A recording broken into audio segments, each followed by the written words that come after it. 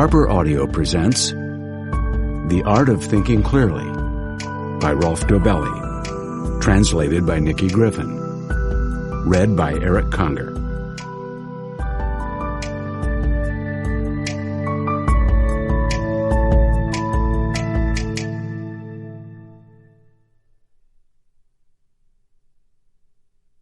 In the fall of 2004, a European media mogul invited me to Munich to partake in what was described as an informal exchange of intellectuals.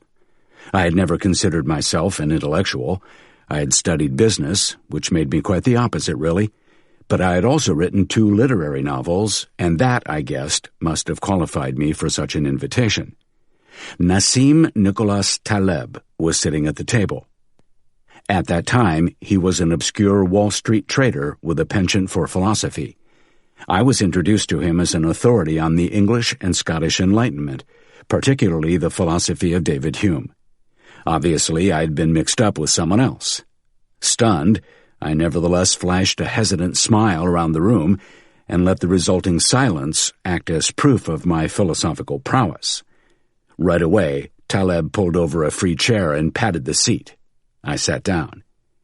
After a cursory exchange about Hume, the conversation mercifully shifted to Wall Street.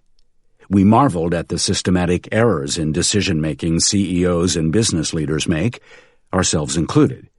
We chatted about the fact that unexpected events seem much more likely in retrospect. We chuckled about why it is that investors cannot part with their shares when they drop below acquisition price. Following the event, Taleb sent me pages from his manuscript, a gem of a book, which I commented on and partly criticized. These went on to form part of his international bestseller, The Black Swan. The book catapulted Taleb into the intellectual all-star league.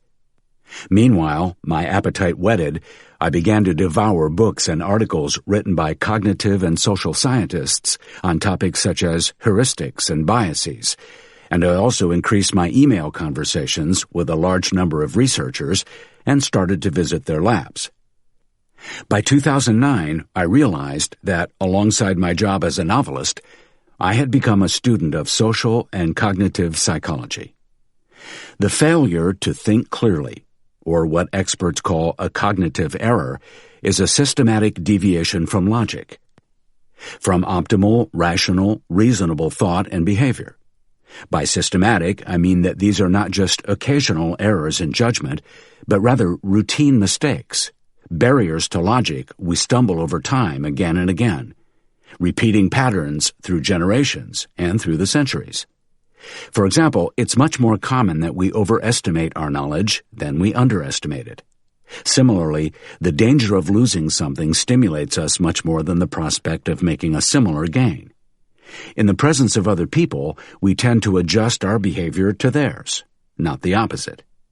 Anecdotes make us overlook the statistical distribution base rate behind it, not the other way around. The errors we make follow the same pattern over and over again, piling up in one specific, predictable corner like dirty laundry, while the other corner remains relatively clean. That is, they pile up in the overconfidence corner, not the underconfidence corner. To avoid frivolous gambles with the wealth I had accumulated over the course of my literary career, I began to put together a list of these systematic cognitive errors, complete with notes and personal anecdotes, with no intention of ever publishing them. The list was originally designed to be used by me alone. Some of these thinking errors have been known for centuries. Others have been discovered in the last few years. Some come with 2 or 3 names attached to them. I chose the terms most widely used. Soon I realized that such a compilation of pitfalls was not only useful for making investing decisions, but also for business and personal matters. Once I had prepared the list, I felt calmer and more level-headed. I began to recognize my own errors sooner and was able to change course before any lasting damage was done. And for the first time in my life, I was able to recognize when others might be in the thrall of these very same systematic errors. Armed with my list, I could now resist their pull, and perhaps even gain an upper hand in my dealings. I now had categories, terms, and explanations with which to ward off the specter of irrationality. Since Benjamin Franklin's kite-flying days, thunder and lightning have not grown less frequent, powerful, or loud, but they have become less worrisome. This is exactly how I feel about my own irrationality now. Friends soon learned of my compendium and showed interest. This led to a weekly newspaper column in Germany, Holland, and Switzerland, countless presentations, mostly to medical doctors, investors, board members, CEOs, and government officials, and eventually to this book. Please keep in mind 3 things as you peruse these pages. First, the list of fallacies in this book is not complete. Undoubtedly, new ones will be discovered. Second, the majority of these errors are related to one another. This should come as no surprise. After all, brain regions are linked. Neural projections travel from region to region in the brain. No area functions independently. Third, I am primarily a novelist and an entrepreneur, not a social scientist. I don't have my own lab where I can conduct experiments on cognitive errors, nor do I have a staff of researchers I can dispatch to scout for behavioral errors. In writing this book, I think of myself as a translator whose job is to interpret and synthesize what I've read and learned, to put it in terms others can understand. My great respect goes to the researchers who, in recent decades, have uncovered these behavioral and cognitive errors. The success of this book is fundamentally a tribute to their research. I am enormously indebted to them. This is not a how-to book. You won't find 7 steps to an error-free life here. Cognitive errors are far too ingrained to rid ourselves of them completely. Silencing them would require superhuman willpower. But that isn't even a worthy goal. Not all cognitive errors are toxic, and some are even necessary for leading a good life. Although this book may not hold the key to happiness, at the very least it acts as insurance against too much self-induced unhappiness. Indeed, my wish is quite simple. If we could learn to recognize and evade the biggest errors in thinking, in our private lives, at work, or in government, we might experience a leap in prosperity. We need no extra cunning, no new ideas, no unnecessary gadgets, no frantic hyperactivity. All we need is less irrationality. 1. Why you should visit cemeteries. Survivorship bias. No matter where Rick looks, he sees rock stars. They appear on television, on the front pages of magazines, in concert programs, and at online fan sites. Their songs are unavoidable, in the mall, on his playlist, in the gym. The rock stars are everywhere. There are lots of them. And they are successful. Motivated by the stories of countless guitar heroes, Rick starts a band. Will he make it big? The probability lies a fraction above 0. Like so many others, he will most likely end up in the graveyard of failed musicians. This burial ground houses 10,000 times more musicians than the stage does, but no journalist is interested in failures, with the exception of fallen superstars. This makes the cemetery invisible to outsiders. In daily life, because triumph is made more visible than failure, you systematically overestimate your chances of succeeding. As an outsider, you, like Rick, succumb to an illusion, and you mistake how minuscule the probability of success really is. Rick, like so many others, is a victim of survivorship bias. Behind every popular author, you can find 100 other writers whose books will never sell. Behind them are another 100 who haven't found publishers. Behind them are yet another 100 whose unfinished manuscripts gather dust in drawers. And behind each of these are 100 people who dream of, one day, writing a book. You, however, hear of only the successful authors. These days, many of them self-published, and fail to recognize how unlikely literary success is.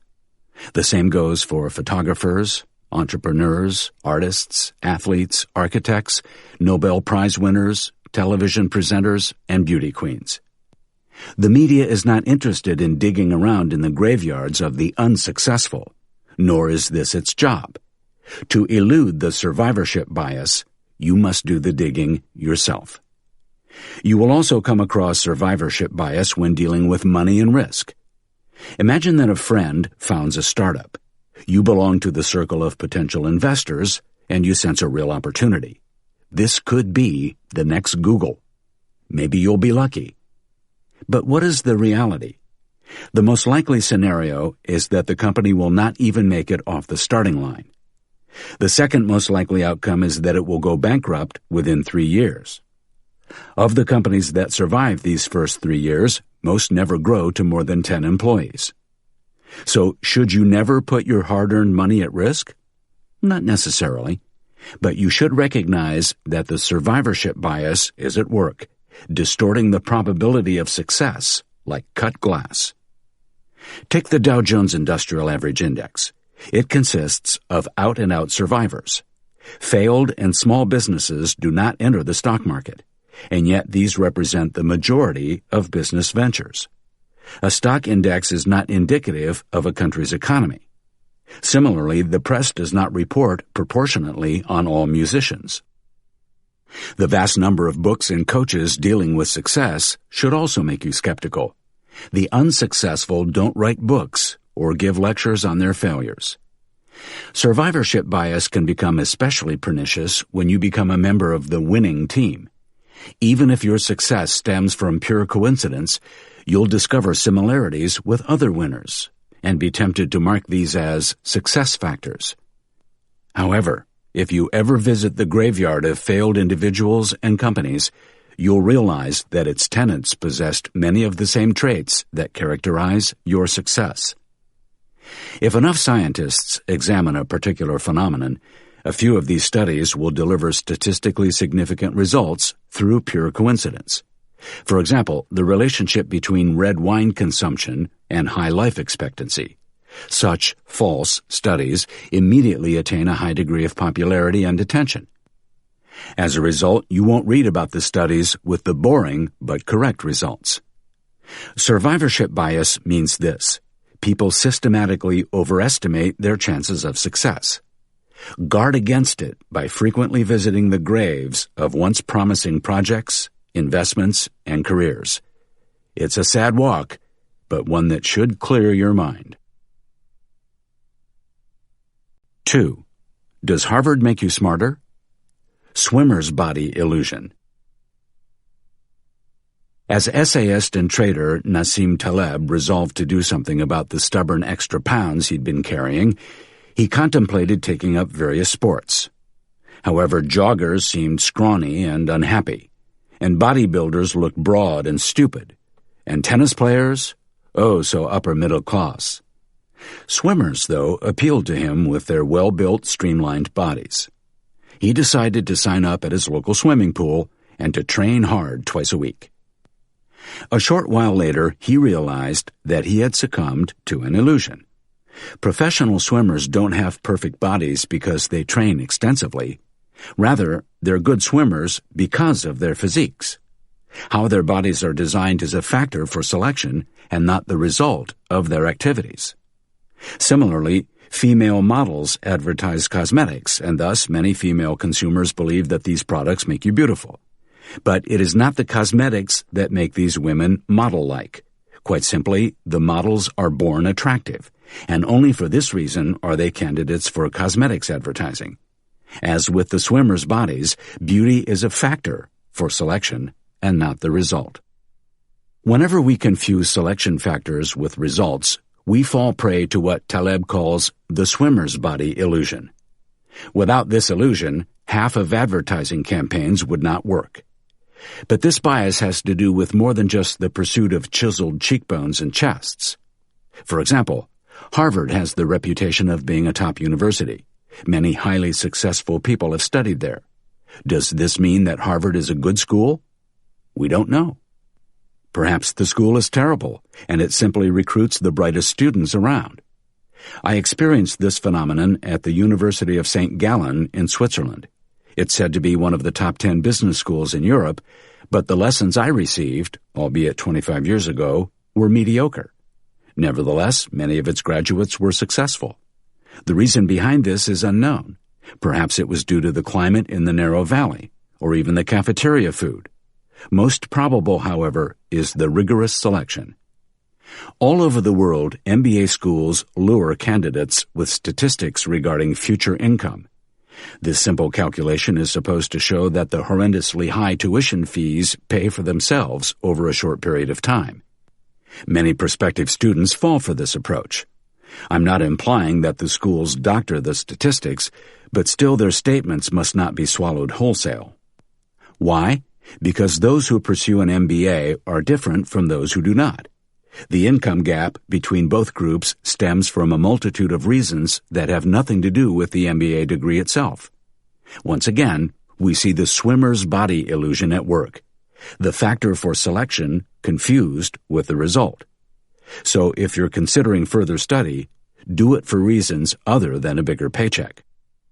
When I ask people about the secret of their contentment, I often hear answers like, "You have to see the glass half full rather than half empty." It's as if these individuals do not realize that they were born happy and now tend to see the positive in everything. They don't realize that cheerfulness, according to many studies, such as those conducted by Harvard's Dan Gilbert, is largely a personality trait that remains constant throughout life. Or, as social scientists David Lycan and Auke Tellegen starkly suggest, trying to be happier is as futile as trying to be taller. Thus, the swimmer's body illusion is also a self-illusion. When these optimists write self-help books, the illusion can become treacherous. That's why it's important to give wide berth to tips and advice from self-help authors. For billions of people, these pieces of advice are unlikely to help. But because the unhappy don't write self-help books about their failures, this fact remains hidden. In conclusion, be wary when you're encouraged to strive for certain things, be it abs of steel, immaculate looks, a higher income, a long life, a particular demeanor, or happiness.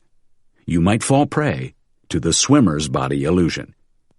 Before you decide to take the plunge, look in the mirror and be honest about what you see. 3. Why you see shapes in the clouds. Clustering illusion. In 1957, Swedish opera singer Fredrik Jorgensen bought a tape player to record his vocals. When he listened back to the recording, he heard strange noises throughout, whispers that sounded like supernatural messages. A few years later, he recorded birdsong. This time, he heard the voice of his deceased mother in the background whispering to him, "Fried, my little Fried, can you hear me? It's Mammy." That did it. Jorgensen turned his life around and devoted himself to communicating with the deceased via tape recordings. In 1994, Diana Doozer from Florida also had an otherworldly encounter. After biting into a slice of toast and placing it back down on the plate, she noticed the face of the Virgin Mary in it. Immediately she stopped eating and stored the divine message, minus a bite, in a plastic container. In November 2004, she auctioned the still fairly well-preserved snack on eBay. Her daily bread earned her $28,000. In 1978, a woman from New Mexico had a similar experience. Her tortilla's blackened spots resembled Jesus' face. The press latched onto the story, and thousands of people flocked to New Mexico to see the Savior in burrito form. 2 years earlier, in 1976, the orbiter of the Viking spacecraft photographed a rock formation that, from high above, looked like a human face. The face on Mars made headlines around the world. And you? Have you ever seen faces in the clouds or the outlines of animals in rocks? Of course, this is perfectly normal. The human brain seeks patterns and rules. In fact, it takes it one step further. If it finds no familiar patterns, it simply invents some. The more diffuse the signal, such as the background noise on the tape, the easier it is to find hidden messages in it. 25 years after uncovering the face on Mars, the Mars Global Surveyor sent back crisp, clear images of the rock formations. The captivating human face had dissolved into plain old scree. These frothy examples make the clustering illusion seem innocuous. It's not. Consider the financial markets, which churn out floods of data every second. Grinning from ear to ear, a friend told me that he had discovered a pattern in the sea of data. If you multiply the percentage change of the Dow Jones by the percentage change of the oil price, you get the move of the gold price in 2 days' time. In other words, if share prices and oil climb or fall in unison, gold will rise the day after tomorrow. His theory worked well for a few weeks until he began to speculate with ever larger sums and eventually squandered his savings. He had sensed a pattern where none existed. O, XXX, O, XXX, O, XX, OOO, X, OO, XXOO. Is this sequence random or planned? Psychology professor Thomas Gilovich interviewed hundreds of people for an answer. Most did not want to believe the sequence was arbitrary. They figured some law must govern the order of the letters. Wrong, explained Gilovich, and pointed to some dice. It's quite possible to roll the same number 4 times in a row, which mystifies many people. Apparently, we have trouble accepting that such events can take place by chance. During World War II, the Germans bombed London. Among other ammunition, they used V-1 rockets, a kind of self-navigating drone. With each attack, the impact sites were carefully plotted on a map, terrifying Londoners. They thought they had discovered a pattern and developed theories about which parts of the city were the safest. However, after the war, statistical analysis confirmed that the distribution was totally random. Today it's clear why. The V-1's navigation system was extremely inaccurate. In conclusion, when it comes to pattern recognition, we're oversensitive. Regain your skepticism. If you think you have discovered a pattern, first consider it pure chance. If it seems too good to be true, find a mathematician and have the data tested statistically. And if the crispy parts of your pancakes start to look a lot like Jesus' face, ask yourself, if he really wants to reveal himself, why doesn't he do it in Times Square or on CNN? 4. If 50 million people say something foolish, it's still foolish. Social proof. You're on your way to a concert. At an intersection, you encounter a group of people all staring at the sky. Without even thinking about it, you peer upward too. Why? Social proof. In the middle of the concert, when the soloist is displaying absolute mastery, someone begins to clap, and suddenly the whole room joins in. You do too. Why? Social proof. After the concert, you go to the coat check to pick up your coat. You watch how the people in front of you place a coin on a plate, even though officially the service is included in the ticket price. What do? You probably leave a tip as well. Social proof, sometimes roughly termed the herd instinct, dictates that individuals feel they're behaving correctly when they act the same as other people. In other words, the more people who follow a certain idea, the better or truer we deem the idea to be. And the more people who display a certain behavior, the more appropriate this behavior is judged by others. This is, of course, absurd. Social proof is the evil behind bubbles and stock market panic. It exists in fashion, management techniques, hobbies, religion, and diets. It can paralyze whole cultures, such as when sects commit collective suicide. A simple experiment, carried out in the 1950s by legendary psychologist Solomon Asch, shows how peer pressure can warp common sense. A subject is shown a line drawn on paper, and next to it 3 lines, numbered 1, 2, and 3, one shorter, one longer, and one the same length as the original one. He or she must indicate which of the 3 lines corresponds to the original one. If the person is alone in the room, he gives correct answers because the task is really quite simple. Now, 5 other people enter the room. They're all actors, which the subject doesn't know. One after another, they give wrong answers, saying number 1, though it's very clear that number 3 is the correct answer. Then it's the subject's turn again. In 1/3 of cases, he will answer incorrectly to match the other people's responses. Why do we act like this? Well, in the past, following others was a good survival strategy.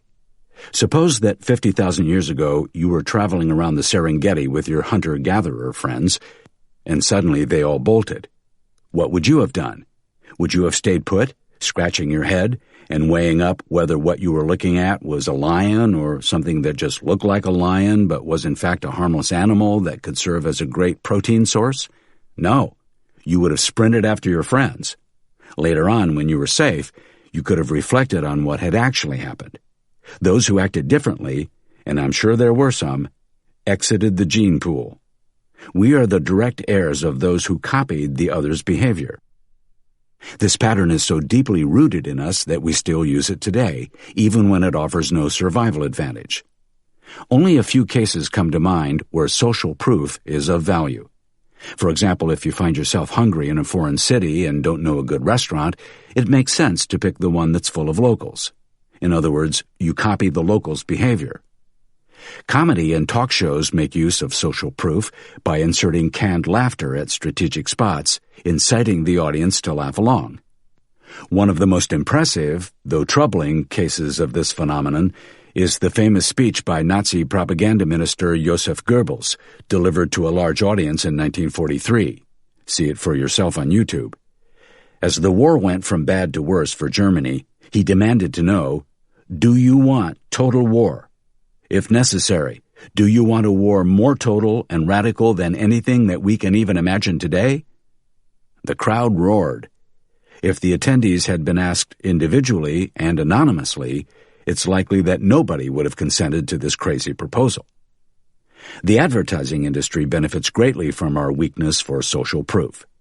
This works well when a situation is unclear, such as deciding among various car makes, cleaning products, beauty products, and so on, with no obvious advantages or disadvantages, and where people like you and me appear. So be skeptical whenever a company claims its product is better because it's the most popular. How is a product better simply because it sells the most units? And remember English novelist W. Somerset Maugham's wise words, "If 50 million people say something foolish, it's still foolish." 5. Why you should forget the past. Sunk cost fallacy. The film was dire. After an hour, I whispered to my wife, "Come on, let's go home." She replied, "No way. We're not throwing away $30. "That's no reason to stay," I protested. "The money's already gone." This is the sunk cost fallacy at work, a thinking error. She glared at me as if she had just bitten off a piece of lemon. Okay, I sometimes go overboard on the subject, itself an error called déformation professionnelle. See Chapter 92. I desperately tried to clarify the situation. We have spent $30 regardless of whether we stay or leave, so this factor should not play a role in our decision. Needless to say, I gave in and sunk back down in my seat. The next day, I sat in a marketing meeting. Our advertising campaign had been running for 4 months and had not met even one of its goals. I was in favor of scrapping it. The advertising manager resisted, saying, "But we've invested so much money in it. If we stop now, it'll all have been for nothing." Another victim of the sunk cost fallacy. A friend struggled for years in a troubled relationship. His girlfriend cheated on him time and again. Each time, she came back repentant and begged for forgiveness. He explained it to me this way, "I've invested so much energy in the relationship, it would be wrong to throw it away." A classic case of the sunk cost fallacy. The sunk cost fallacy is most dangerous when we've invested a lot of time, money, energy, or love in something. This investment becomes a reason to carry on, even if we're dealing with a lost cause. The more we invest, the greater the sunk costs are, and the greater the urge to continue becomes. Investors frequently fall victim to the sunk cost fallacy. Often they base their trading decisions on acquisition prices. "I lost so much money with this stock, I can't sell it now," they say. This is irrational. The acquisition price should play no role. What counts is the stock's future performance, and the future performance of alternative investments. Ironically, the more money a share loses, the more investors tend to stick by it. This irrational behavior is driven by a need for consistency. After all, consistency signifies credibility. We find contradictions abominable. If we decide to cancel a project halfway through, we create a contradiction. We admit that we once thought differently. Carrying on with a meaningless project delays this painful realization and keeps up appearances. The Concorde is a prime example of a government deficit project. Even though both parties, Britain and France, had long realized that the supersonic aircraft business would never work, they continued to invest enormous sums of money in it, if only to save face. Abandoning the project would have been tantamount to admitting defeat. The sunk cost fallacy is therefore often referred to as the Concorde effect. It leads to costly, even disastrous, errors of judgment. The Americans extended their involvement in the Vietnam War because of this. Their thinking? We've already sacrificed so much for this war. It'd be a mistake to give up now. We've come this far. I've read so much of this book already. But I've spent 2 years doing this course. If you recognize any of these thought patterns, it shows that the sunk cost fallacy is at work in a corner of your brain. Of course, there may be good reasons to continue investing in something to finalize it, but beware of doing so for the wrong reasons, such as to justify non-recoverable investments. Rational decision-making requires you to forget about the costs incurred to date. No matter how much you have already invested, only your assessment of the future costs and benefits counts. 6. Don't accept free drinks. Reciprocity. Not so long ago, you may have come across disciples of the Hare Krishna sect floating around in saffron-colored robes as you hurried to catch a flight or a train to your destination. A member of the sect presented you with a small flower and a smile. If you're like most people, you took the flower simply to avoid seeming rude. If you tried to refuse, you would have heard a gentle, "Take it. This is our gift to you." If you wanted to dispose of the flower in the next trash can, you found that there were already a few there. But that was not the end. Just as your bad conscience started to tug at you, another disciple of Krishna approached you again, this time asking for a donation. In many cases, this plea was successful. So pervasive that many airports banned the sect from the premises. Psychologist Robert Cialdini can explain the success of this and other such campaigns. He has studied the phenomenon of reciprocity and has established that people have extreme difficulty being in another person's debt.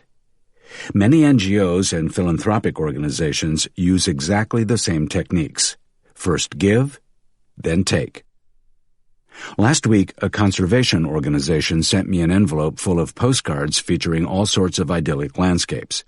The accompanying letter assured me that the postcards were a gift to be kept, whether or not I decided to donate to their organization.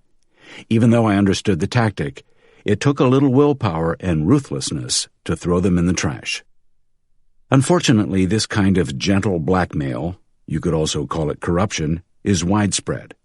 A supplier of screws invites a potential customer to join him at a big sports game. A month later, it's time to order screws. The desire not to be in debt is so strong that the buyer gives in and places an order with his new friend. It's also an ancient technique. We find reciprocity in all species whose food supplies are subject to high fluctuations. Suppose you're a hunter-gatherer. One day you're lucky and kill a deer. You can't possibly eat all of it in a day, and refrigerators are still a few centuries away. You decide to share the deer with the group, which ensures that you'll benefit from other spoils when your haul is less impressive. The bellies of your buddies serve as your refrigerator. Reciprocity is a very useful survival strategy, a form of risk management. Without it, humanity, and countless species of animals, would be long extinct. It's at the core of cooperation between people who are not related, and a necessary ingredient for economic growth and wealth creation. There would be no global economy without it. There would be no economy at all. That's the good side of reciprocity. But there's also an ugly side of reciprocity: retaliation. Revenge breeds counter-revenge, and you soon find yourself in a full-scale war. Jesus preached that we should break this cycle by turning the other cheek. which proves very difficult to do. So compelling is the pull of reciprocity, even when the stakes are far less high. Several years ago, a couple invited my wife and me to dinner. We had known this couple casually for quite some time. They were nice, but far from entertaining. We couldn't think of a good excuse to refuse, so we accepted. Things played out exactly as we had imagined. The dinner party was beyond tedious. Nevertheless, we felt obliged to invite them to our home a few months later. The constraint of reciprocity had now presented us with 2 wearisome evenings. And lo and behold, a few weeks later, a follow-up invitation from them arrived. I wonder how many dinner parties have been endured in the name of reciprocity, even if the participants would have preferred to drop out of the vicious cycle years ago. In much the same way, if someone approaches you in the supermarket, whether to offer you a taste of wine, a chunk of cheese, or a handful of olives, my best advice is to refuse their offer, unless you want to end up with a refrigerator full of stuff you don't even like. 7. Beware the special case. Confirmation bias, Part 1. Gil wants to lose weight. He selects a particular diet and checks his progress on the scale every morning. If he has lost weight, he pats himself on the back and considers the diet a success. If he has gained weight, he writes it off as a normal fluctuation and forgets about it. For months, he lives under the illusion that the diet is working, even though his weight remains constant. Gil is a victim of the confirmation bias, albeit a harmless form of it. The confirmation bias is the mother of all misconceptions. It's the tendency to interpret new information so that it becomes compatible with our existing theories, beliefs, and convictions. In other words, we filter out any new information that contradicts our existing views, disconfirming evidence. This is a dangerous practice. Facts do not cease to exist because they are ignored, said writer Aldous Huxley. However, we do exactly that, as super investor Warren Buffett knows. What the human being is best at doing is interpreting all new information so that their prior conclusions remain intact. The confirmation bias is alive and well in the business world. One example: an executive team decides on a new strategy. The team enthusiastically celebrates any sign that the strategy is a success. Everywhere the executives look, they see plenty of confirming evidence, while indications to the contrary remain unseen or are quickly dismissed as exceptions or special cases. They have become blind to disconfirming evidence. What can you do? If the word exception crops up, prick up your ears. Often it hides the presence of disconfirming evidence. It pays to listen to Charles Darwin. Since his youth, he set out to fight the confirmation bias systematically. Whenever observations contradicted his theory, he took them very seriously and noted them down immediately. He knew that the brain actively forgets disconfirming evidence after a short time. The more correct he judged his theory to be, the more actively he looked for contradictions. The following experiment shows how much effort it takes to question your own theory. A professor presented his students with the number sequence 246. They had to calculate the underlying rule that the professor had written on the back of a sheet of paper. The students had to provide the next number in the sequence, to which the professor would reply, "fits the rule," or "does not fit the rule." The students could guess as many numbers as they wanted, but could try only once to identify the rule. Most students suggested 8 as the next number, and the professor replied, "fits the rule."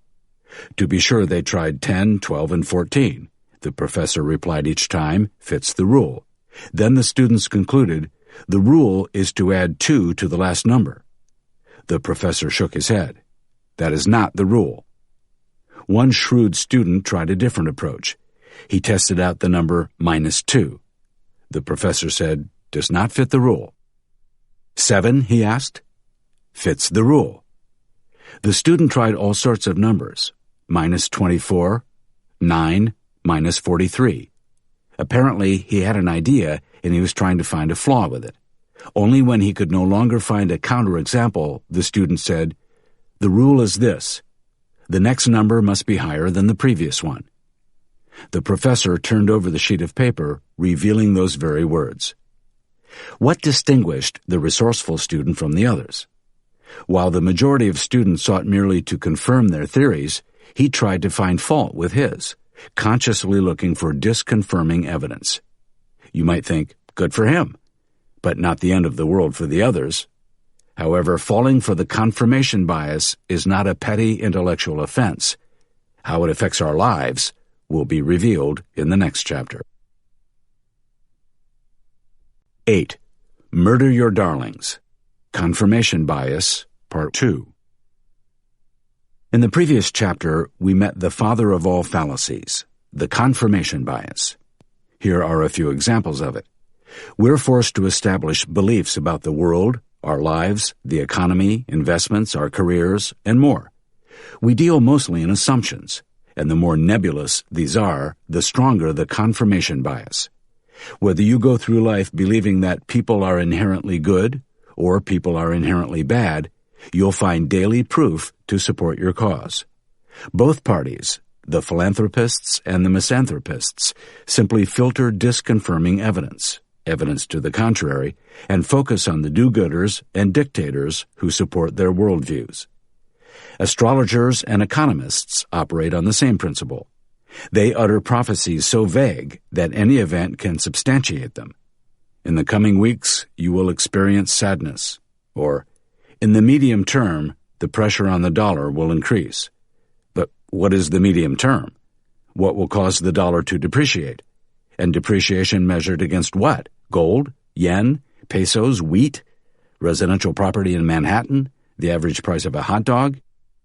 Religious and philosophical beliefs represent an excellent breeding ground for the confirmation bias.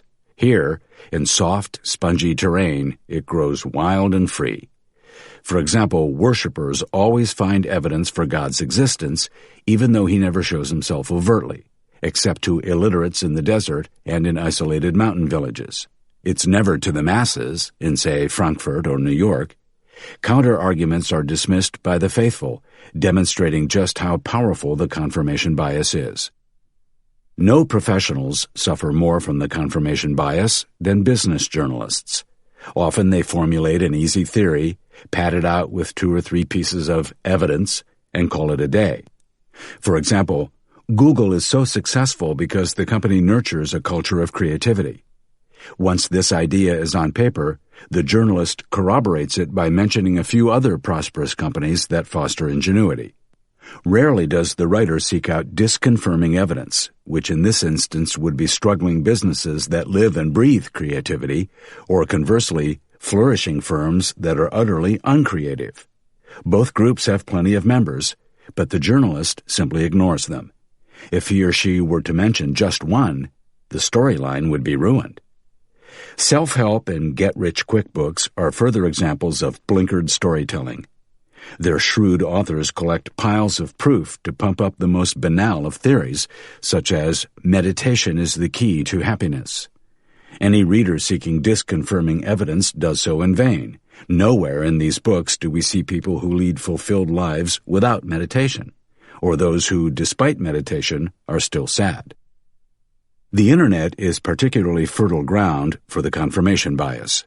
To stay informed, we browse news sites and blogs, forgetting that our favored pages mirror our existing values, be they liberal, conservative, or somewhere in between. Moreover, a lot of sites now tailor content to personal interests and browsing history, causing new and divergent opinions to vanish from the radar altogether. We inevitably land in communities of like-minded people, further reinforcing our convictions and the confirmation bias. Literary critic Arthur Quiller Couch had a memorable motto, "Murder your darlings." This was his advice to writers who struggled with cutting, cherished, but redundant sentences. Quiller Couch's appeal is not just for hesitant hacks, but for all of us who suffer from the deafening silence of assent. To fight against the confirmation bias, try writing down your beliefs, whether in terms of worldview, investments, marriage, healthcare, diet, career strategies, and set out to find disconfirming evidence. Axing beliefs that feel like old friends is hard work, but imperative. 9. Don't bow to authority. Authority bias. The first book of the Bible explains what happens when we disobey a great authority. We get ejected from paradise. This is also what less celestial authorities would have us believe. Political pundits, scientists, doctors, CEOs, economists, government heads, sports commentators, consultants, and stock market gurus. Authorities pose two main problems to clear thinking. First, their track records are often sobering. There are about 1 million trained economists on the planet, and not one of them could accurately predict the timing of the 2008 financial crisis, with the exception of Nouriel Roubini and Nassim Taleb, let alone how the collapse would play out, from the real estate bubble bursting to credit default swaps collapsing, right through to the full-blown economic crunch. Never has a group of experts failed so spectacularly. The story from the medical world is much the same. Up until 1900, it was discernibly wiser for patients to avoid doctors' visits. Too often the treatment only worsened the illness due to poor hygiene and folk practices such as bloodletting. Psychologist Stanley Milgram demonstrated the authority bias most clearly in an experiment in 1961. His subjects were instructed to administer ever-increasing electrical shocks to a person sitting on the other side of a pane of glass. They were told to start with 15 volts, then 30 volts, 45 volts, and so on, until they reached the maximum, a lethal dose of 450 volts. In reality, no electrical current was actually flowing. Milgram used an actor to play the role of the victim, but those charged with administering the shocks didn't know that. The results were, well, shocking. As the person in the other room wailed and writhed in pain, and the subject administering the shock wanted to stop, the professor would say, "Keep going. The experiment depends on it." The majority of people continued with the electrocution. More than half of the participants went all the way up to the maximum voltage, out of sheer obedience to authority. Over the past decade, airlines have also learned the dangers of the authority bias. In the old days, the captain was king. His commands were not to be doubted. If a co-pilot suspected an oversight, he wouldn't have dared to address it out of respect for, or fear of, his captain. Since this behavior was discovered, nearly every airline has instituted Crew Resource Management, CRM, which coaches pilots and their crews to discuss any reservations they have openly and quickly. In other words, they carefully deprogram the authority bias. CRM has contributed more to flight safety in the past 20 years than have any technical advances. Many companies are light years from this sort of foresight. Especially at risk are firms with domineering CEOs, where employees are likely to keep their lesser opinions to themselves, much to the detriment of the business. Authorities crave recognition and constantly find ways to reinforce their status. Doctors and researchers sport white coats. Bank directors don suits and ties. Kings wear crowns. Members of the military wield rank badges. Today, even more symbols and props are used to signal expertise. Appearances on talk shows and on the covers of magazines, to book tours and Wikipedia entries. Authority changes, much like fashion does, and society follows it just as much. In conclusion, when you're about to make a decision, think about which authority figures might be exerting an influence on your reasoning. And when you encounter one in the flesh, do your best to challenge him or her. 10. Leave your supermodel friends at home. Contrast effect. In his book Influence, Robert Cialdini tells the story of two brothers, Sid and Harry, who ran a clothing store in 1930s America. Sid was in charge of sales and Harry led the tailoring department. Whenever Sid noticed that the customers who stood before the mirror really liked their suits, he became a little hard of hearing. He called to his brother, "Harry, how much for this suit?" Harry looked up from his cutting table and shouted back, "For that beautiful cotton suit, $42. At that time, it was a completely inflated price. Sid pretended as if he hadn't understood. "How much?" Harry yelled again, $42. Sid then turned to his customer and reported, "He says $22. At this point, the customer would have quickly put the money on the table and hastened from the store with the suit before poor Sid noticed his mistake. Maybe you know the following experiment from your school days. Take 2 buckets, fill the first with lukewarm water and the second with ice water. Dip your right hand into the ice water for 1 minute. Then put both hands into the lukewarm water. What do you notice? The lukewarm water feels as it should to the left hand and piping hot to the right hand. Both of these stories epitomize the contrast effect. We judge something to be beautiful, expensive, or large if we have something ugly, cheap, or small in front of us. We have difficulty with absolute judgments. The contrast effect is a common misconception. You order leather seats for your new car because compared to the $60,000 price tag on the car, $3,000 seems a pittance. All industries that offer upgrade options exploit this illusion.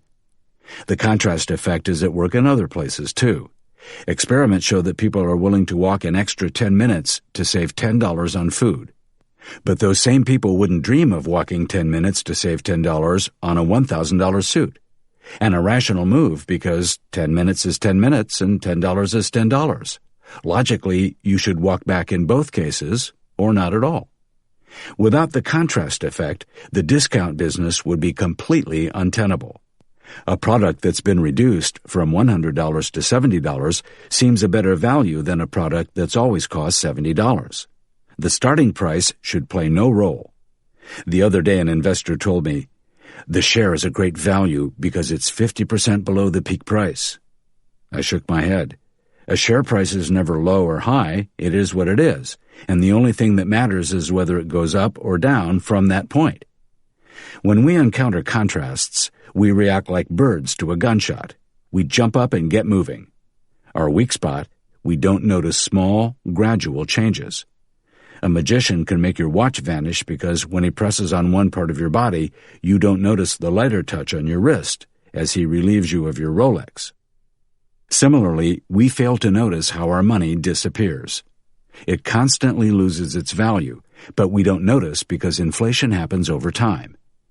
If it were imposed on us in the form of a brutal tax, and basically that's what it is, we would be outraged. The contrast effect can ruin your whole life. A charming woman marries a fairly average man, but because her parents were awful people, the ordinary man appears to be a prince. One final thought. Bombarded by advertisements featuring supermodels, we now perceive beautiful people only as moderately attractive. If you're seeking a partner, never go out in the company of your supermodel friends. People will find you less attractive than you really are. Go alone, or better yet, take 2 ugly friends. 11. Why we prefer a wrong map to none at all. Availability bias. Smoking can't be that bad for you. My grandfather smoked 3 packs of cigarettes a day and lived to be more than 100. Or, Manhattan is really safe. I know someone who lives in the middle of the village and he never locks his door, not even when he goes on vacation, and his apartment has never been broken into. We use statements like these to try to prove something, but they actually prove nothing at all. When we speak like this, we succumb to the availability bias. Are there more English words that start with a K, or more words with K as its third letter? Answer: more than twice as many English words have K in the third position than start with a K. Why do most people believe the opposite is true? Because we can think of words beginning with a K more quickly. They're more available to our memory. The availability bias says this: we create a picture of the world using the examples that most easily come to mind. This is idiotic, of course, because in reality things don't happen more frequently just because we can conceive of them more easily. Thanks to the availability bias, we travel through life with an incorrect risk map in our heads. Thus, we systematically overestimate the risk of being the victims of a plane crash, a car accident, or a murder. And we underestimate the risk of dying from less spectacular means, such as diabetes or stomach cancer. The chances of bomb attacks are much rarer than we think, and the chances of suffering depression are much higher. We attach too much likelihood to spectacular, flashy, or loud outcomes. Anything silent or invisible we downgrade in our minds. Our brains imagine show-stopping outcomes more readily than mundane ones. We think dramatically, not quantitatively. Doctors often fall victim to the availability bias. They have their favorite treatments, which they use for all possible cases. More appropriate treatments may exist, but these are in the recesses of the doctor's minds. Consequently, they practice what they know. Consultants are no better. If they come across an entirely new case, they don't throw up their hands and sigh, "I really don't know what to tell you." Instead, they turn to one of their more familiar methods, whether or not it's ideal. If something is repeated often enough, it gets stored at the forefront of our minds. It doesn't even have to be true. How often did the Nazi leaders have to repeat the term, "the Jewish question," before the masses began to believe that it was a serious problem? You simply have to utter the words UFO, life energy, or karma enough times before people start to credit them. The availability bias has an established seat at the corporate board's table, too. Board members discuss what management has submitted, usually quarterly figures, instead of more important things, such as a clever move by the competition, a slump in employee motivation, or an unexpected change in customer behavior. They tend not to discuss what's not on the agenda. In addition, people prefer information that's easy to obtain, be it economic data or recipes. They make decisions based on this information rather than on more relevant but harder to obtain information, often with disastrous results. For example, we've known for 10 years that the so-called Black-Scholes formula for the pricing of derivative financial products does not work. But we don't have another solution, so we carry on with an incorrect tool. It's as if you were in a foreign city without a map and then pulled out one for your hometown and simply used that. We prefer wrong information to no information. Thus, the availability bias has presented the banks with billions in losses. What was it that Frank Sinatra sang? Something about loving the girl I'm near when I'm not near the girl I love? A perfect example of the availability bias. Fend it off by spending time with people who think differently than you do, people whose experiences and expertise are different from yours. We require others' input to overcome the availability bias. 12. Why no pain, no gain should set alarm bells ringing.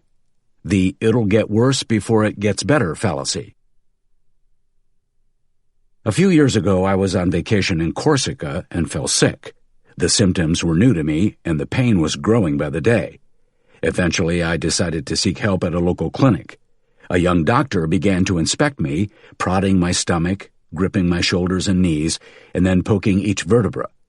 I began to suspect that he had no idea what my problem was, but I wasn't really sure, so I simply endured the strange examination. To signal its end, he pulled out his notebook and said, "Antibiotics. Take 1 tablet 3 times a day. It'll get worse before it gets better." Glad that I now had a treatment, I dragged myself back to my hotel room with the prescription in my hand. The pain grew worse and worse, just as the doctor had predicted. The doctor must have known what was wrong with me after all. But when the pain hadn't subsided after 3 days, I called him. "Increase the dose to 5 times a day. It's going to hurt for a while more," he said. After 2 more days of agony, I finally called the International Air Ambulance. The Swiss doctor diagnosed appendicitis and operated on me immediately. "Why did you wait so long?" he asked me after the surgery. I replied, "It all happened exactly as the doctor said, so I trusted him." "Ah, you fell victim to the 'it'll get worse before it gets better' fallacy." That Corsican doctor had no idea, probably just the same type of stand-in you find in all the tourist places in high season. Let's take another example. A CEO is at his wit's end. Sales are in the toilet, the salespeople are unmotivated, and the marketing campaign sank without a trace. In his desperation, he hires a consultant. For $5,000 a day, this man analyzes the company and comes back with his findings. Your sales department has no vision, and your brand isn't positioned clearly. It's a tricky situation. I can fix it for you, but not overnight. The measures will require sensitivity, and most likely sales will fall further before things improve. The CEO hires the consultant. A year later, sales fall, and the same thing happens the next year. Again and again, the consultant stresses that the company's progress corresponds closely to his prediction. As sales continue their slump in the third year, the CEO fires the consultant. A mere smokescreen, the "it'll get worse before it gets better" fallacy, is a variant of the so-called confirmation bias. If the problem continues to worsen, the prediction is confirmed. If the situation improves unexpectedly, the customer is happy, and the expert can attribute it to his prowess. Either way, he wins. Suppose you're the president of a country and have no idea how to run it. What do? You predict difficult years ahead, ask your citizens to tighten their belts, and then promise to improve the situation only after this delicate stage of cleansing, purification, and restructuring. Naturally, you leave the duration and severity of the period open. The best evidence of this strategy's success is the religious zealot who believes that before we can experience heaven on earth, the world must be destroyed. Disasters, floods, fires, death, they're all part of the larger plan and must take place. These believers will view any deterioration of the situation as confirmation of the prophecy, and any improvement as a gift from God. In conclusion, if someone says it'll get worse before it gets better, you should hear alarm bells ringing. But beware, situations do exist where things first dip, then improve. For example, a career change requires time and often incorporates loss of pay. The reorganization of a business also takes time. But in all these cases, we can see relatively quickly if the measures are working. The milestones are clear and verifiable. Look to these rather than to the heavens. 13. Even true stories are fairy tales. Story bias. Life is a muddle, as intricate as a Gordian knot. Imagine an invisible Martian decides to follow you around with an equally invisible notebook, recording what you do, think, and dream. The rundown of your life would consist of entries such as drank coffee, 2 sugars, stepped on a thumbtack and swore like a sailor, dreamed that I kissed the neighbor, booked vacation, Maldives, now nearly out of money, found hair sticking out of ear, plucked it right away, and so on. We like to knit this jumble of details into a neat story. We want our lives to form a pattern that can be easily followed. Many call this guiding principle meaning. If our story advances evenly over the years, we refer to it as identity. We try on stories as we try on clothes, says Max Frisch, a famous Swiss novelist. We do the same with world history, shaping the details into a consistent story. Suddenly, we understand certain things, for example, why the Treaty of Versailles led to the Second World War, or why Alan Greenspan's loose monetary policy created the collapse of Lehman Brothers. We comprehend why the Iron Curtain had to fall, or why Harry Potter became a bestseller. Here we speak about understanding, but these things cannot be understood in the traditional sense. We simply build the meaning into them afterward. Stories are dubious entities. They simplify and distort reality and filter things that don't fit. But apparently, we can't do without them. Why remains unclear. What is clear is that people first used stories to explain the world before they began to think scientifically, making mythology older than philosophy. This has led to the story bias. In the media, story bias rages like a wildfire. For example, a car is driving over a bridge when the structure suddenly collapses. What do we read the next day? We hear the tale of the unlucky driver, where he came from, and where he was going. We read his biography. Born somewhere, grew up somewhere else, earned a living as something. If he survives and can give interviews, we hear exactly how it felt when the bridge came crashing down. The absurd thing, not one of these stories explains the underlying cause of the accident. Skip past the driver's account and consider the bridge's construction. Where was the weak point? Was it fatigue? If not, was the bridge damaged? If so, by what? Was a proper design even used? Where are there other bridges of the same design? The problem with all these questions is that, though valid, they just don't make for a good yarn. Stories attract us. Abstract details repel us. Consequently, entertaining side issues and backstories are prioritized over relevant facts. On the upside, if it were not for this, we'd be stuck with only nonfiction books. Here are two stories from the English novelist E.M. Forster. Which one would you remember better? A. The King Died and the Queen Died.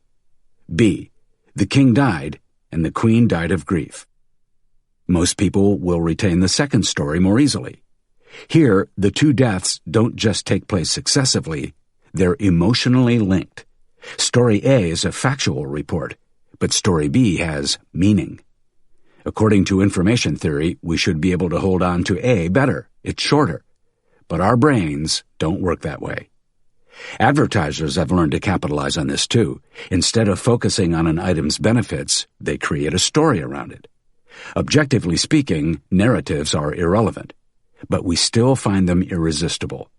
Google illustrated this masterfully in its Super Bowl commercial from 2010, Google Parisian Love. Take a look at it on YouTube. From our own life stories to global events, we shape everything into meaningful stories. Doing so distorts reality and affects the quality of our decisions. But there is a remedy. Pick these apart. Ask yourself, what are they trying to hide? Visit the library and spend half a day reading old newspapers.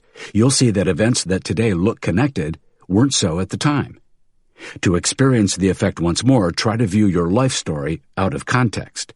Dig into your old journals and notes, and you'll see that your life has not followed a straight line leading to today, but has been a series of unplanned, unconnected events and experiences, as we'll see in the next chapter. Whenever you hear a story, ask yourself, who is the sender? What are his intentions?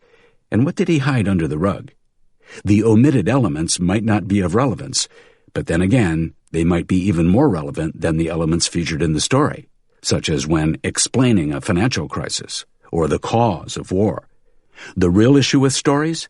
They give us a false sense of understanding, which inevitably leads us to take bigger risks and urges us to take a stroll on thin ice. 14. Why you should keep a diary. Hindsight bias.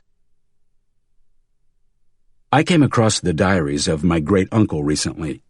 In 1932, he emigrated from a tiny Swiss village to Paris to seek his fortune in the movie industry.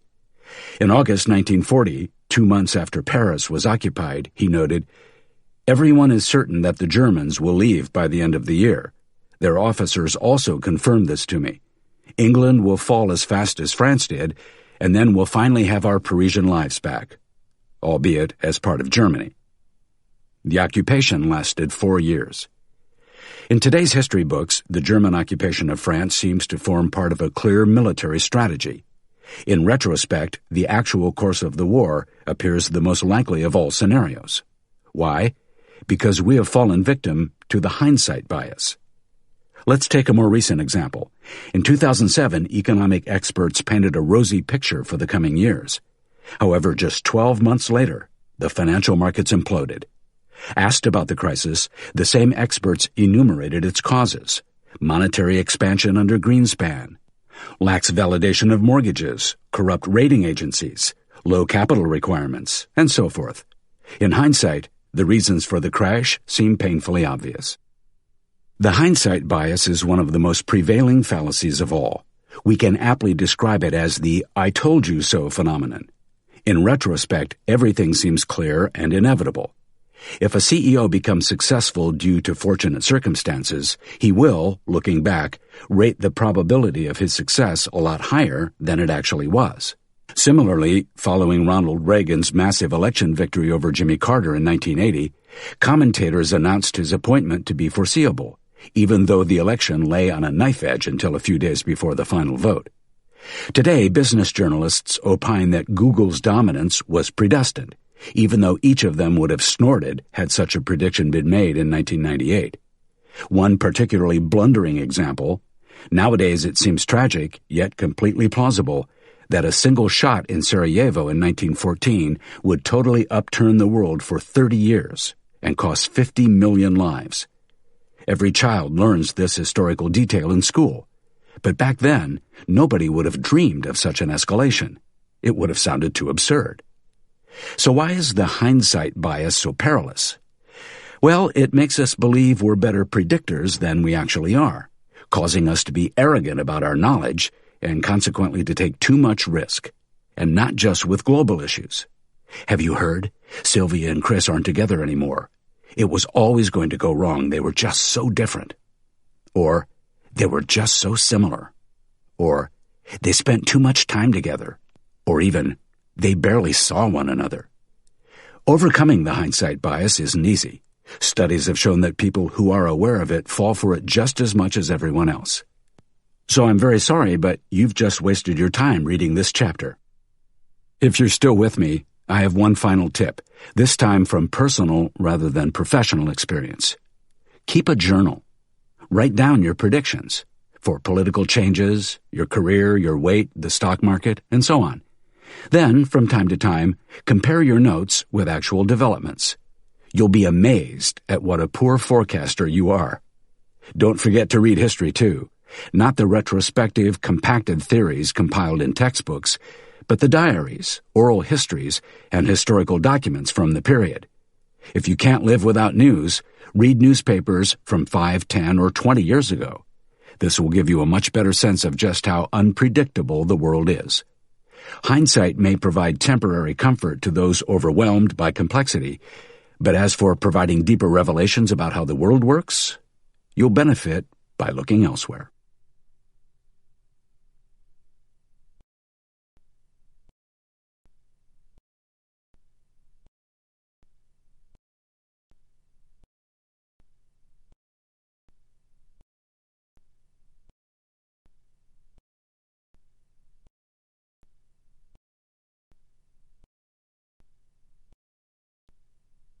(15) Why you systematically overestimate your knowledge and abilities.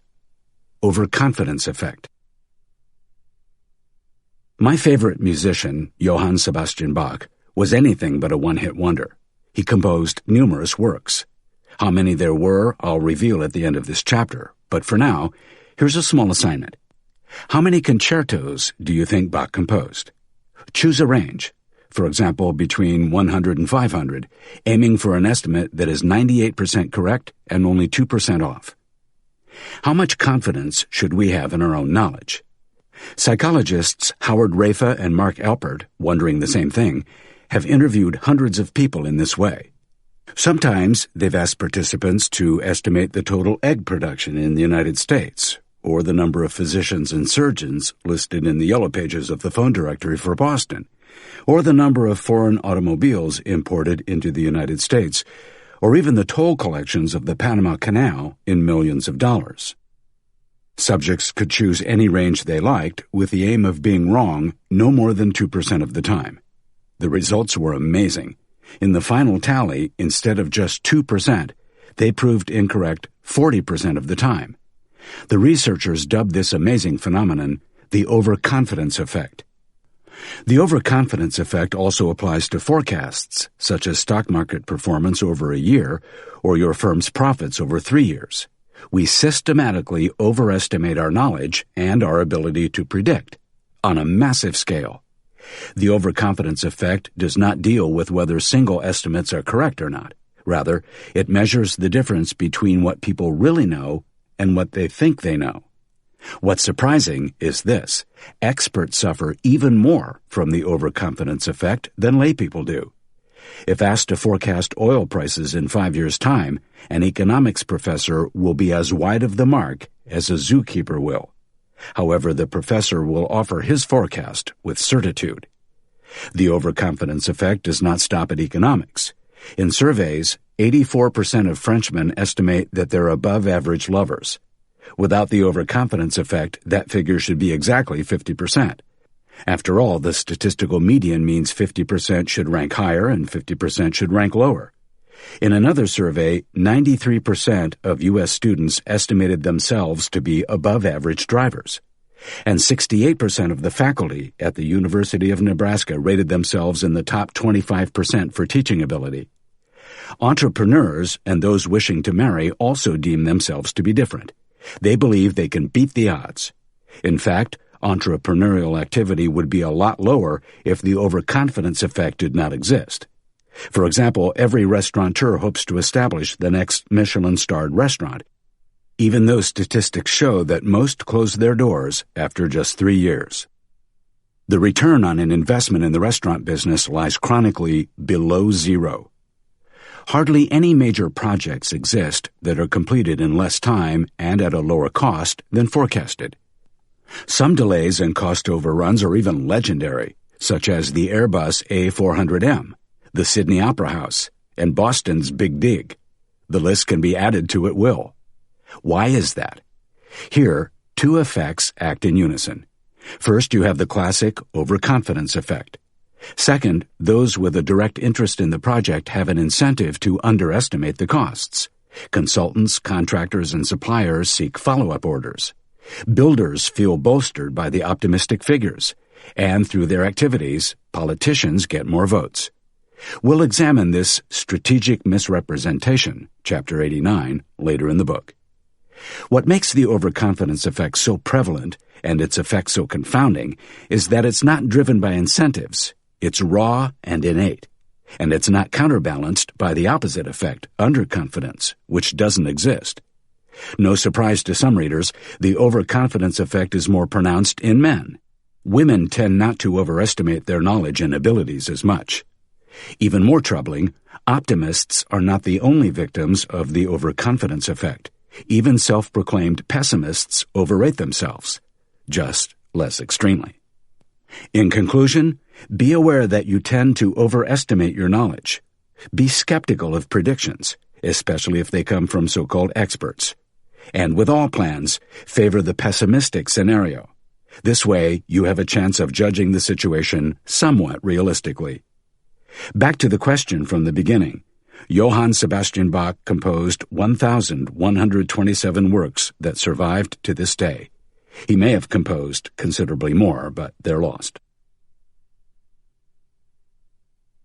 16. Don't take news anchors seriously. Chauffeur knowledge. After receiving the Nobel Prize in Physics in 1918, Max Planck went on tour across Germany. Wherever he was invited, he delivered the same lecture on new quantum mechanics. Over time, his chauffeur grew to know it by heart. "It has to be boring giving the same speech each time, Professor Planck. How about I do it for you in Munich? You can sit in the front row and wear my chauffeur's cap. That'd give us both a bit of variety." Planck liked the idea, so that evening the driver held a long lecture on quantum mechanics in front of a distinguished audience. Later, a physics professor stood up with a question. The driver recoiled. "Never would I have thought that someone from such an advanced city as Munich would ask such a simple question. My chauffeur will answer it." According to Charlie Munger, one of the world's best investors, and from whom I've borrowed this story, there are two types of knowledge. First, we have real knowledge. We see it in people who have committed a large amount of time and effort to understanding a topic. The second type is chauffeur knowledge, knowledge from people who have learned to put on a show. Maybe they have a great voice or good hair, but the knowledge they espouse is not their own. They reel off eloquent words as if reading from a script. Unfortunately, it's increasingly difficult to separate true knowledge from chauffeur knowledge. With news anchors, however, it's still easy. These are actors, period. Everyone knows it. And yet it continues to astound me how much respect these perfectly coiffed script readers enjoy, not to mention how much they earn, moderating panels about topics they barely fathom. With journalists, it's more difficult. Some have acquired true knowledge. Often they're veteran reporters who have specialized for years in a clearly defined area. They make a serious effort to understand the complexity of a subject and to communicate it. They tend to write long articles that highlight a variety of cases and exceptions. The majority of journalists, however, fall into the category of chauffeur. They conjure up articles off the tops of their heads, or rather from Google searches. Their texts are one-sided, short, and, often as compensation for their patchy knowledge, snarky and self-satisfied in tone. The same superficiality is present in business. The larger a company, the more the CEO is expected to possess star quality. Dedication, solemnity, and reliability are undervalued, at least at the top. Too often shareholders and business journalists seem to believe that showmanship will deliver better results, which is obviously not the case. To guard against the chauffeur effect, Warren Buffett, Munger's business partner, has coined a wonderful phrase, the circle of competence. What lies inside this circle you understand intuitively. What lies outside you may only partially comprehend. One of Munger's best pieces of advice is, you have to stick within what I call your circle of competence. You have to know what you understand and what you don't understand. It's not terribly important how big the circle is, but it is terribly important that you know where the perimeter is. Munger underscores this. So you have to figure out what your own aptitudes are. If you play games where other people have the aptitudes and you don't, you're going to lose. And that's as close to certain as any prediction that you can make. You have to figure out where you've got an edge, and you've got to play within your own circle of competence. In conclusion, be on the lookout for chauffeur knowledge. Don't confuse the company spokesperson, the ringmaster, the newscaster, the schmoozer, the verbiage vendor, or the cliché generator with those who possess true knowledge. How do you recognize the difference? There's a clear indicator. True experts recognize the limits of what they know and what they do not know. If they find themselves outside their circle of competence, they keep quiet or simply say, I don't know. This they utter unapologetically, even with a certain pride. From chauffeurs, we hear every line except this. 17. You control less than you think. Illusion of control. Every day, shortly before 9 o'clock, a man with a red hat stands in a square and begins to wave his cap around wildly. After 5 minutes, he disappears. One day, a policeman comes up to him and asks, What are you doing? I'm keeping the giraffes away. But there aren't any giraffes here. Well, I must be doing a good job then. A friend with a broken leg was stuck in bed and asked me to pick up a lottery ticket for him. I went to the store, checked a few boxes, wrote his name on it, and paid. As I handed him the copy of the ticket, he balked. Why did you fill it out? I wanted to do that. I'm never going to win anything with your numbers. Do you really think it affects the draw if you pick the numbers? I inquired. He looked at me blankly. In casinos, most people throw the dice as hard as they can if they need a high number, and as gingerly as possible if they're hoping for a low number, which is as nonsensical as football fans thinking they can swing a game by gesticulating in front of the TV. Unfortunately, they share this illusion with many people who also seek to influence the world by sending out the right thoughts, such as vibrations, positive energy, karma. The illusion of control is the tendency to believe that we can influence something over which we have absolutely no sway. This was discovered in 1965 by two researchers, Jenkins and Ward. Their experiment was simple, consisting of just 2 switches and a light. The men were able to adjust when the switches connected to the light and when not. Even when the light flashed on and off at random, subjects were still convinced that they could influence it by flicking the switches.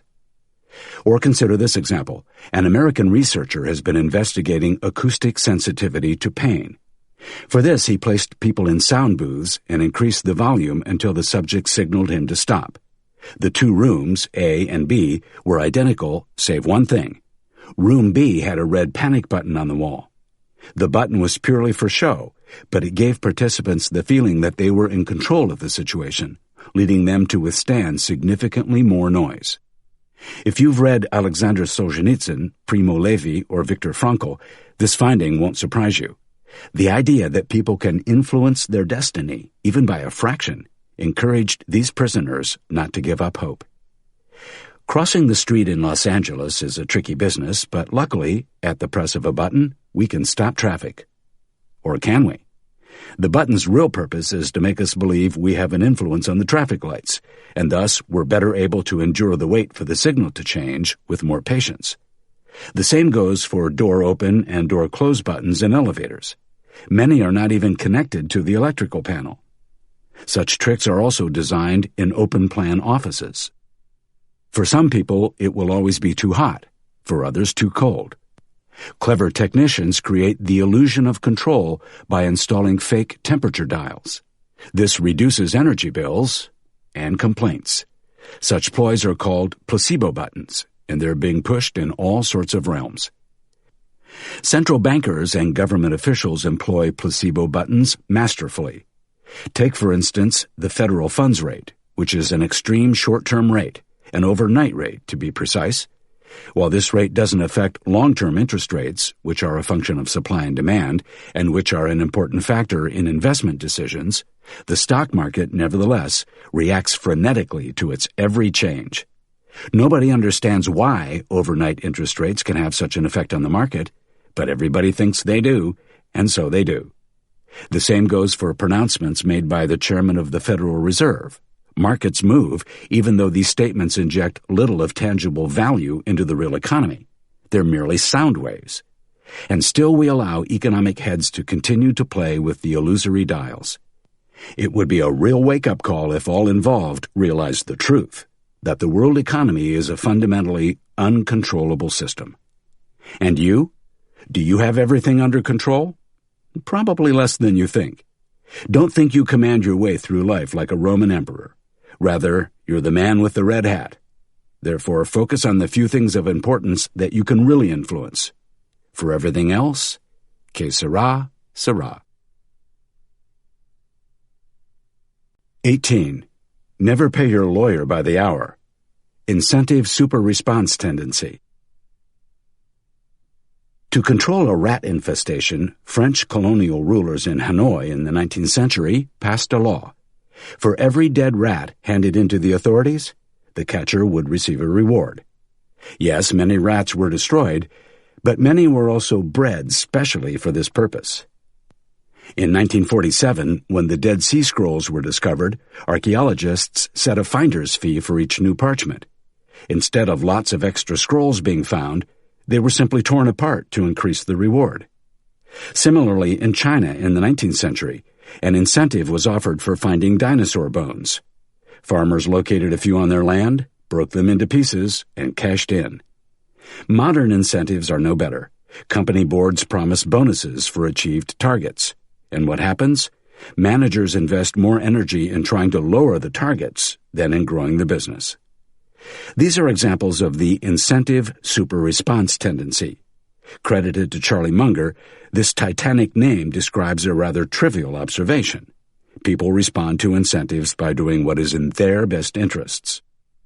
What's noteworthy is, first, how quickly and radically people's behavior changes when incentives come into play or are altered.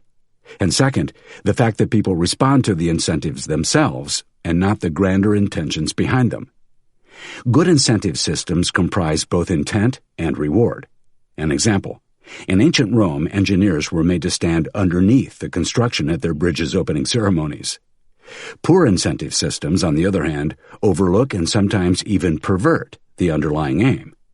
For example, censoring a book makes its contents more famous, and rewarding bank employees for each loan sold leads to a miserable credit portfolio. Making CEO pay public didn't dampen the astronomical salaries. To the contrary, it pushed them upward. Nobody wants to be the loser CEO in his industry. Do you want to influence the behavior of people or organizations? You could always preach about values and visions, or you could appeal to reason. But in nearly every case, incentives work better. These need not be monetary. Anything is possible, from good grades to Nobel Prizes to special treatment in the afterlife. For a long time I tried to understand what made well-educated nobles from the Middle Ages bid adieu to their comfortable lives, swing themselves up onto horses, and take part in the Crusades. They were well aware that the arduous ride to Jerusalem lasted at least 6 months and passed directly through enemy territory. Yet they took the risk. And then it came to me. The answer lies in the incentive systems. If they came back alive, they could keep the spoils of war and live out their days as rich men. If they died, they automatically passed on to the afterlife as martyrs, with all the benefits that came with it. It was win-win. Imagine for a moment that instead of demanding enemies' riches, warriors and soldiers charge by the hour. We'd effectively be incentivizing them to take as long as possible, right? So why do we do just this with lawyers, architects, consultants, accountants, and driving instructors? My advice? Forget hourly rates and always negotiate a fixed price in advance. Be wary, too, of investment advisors endorsing particular financial products. They're not interested in your financial well-being, but in earning a commission on these products. The same goes for entrepreneurs and investment bankers' business plans. These are often worthless because, again, the vendors have their own interests at heart. What's the old adage? Never ask a barber if you need a haircut. In conclusion, keep an eye out for the incentive super response tendency. If a person's or an organization's behavior confounds you, ask yourself what incentive might lie behind it. I guarantee that you'll be able to explain 90% of the cases this way. What makes up the remaining 10%? Passion, idiocy, psychosis, or malice. 19. The dubious efficacy of doctors, consultants, and psychotherapists. Regression to mean. His back pain was sometimes better, sometimes worse. There were days when he felt like he could move mountains, and those when he could barely move. If that was the case, fortunately it happened only rarely, his wife would drive him to the chiropractor. The next day he felt much more mobile and recommended the therapist to everyone.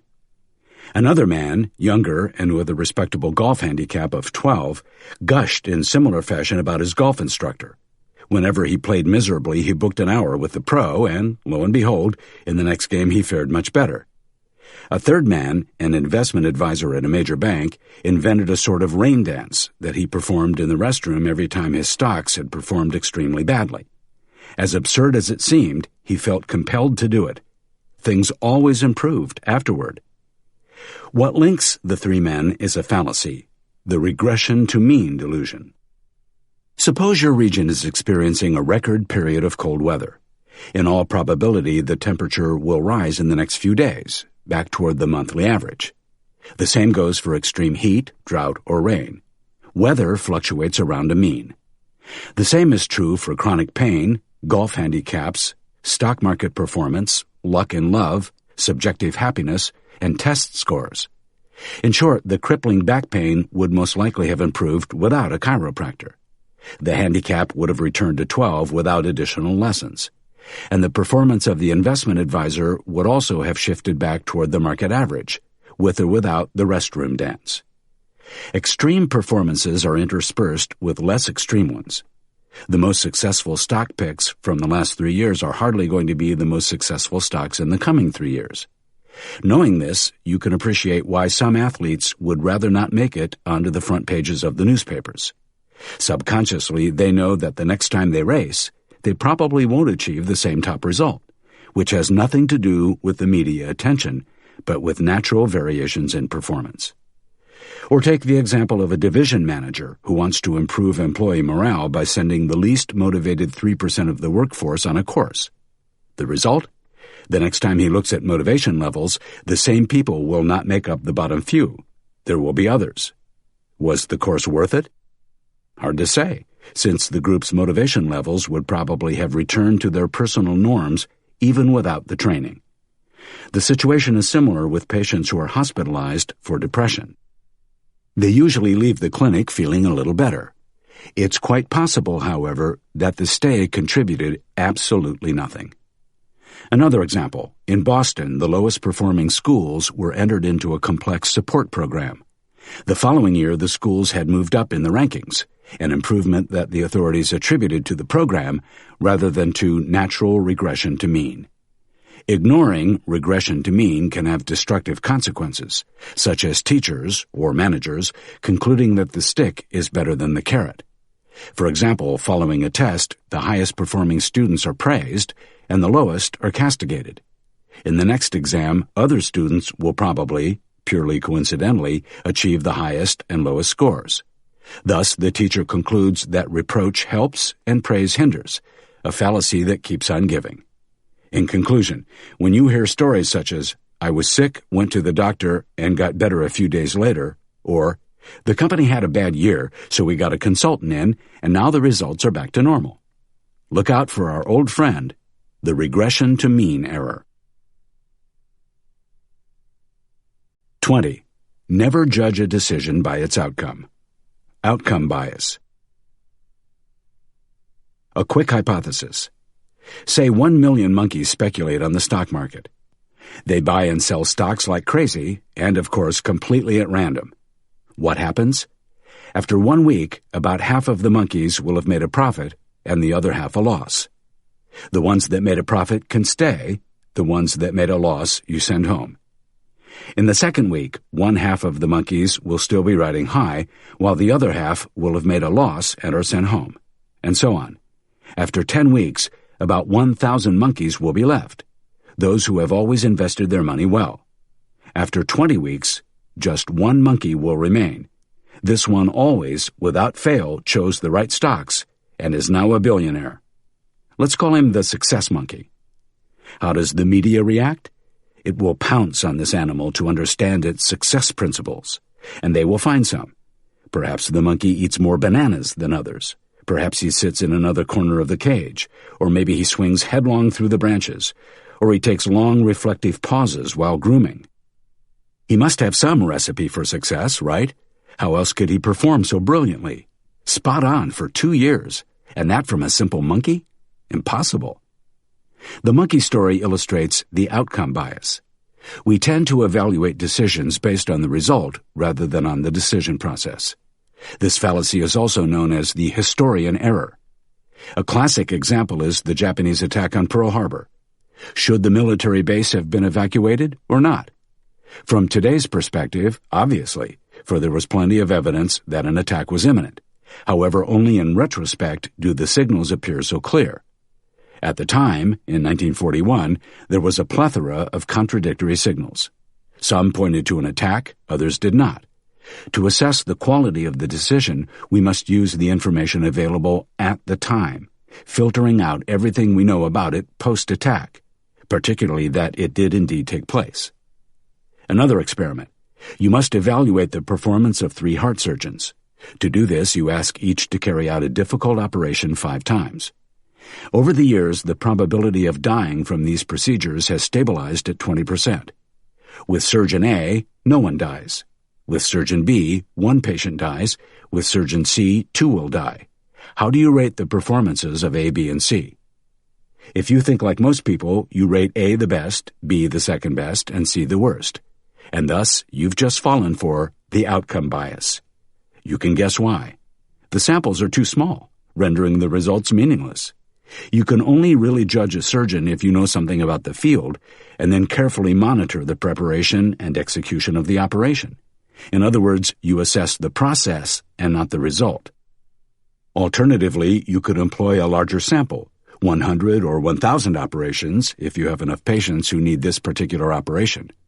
For now, it's enough to know that with an average surgeon, there's a 33% chance that no one will die, a 41% chance that 1 person will die, and a 20% chance that 2 people will die. That's a simple probability calculation. What stands out, there is no huge difference between 0 dead and 2 dead. To assess the 3 surgeons purely on the basis of the outcomes would be not only negligent, but also unethical. In conclusion, never judge a decision purely by its result, especially when randomness and external factors play a role.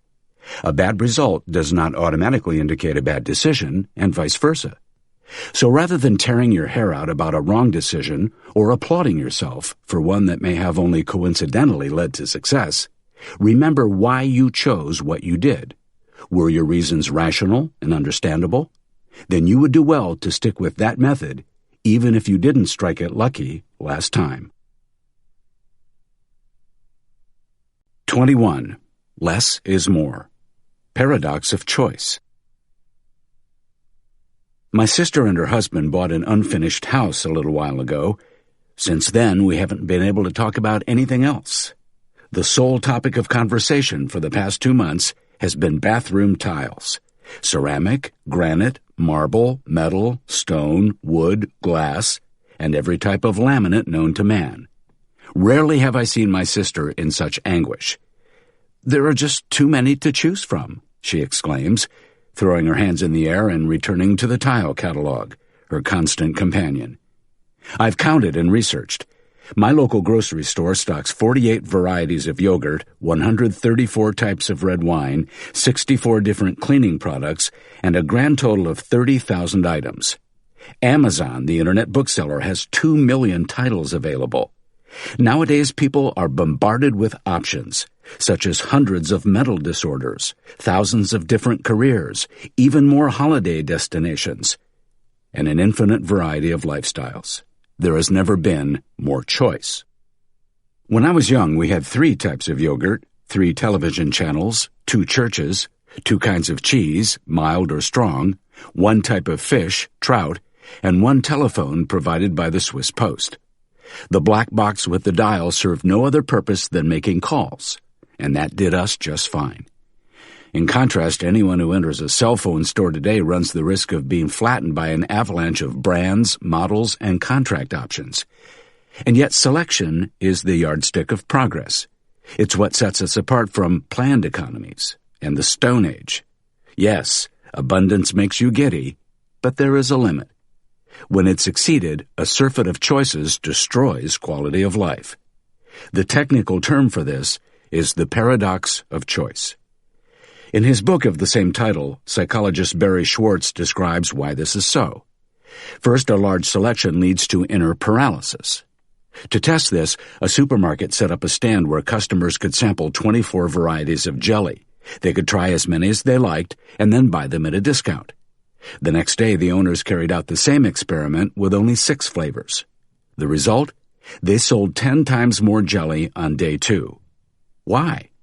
With such a wide range, customers couldn't come to a decision, so they bought nothing. The experiment was repeated several times with different products. The results were always the same. Second, a broader selection leads to poorer decisions. If you ask young people what's important in a life partner, they reel off all the usual qualities: intelligence, good manners, warmth, the ability to listen, a sense of humor, and physical attractiveness. But do they actually take these criteria into account when choosing someone? In the past, a young man from a village of average size could choose among maybe 20 girls of similar age with whom he went to school. He knew their families and vice versa, leading to a decision based on several well-known attributes. Nowadays, in the era of online dating, millions of potential partners are at our disposal. It has been proven that the stress caused by this mind-boggling variety is so large that the male brain reduces the decision to one single criterion: physical attractiveness. The consequences of this selection process you already know, perhaps even from personal experience. Finally, large selection leads to discontent. How can you be sure you're making the right choice when 200 options surround and confound you?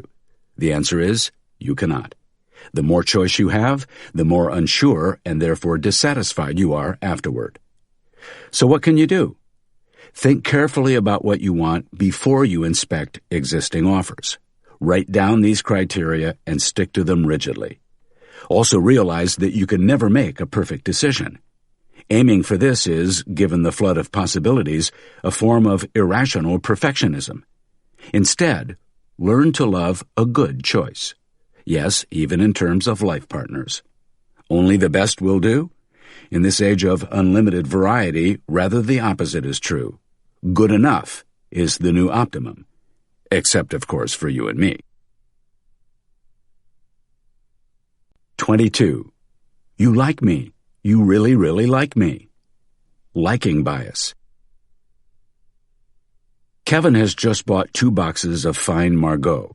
He rarely drinks wine, not even Bordeaux, but the sales assistant was so nice, not fake or pushy, just really likable. So he bought them. Joe Girard is considered the most successful car salesman in the world. His tip for success? There's nothing more effective in selling anything than getting the customer to believe, really believe, that you like him and care about him. Girard doesn't just talk the talk.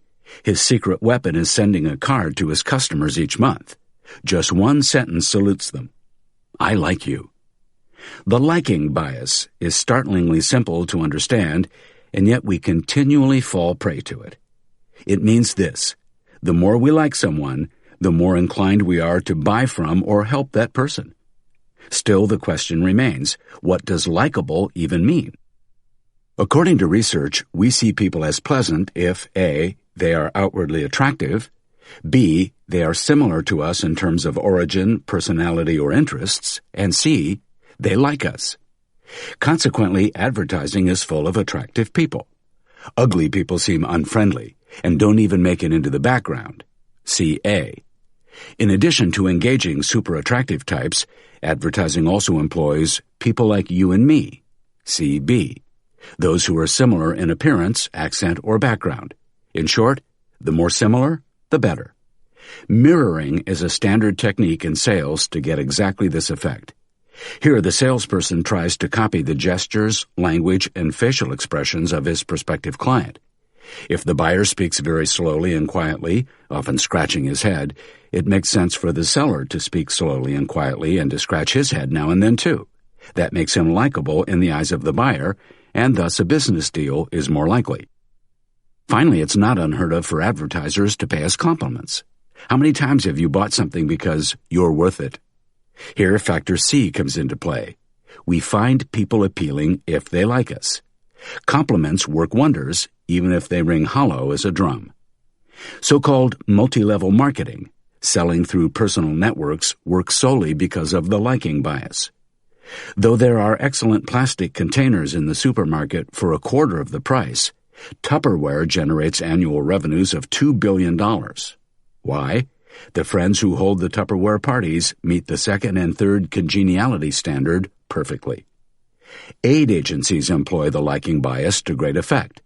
Their campaigns use beaming children or women almost exclusively. Never will you see a stone-faced, wounded guerrilla fighter staring at you from billboards, even though he also needs your support. Conservation organizations also carefully select who gets the starring role in their advertisements. Have you ever seen a World Wildlife Fund brochure filled with spiders, worms, algae, or bacteria? They're perhaps just as endangered as pandas, gorillas, koalas, and seals, and even more important for the ecosystem. But we feel nothing for them. The more human a creature acts, the more similar it is to us, the more we like it. The bone skipper fly is extinct? Too bad. Politicians, too, are maestros of the liking bias. Depending on the makeup and interests of an audience, they emphasize different topics, such as residential area, social background, or economic issues. And they flatter us. Each potential voter is made to feel like an indispensable member of the team. Your vote counts. Of course your vote counts, but only by the tiniest of fractions, bordering on the irrelevant. A friend who deals in oil pumps told me how he once closed an 8-figure deal for a pipeline in Russia. Bribery? I inquired. He shook his head. We were chatting, and suddenly we got onto the topic of sailing. It turned out that both of us, the buyer and me, were die-hard 470 dinghy fans. From that moment on, he liked me. I was a friend. So the deal was sealed. Amiability works better than bribery. So, if you're a salesperson, make buyers think you like them, even if this means outright flattery. And if you're a consumer, always judge a product independent of who is selling it. Banish the salespeople from your mind, or rather, pretend you don't like them. 23. Don't cling to things. Endowment effect. The BMW gleamed in the parking lot of the used car dealership. Although it had a few miles on the odometer, it looked in perfect condition. I know a little about used cars, and to me it was worth around $40,000. However, the salesman was pushing for $50,000 and wouldn't budge a dime. When he called the next week to say he would accept $40,000 after all, I went for it. The next day I took it out for a spin and stopped at a gas station. The owner came out to admire the car and proceeded to offer me $53,000 in cash on the spot. I politely declined. Only on the way home did I realize how ridiculous I was to have said no. Something that I considered worth $40,000 had passed into my possession and suddenly taken on a value of more than $53,000. If I were thinking purely rationally, I would have sold the car immediately. But alas, I'd fallen under the influence of the endowment effect. We consider things to be more valuable the moment we own them. In other words, if we're selling something, we charge more for it than what we ourselves would be willing to spend. To probe this, psychologist Dan Ariely conducted the following experiment. In one of his classes, he raffled tickets to a major basketball game, then polled the students to see how much they thought the tickets were worth. The empty-handed students estimated around $170, whereas the winning students would not sell it below an average of $2,400. The simple fact of ownership makes us add zeros to the selling price. In real estate, the endowment effect is palpable. Sellers become emotionally attached to their houses and thus systematically overestimate their value. They balk at the market price, expecting buyers to pay more, which is completely absurd since this excess is little more than sentimental value. Richard Thaler performed an interesting classroom experiment at Cornell University to measure the endowment effect. He distributed coffee mugs to half of the students and told them they could either take the mug home or sell it at a price they could specify. The other half of the students who didn't get a mug were asked how much they would be willing to pay for a mug. In other words, Thaler set up a market for coffee mugs. One would expect that roughly 50% of the students would be willing to trade, to either sell or buy a mug. But the result was much lower than that. Why? Because the average owner would not sell below $5.25, and the average buyer would not pay more than $2.25 for a mug. We can safely say that we're better at collecting things than at casting them off. Not only does this explain why we fill our homes with junk, but also why lovers of stamps, watches, and pieces of art part with them so seldomly. Amazingly, the endowment effect affects not only possession, but also near ownership. Auction houses like Christie's and Sotheby's thrive on this. A person who bids until the end of an auction gets the feeling that the object is practically theirs, thus increasing its value. The would-be owner is suddenly willing to pay much more than planned, and any withdrawal from the bidding is perceived as a loss, which defies all logic. In large auctions, such as those for mining rights or mobile radio frequencies, we often observe the winner's curse. Here, the successful bidder turns out to be the economic loser when he gets caught up in the fervor and overbids. I'll offer more insight on the winner's curse in Chapter 35. There's a similar effect in the job market. If you're applying for a job and don't get a call back, you have every reason to be disappointed. However, if you make it to the final stages of the selection process and then receive the rejection, the disappointment can be much bigger, irrationally. Either you get the job or you don't. Nothing else should matter. In conclusion, don't cling to things. Consider your property something that the universe, whatever you believe this to be, has bestowed to you temporarily. Keep in mind that it can recoup this, or more, in the blink of an eye. 24. The inevitability of unlikely events. Coincidence. At 7:15 p.m. on March 1, 1950, the 15 members of the church choir in Beatrice, Nebraska, were scheduled to meet for rehearsal. For various reasons, they were all running late. The minister's family was delayed because his wife still had to iron their daughter's dress. One couple was held back when their car wouldn't start. The pianist wanted to be there 30 minutes early, but he fell into a deep sleep after dinner, and so on. At 7:25 p.m., the church exploded. The blast was heard all around the village. It blew out the walls and sent the roof crashing to the ground. Miraculously, nobody was killed. The fire chief traced the explosion back to a gas leak, even though members of the choir were convinced they had received a sign from God. Hand of God or coincidence? Something last week made me think of my old school friend Andy, whom I hadn't spoken to in a long time. Suddenly the phone rang. I picked it up and, lo and behold, it was Andy. "I must be telepathic," I exclaimed excitedly. But telepathy or coincidence? On October 5, 1990, the San Francisco Examiner reported that Intel would take its rival AMD to court. Intel found out that the company was planning to launch a computer chip named AM386, a term that clearly referred to Intel's 386 chip. How Intel came upon the information is remarkable. By pure coincidence, both companies had hired someone named Mike Webb. Both men were staying in the same hotel in California and checked out on the same day. After they had left, the hotel accepted a package for Mike Webb at reception. It contained confidential documents about the AM386 chip, and the hotel mistakenly sent it to Mike Webb of Intel, who promptly forwarded the contents to the legal department. How likely are stories like that? The Swiss psychiatrist C.G. Jung saw in them the work of an unknown force, which he called synchronicity. But how should a rationally minded thinker approach these accounts? Preferably with a piece of paper and a pencil. Consider the first case, the explosion of the church. Draw 4 boxes to represent each of the potential events. The first possibility is what actually took place. Choir delayed and church exploded. But there are 3 other options.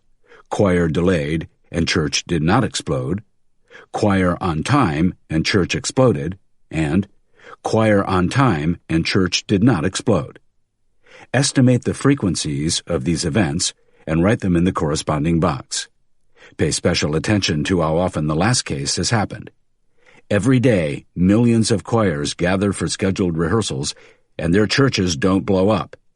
Suddenly, the story has lost its unimaginable quality. For all these millions of churches, it would be improbable if something like what happened in Beatrice, Nebraska didn't take place at least once a century. So, no hand of God. And anyway, why would God want to blow a church to smithereens? Let's apply the same thinking to the phone call. Keep in mind the many occasions when Andy thinks of you but doesn't call. When you think of him and he doesn't call. When you don't think of him and he calls. When he doesn't think of you and you call. There is an almost infinite number of occasions when you don't think of him and he doesn't call.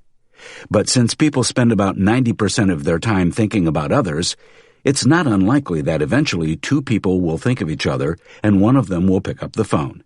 And it may not just be Andy. If you have 100 other friends, the probability of this happening increases manifold. We tend to stumble when estimating probabilities. If someone says never, I usually register this as a minuscule probability greater than 0, since never cannot be compensated by a negative probability. In sum, let's not get too excited. Improbable coincidences are precisely that, rare but very possible events. It's not surprising when they finally happen. What would be more surprising is if they never came to be. 25. The calamity of conformity. Groupthink. Have you ever bitten your tongue in a meeting? Surely. You sit there, say nothing, and nod along to proposals. After all, you don't want to be the eternal naysayer.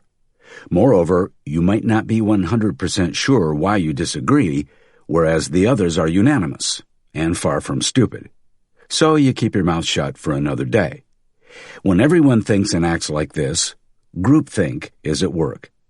This is where a group of smart people makes reckless decisions because everyone aligns their opinions with the supposed consensus. Thus, motions are passed that each individual group member would have rejected if no peer pressure had been involved.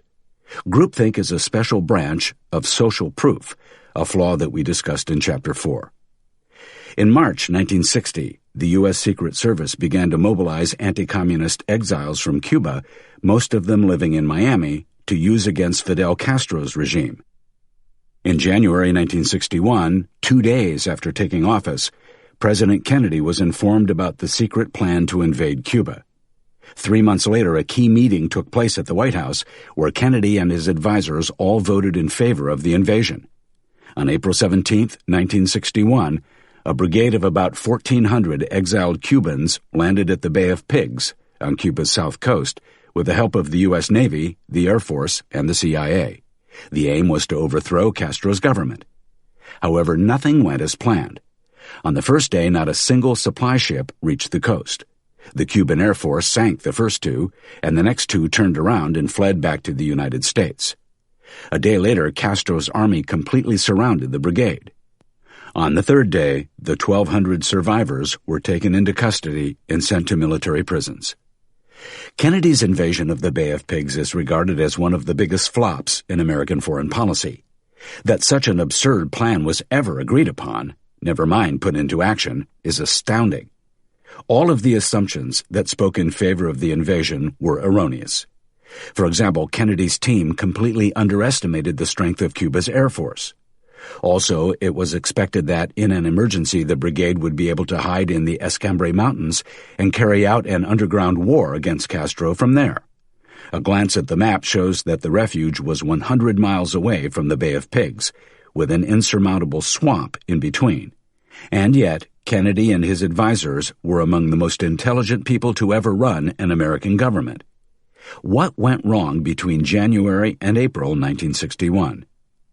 Psychology professor Irving Janis has studied many fiascos. He concluded that they share the following pattern. Members of a close-knit group cultivate team spirit by, unconsciously, building illusions. One of these fantasies is a belief in invincibility. If both our leader, in this case Kennedy, and the group are confident that the plan will work, then luck will be on our side. Next comes the illusion of unanimity. If the others are of the same opinion, any dissenting view must be wrong. No one wants to be the naysayer that destroys team unity. Finally, each person is happy to be part of the group. Expressing reservations could mean exclusion from it. In our evolutionary past, such banishment guaranteed death, hence our strong urge to remain in the group's favor. Groupthink is no stranger in the business world. A classic example is the fate of the world-class airline Swissair. Here, a group of highly paid consultants rallied around the former CEO and, bolstered by the euphoria of past successes, they developed a high-risk expansion strategy, including the acquisition of several European airlines. The zealous team built up such a strong consensus that even rational reservations were suppressed, leading to the airline's collapse in 2001. If you ever find yourself in a tight, unanimous group, you must speak your mind, even if your team doesn't like it. Question tacit assumptions, even if you risk expulsion from the warm nest. And if you lead a group, appoint someone as devil's advocate. She will not be the most popular member of the team, but she might be the most important. 26. Why you'll soon be playing megatrillions. Neglect of probability. 2 games of chance. In the first, you can win $10 million, and in the second, $10,000. Which do you play? If you win the first game, it changes your life completely. You can quit your job, tell your boss where to go, and live off the winnings. If you hit the jackpot in the second game, you can take a nice vacation in the Caribbean, but you'll be back at your desk quick enough to see your postcard arrive.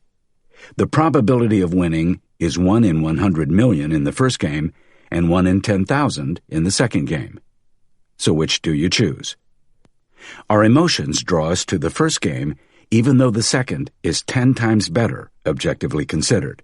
Expected win times probability. Therefore, the trend is toward ever larger jackpots, mega millions, mega billions, mega trillions, no matter how small the odds are.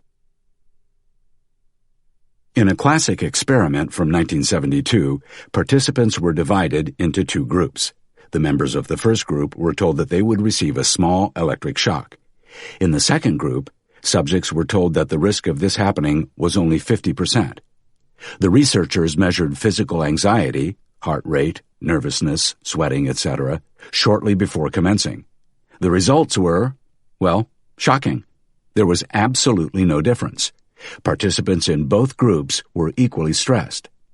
Next, the researchers announced a series of reductions in the probability of a shock for the second group, from 50% to 20%, then 10%, then 5%. The result? Still no difference. However, when they declared that they would increase the strength of the expected current, both groups' anxiety levels rose, again, by the same degree. This illustrates that we respond to the expected magnitude of an event, the size of the jackpot or the amount of electricity, but not to its likelihood.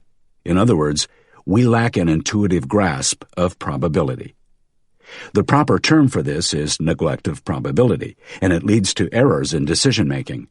We invest in startups because the potential profit makes dollar signs flash before our eyes, but we forget, or are too lazy, to investigate the slim chances of new businesses actually achieving such growth. Similarly, following extensive media coverage of a plane crash, we cancel flights without really considering the minuscule probability of crashing, which of course remains the same before and after such a disaster. Many amateur investors compare their investments solely on the basis of yield. For them, Google shares with a return of 20% must be twice as good as property that returns 10%. That's wrong. It would be a lot smarter to also consider both investments' risks. But then again, we have no natural feel for this, so we often turn a blind eye to it. Back to the experiment with the electric shocks. In Group B, the probability of getting a jolt was further reduced, from 5% to 4% to 3%. Only when the probability reached 0 did Group B respond differently than Group A. To us, 0% risk seems infinitely better than a highly improbable 1% risk.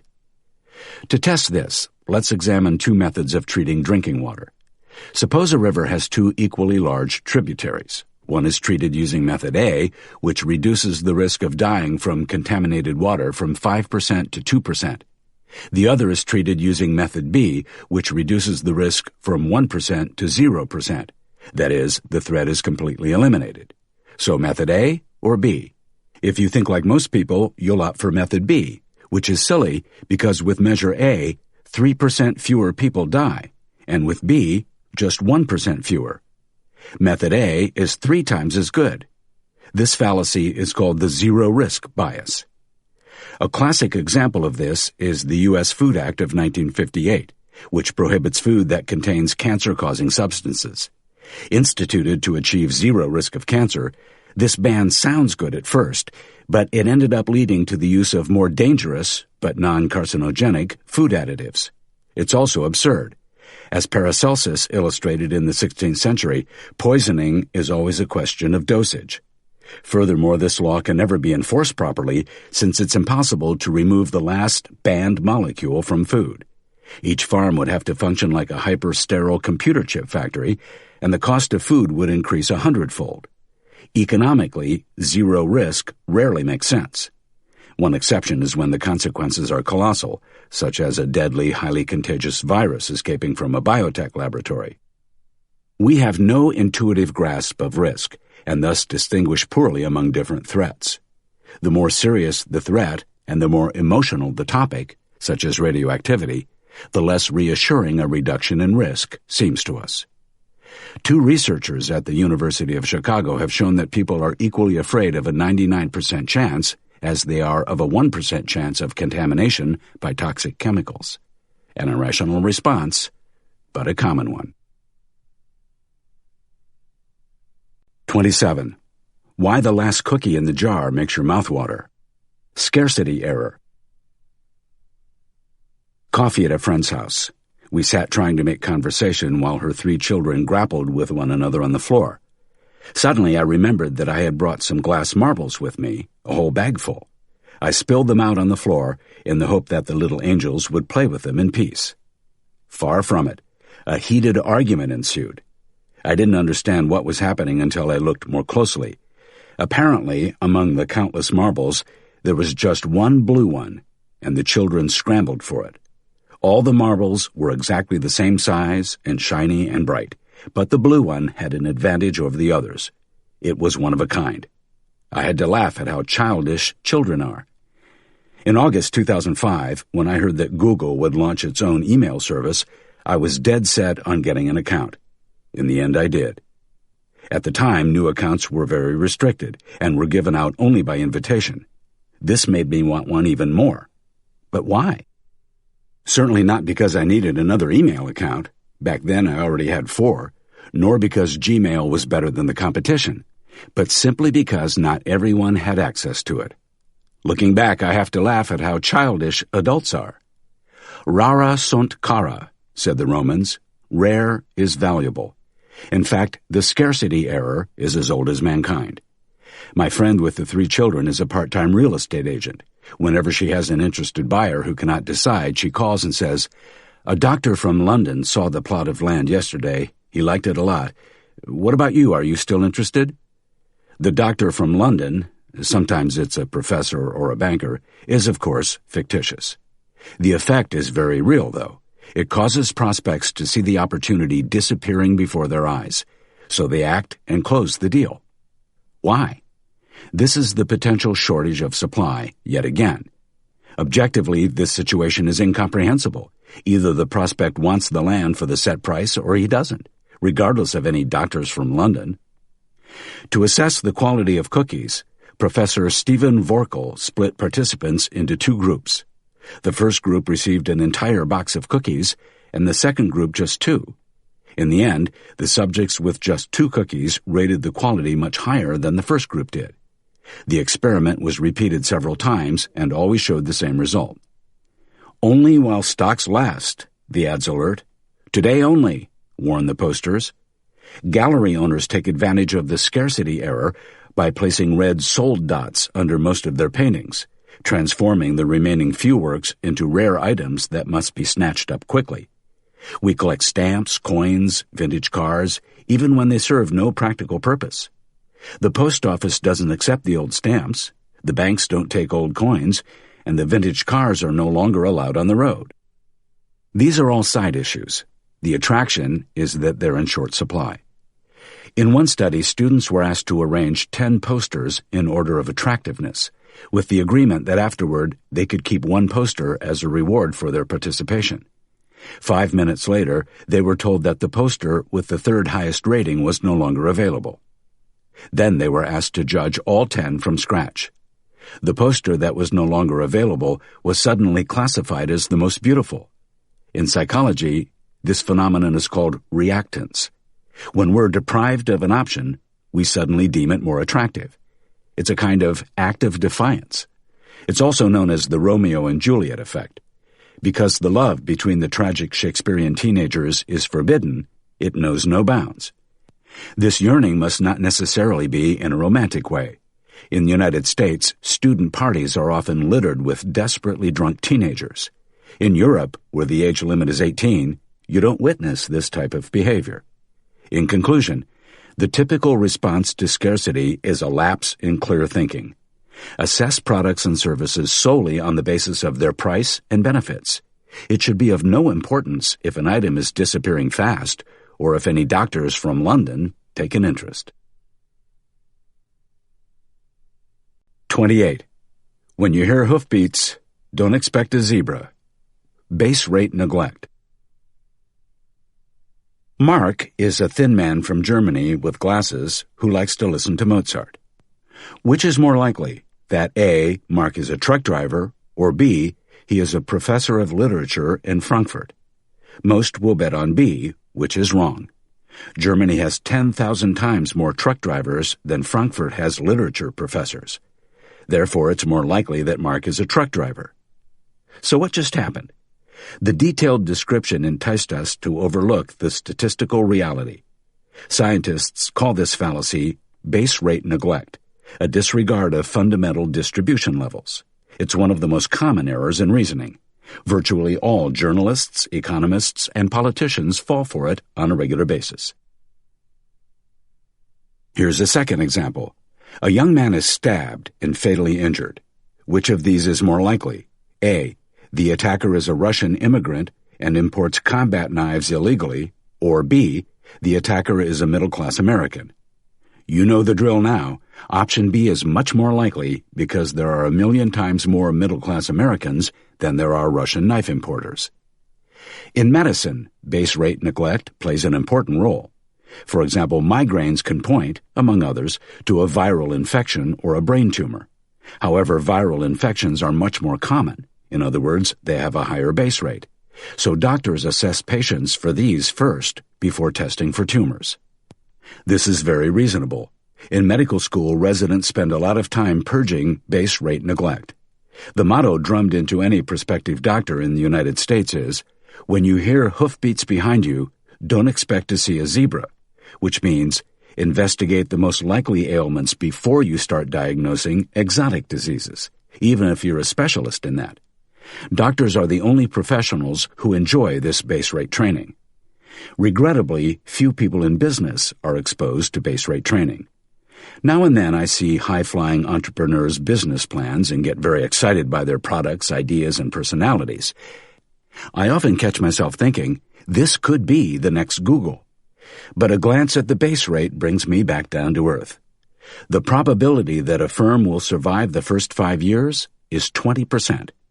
So what then is the probability that they'll grow into a global corporation? Almost zero. Warren Buffett once explained why he doesn't invest in biotech companies. How many of these companies make revenues of several $100 million? It simply does not happen. The most likely scenario is that these firms will just hover somewhere in the middle. This is clear base rate thinking. For most people, survivorship bias, Chapter 1, is one of the causes for their base rate neglect. They tend to see only the successful individuals and companies because the unsuccessful cases are not reported or are underreported.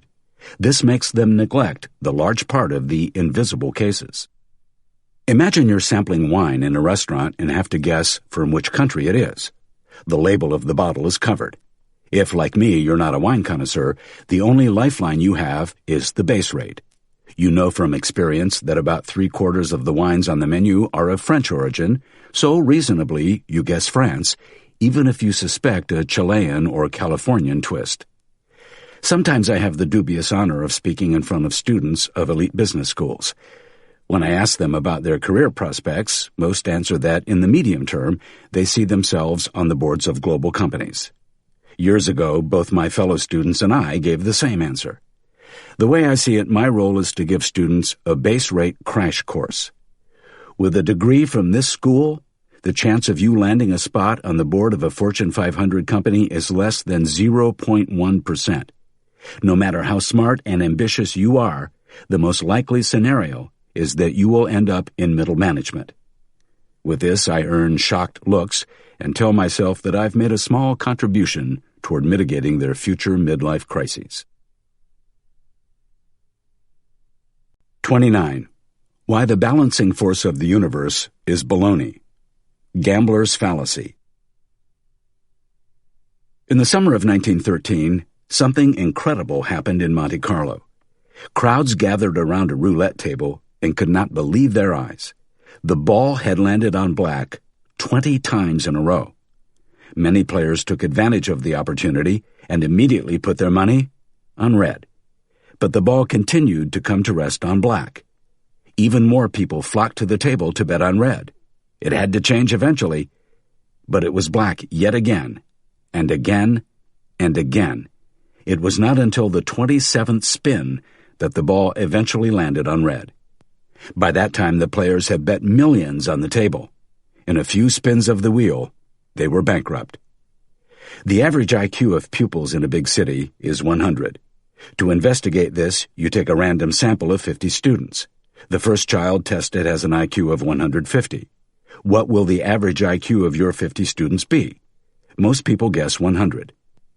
Somehow they think that the super smart student will be balanced out, perhaps by a dismal student with an IQ of 50, or by 2 below average students with IQs of 75. But with such a small sample, that's very unlikely. We must expect that the remaining 49 students will represent the average of the population, so they'll each have an average IQ of 100. 49 times 100 plus 1 IQ of 150 gives us an average of 101 in the sample. The Monte Carlo example and the IQ experiment show that people believe in the balancing forces of the universe. This is the gambler's fallacy. However, with independent events, there is no harmonizing force at work. A ball cannot remember how many times it has landed on black. Despite this, one of my friends entered the weekly Mega Millions numbers into a spreadsheet and then plays those that have appeared the least. All this work is for naught. He is another victim of the gambler's fallacy. The following joke illustrates this phenomenon. A mathematician is afraid of flying due to the small risk of a terrorist attack, so on every flight he takes a bomb with him in his hand luggage. The probability of having a bomb on the plane is very low, he reasons, and the probability of having 2 bombs on the same plane is virtually 0. A coin is flipped 3 times and lands on heads on each occasion. Suppose someone forces you to spend thousands of dollars of your own money betting on the next toss. What would you bet on, heads or tails? If you think like most people, you'll choose tails, although heads is just as likely. The gambler's fallacy leads us to believe that something must change. A coin is tossed 50 times, and each time it lands on heads. Again, with someone forcing you to bet, do you pick heads or tails? Now that you've seen an example or two, you're wise to the game. You know that it could go either way. But we've just come across another pitfall, the classic déformation professionnelle, professional oversight, see Chapter 92, of mathematicians. Common sense would tell you that heads is the wiser choice, since the coin is obviously loaded.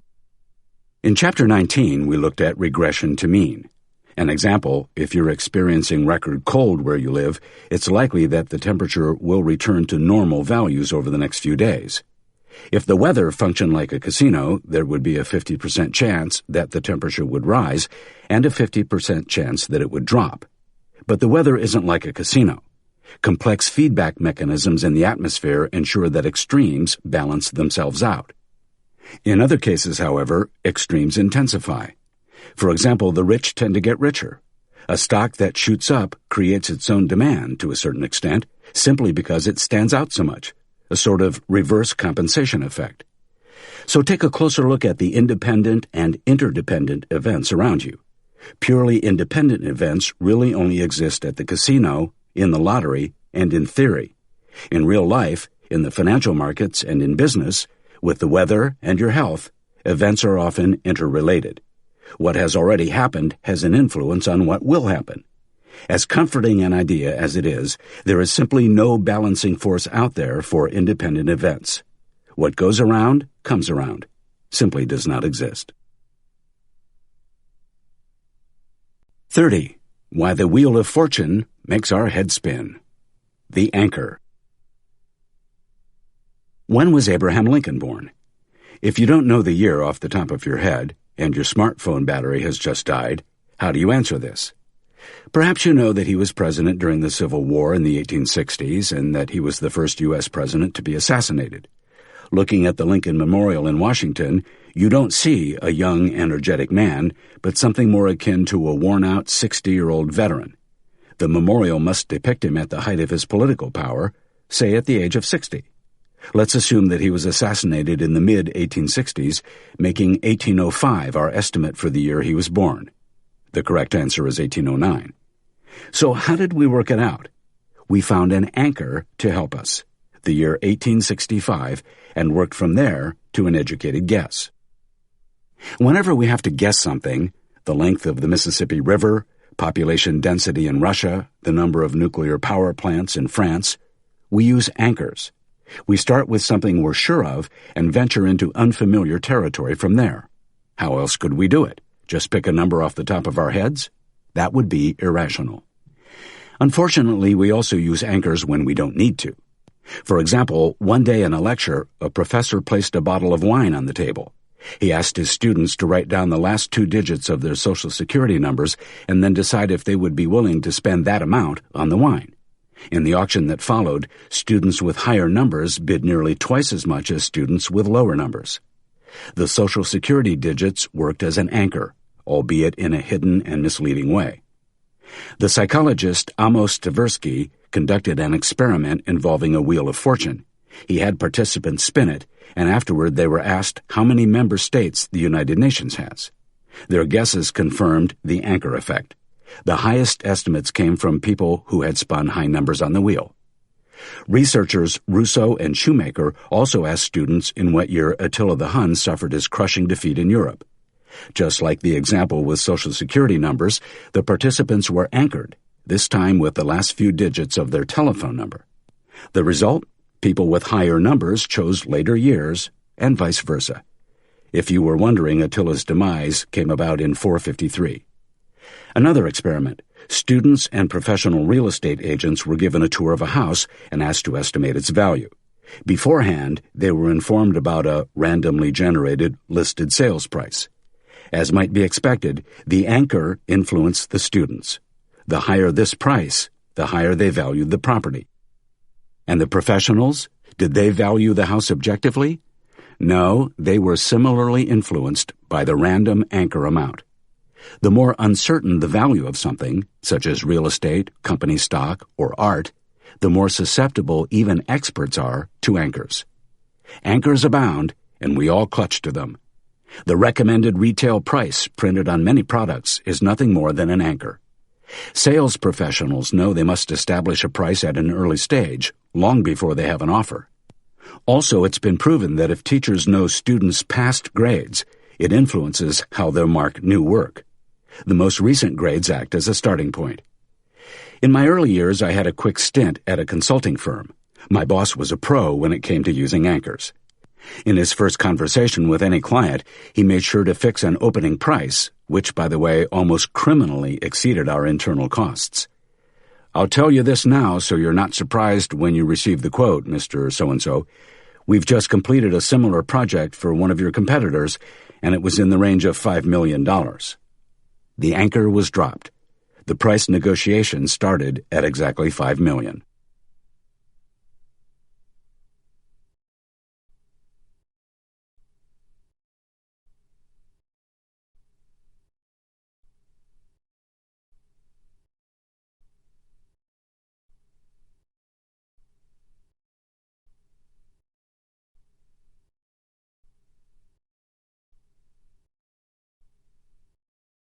(31) How to relieve people of their millions. Induction. A farmer feeds a goose. At first, the shy animal is hesitant, wondering, "What's going on here? Why is he feeding me?" This continues for a few more weeks until eventually the goose's skepticism gives way. After a few months, the goose is sure. "The farmer has my best interests at heart." Each additional day's feeding confirms this. Fully convinced of the man's benevolence, the goose is amazed when he takes it out of its enclosure on Christmas Day and slaughters it.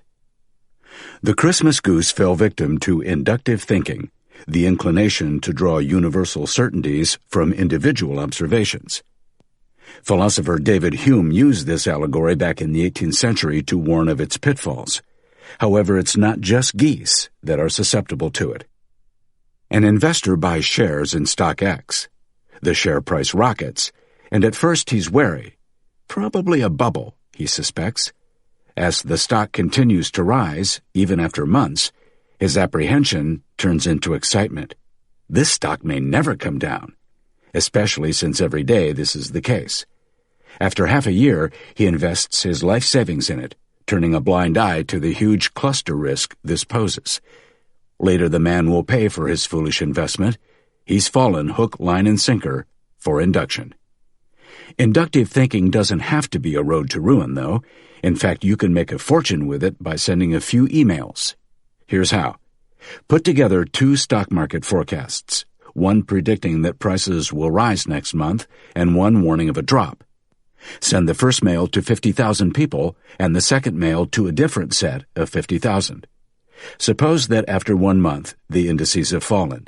Now you can send another email, but this time only to the 50,000 people who received a correct prediction. These 50,000 you divide into 2 groups. The first half learns the prices will increase next month, and the second half discovers they will fall. Continue doing this. After 10 months, around 100 people will remain, all of whom you've advised impeccably. From their perspective, you're a genius. You've proven that you're truly in possession of prophetic powers. Some of these people will trust you with their money. Take it and start a new life in Brazil. However, it's not just naive strangers who get deceived in this way. We constantly trick ourselves, too. For example, people who are rarely ill consider themselves immortal. CEOs who announce increased profits in consecutive quarters deem themselves infallible. Their employees and shareholders do, too. I once had a friend who was a base jumper. He jumped off cliffs, antennae, and buildings, pulling the ripcord only at the last minute.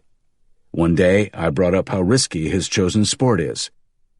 He replied quite matter-of-factly, "I've over 1,000 jumps under my belt, and nothing has ever happened to me." 2 months later, he was dead. It happened when he jumped from a particularly dangerous cliff in South Africa. This single event was enough to eradicate a theory confirmed 1,000 times over. Inductive thinking can have devastating results, yet we cannot do without it. We trust that when we board a plane, aerodynamic laws will still be valid.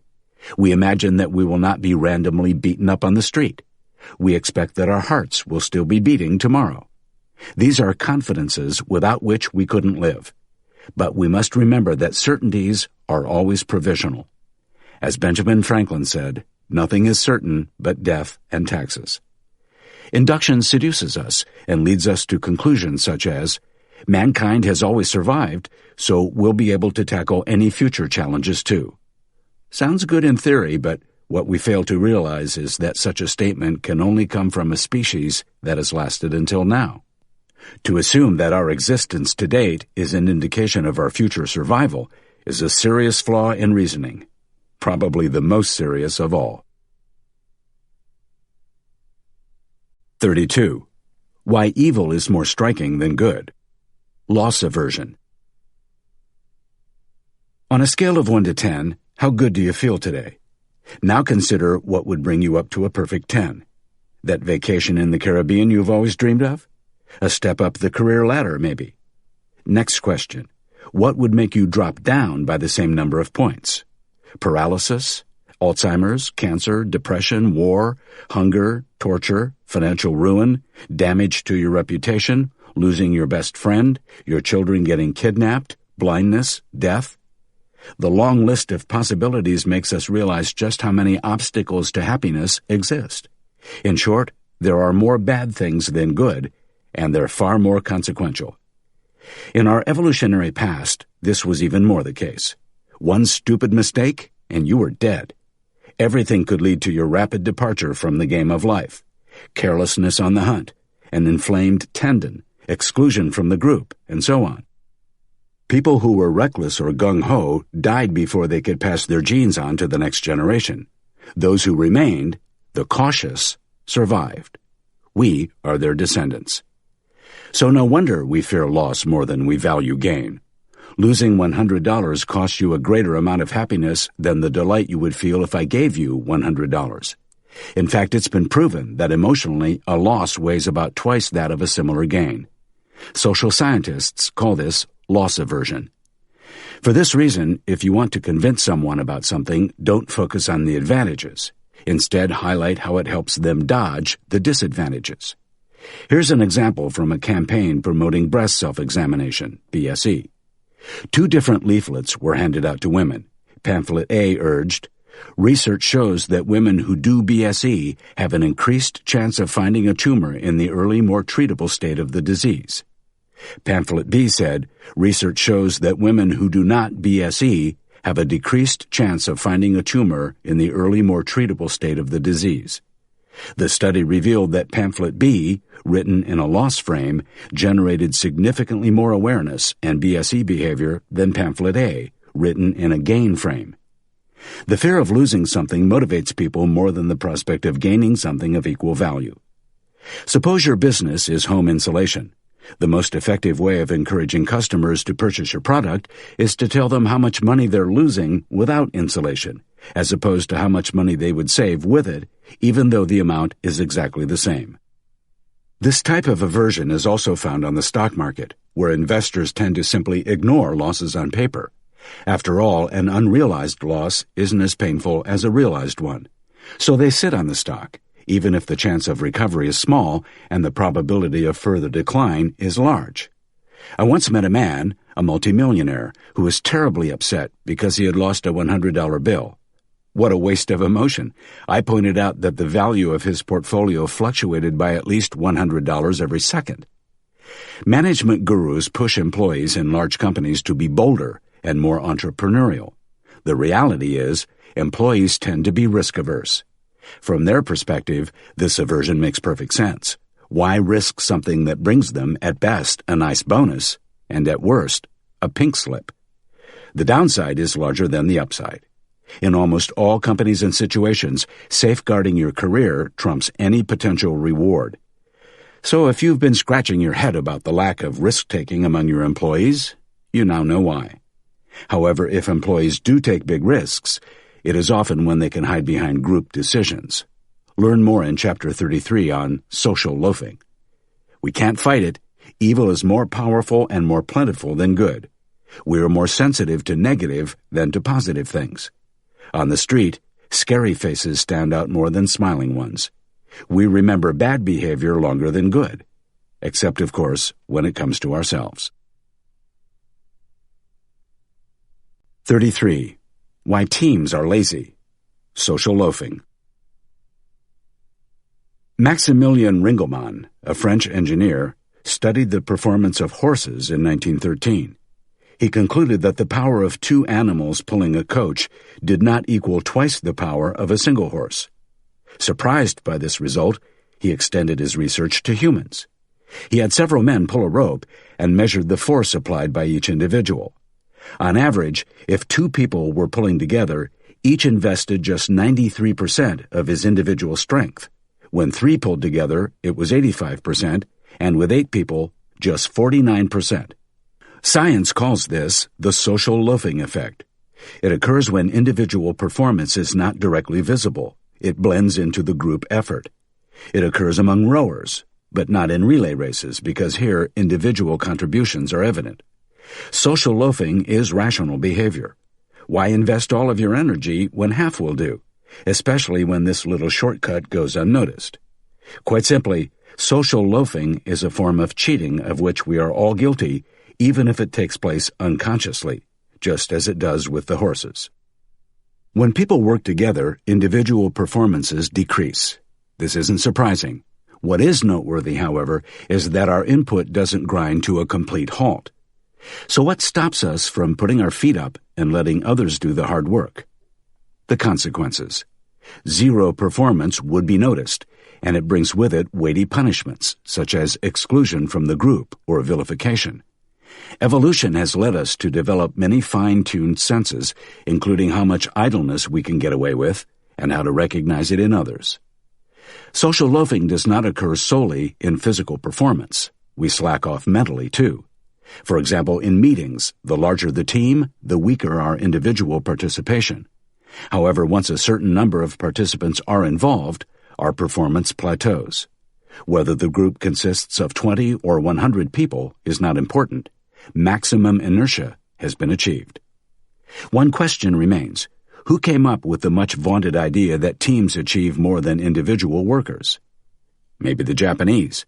30 years ago, they flooded global markets with their products. Business economists looked more closely at the industrial miracle and saw that Japanese factories were organized into teams. This model was copied with mixed success. What worked very well in Japan could not be replicated with the Americans and Europeans, perhaps because social loafing rarely happens there. In the West, teams function better if and only if they're small and consist of diverse, specialized people. This makes sense because within such groups, individual performances can be traced back to each specialist. Social loafing has interesting implications. In groups, we tend to hold back, not only in terms of participation, but also in terms of accountability. Nobody wants to take the rap for the misdeeds or poor decisions of the whole group. A glaring example is the prosecution of the Nazis at the Nuremberg trials, or, less controversially, any board or management team. We hide behind team decisions. The technical term for this is diffusion of responsibility. For the same reason, teams tend to take bigger risks than their members would take on their own. The individual group members reason that they're not the only ones who will be blamed if things go wrong. This effect is called risky shift and is especially hazardous among companies and pension fund strategists where billions are at stake, or in the Defense Department where groups decide on the use of nuclear weapons. In conclusion, people behave differently in groups than when alone. Otherwise, there would be no groups. The disadvantages of groups can be mitigated by making individual performances as visible as possible. Long live meritocracy. Long live the Performance Society. 34. Stumped by a sheet of paper. Exponential growth. A piece of paper is folded in two, then in half again, and again and again. How thick will it be after 50 folds? Write down your guess before you continue reading. Second task. Choose between these options. A. Over the next 30 days, I will give you $1,000 a day. B. Over the next 30 days, I will give you 1 cent on the first day, 2 cents on the second day, 4 cents on the third day, 8 cents on the fourth day, and so on. Don't think too long about it, A or B. Are you ready? Well, if we assume that a sheet of copy paper is approximately 0.004 inches thick, then its thickness after 50 folds is a little over 60 million miles. This equals the distance between the Earth and the Sun, as you can check easily with a calculator. With the second question, it's worthwhile choosing option B, even though A sounds more tempting. Selecting A earns you $30,000 in 30 days. Choosing B gives you more than $5 million. Linear growth we understand intuitively. However, we have no sense of exponential or percentage growth. Why is this? Because we didn't need it before. Our ancestors' experiences were mostly of the linear variety. Whoever spent twice the time collecting berries earned double the amount. Whoever hunted 2 mammoths instead of 1 could eat for twice as long. In the Stone Age, people rarely came across exponential growth. Today, things are different. Each year, the number of traffic accidents rises by 7%, warns a politician. Let's be honest, we don't intuitively understand what this means. So let's use a trick and calculate the doubling time. Start with the magic number of 70 and divide it by the growth rate in percent. In this instance, 70 divided by 7 equals 10 years. So what the politician is saying, the number of traffic accidents doubles every 10 years. Pretty alarming. You may ask, why the number 70? This has to do with a mathematical concept called logarithm. You can look it up in the notes section. Another example, inflation is at 5%. Whoever hears this thinks, that's not so bad. What's 5% anyway? Let's quickly calculate the doubling time. 70 divided by 5 equals 14 years. In 14 years, $1 will be worth only half what it is today. A catastrophe for anyone who has a savings account. Suppose you're a journalist and learn that the number of registered dogs in your city is rising by 10% a year. Which headline do you put on your article? Certainly not, dog registrations increasing by 10%. No one will care. Instead, announce, deluge of dogs, twice as many mutts in 7 years' time. Nothing that grows exponentially grows forever. Most politicians, economists, and journalists forget that. Such growth will eventually reach a limit, guaranteed. For example, the intestinal bacterium Escherichia coli divides every 20 minutes. In just a few days it could cover the whole planet, but since it consumes more oxygen and sugar than is available, its growth has a cutoff point. The ancient Persians were well aware that people struggled with percentage growth. Here's a local tale. There was once a wise courtier who presented the king with a chessboard. Moved by the gift, the king said to him, "Tell me how I can thank you." "Your Highness, I want nothing more than for you to cover the chessboard with rice, putting 1 grain of rice on the first square, and then on every subsequent square, twice the previous number of grains." The king was astonished. "It's an honor to you, dear courtier, that you present such a modest request." But how much rice is that? The king guessed about a sack. Only when his servants began the task, placing a grain on the first square, 2 grains of rice on the second square, 4 grains of rice on the third, and so on, did he realize that he would need more rice than was growing on Earth. When it comes to growth rates, don't trust your intuition. You don't have any. Accept it. What really helps is a calculator, or with low growth rates, the magic number of 70. 35. Curb your enthusiasm. Winner's curse. Texas in the 1950s. A piece of land is being auctioned. 10 oil companies are vying for it. Each has made an estimate of how much the site is worth. The lowest assessment is $10 million, and the highest is $100 million. The higher the price climbs during the auction, the more firms exit the bidding. Finally, one company submits the highest bid and wins. Champagne corks pop. The winner's curse suggests that the winner of an auction often turns out to be the loser.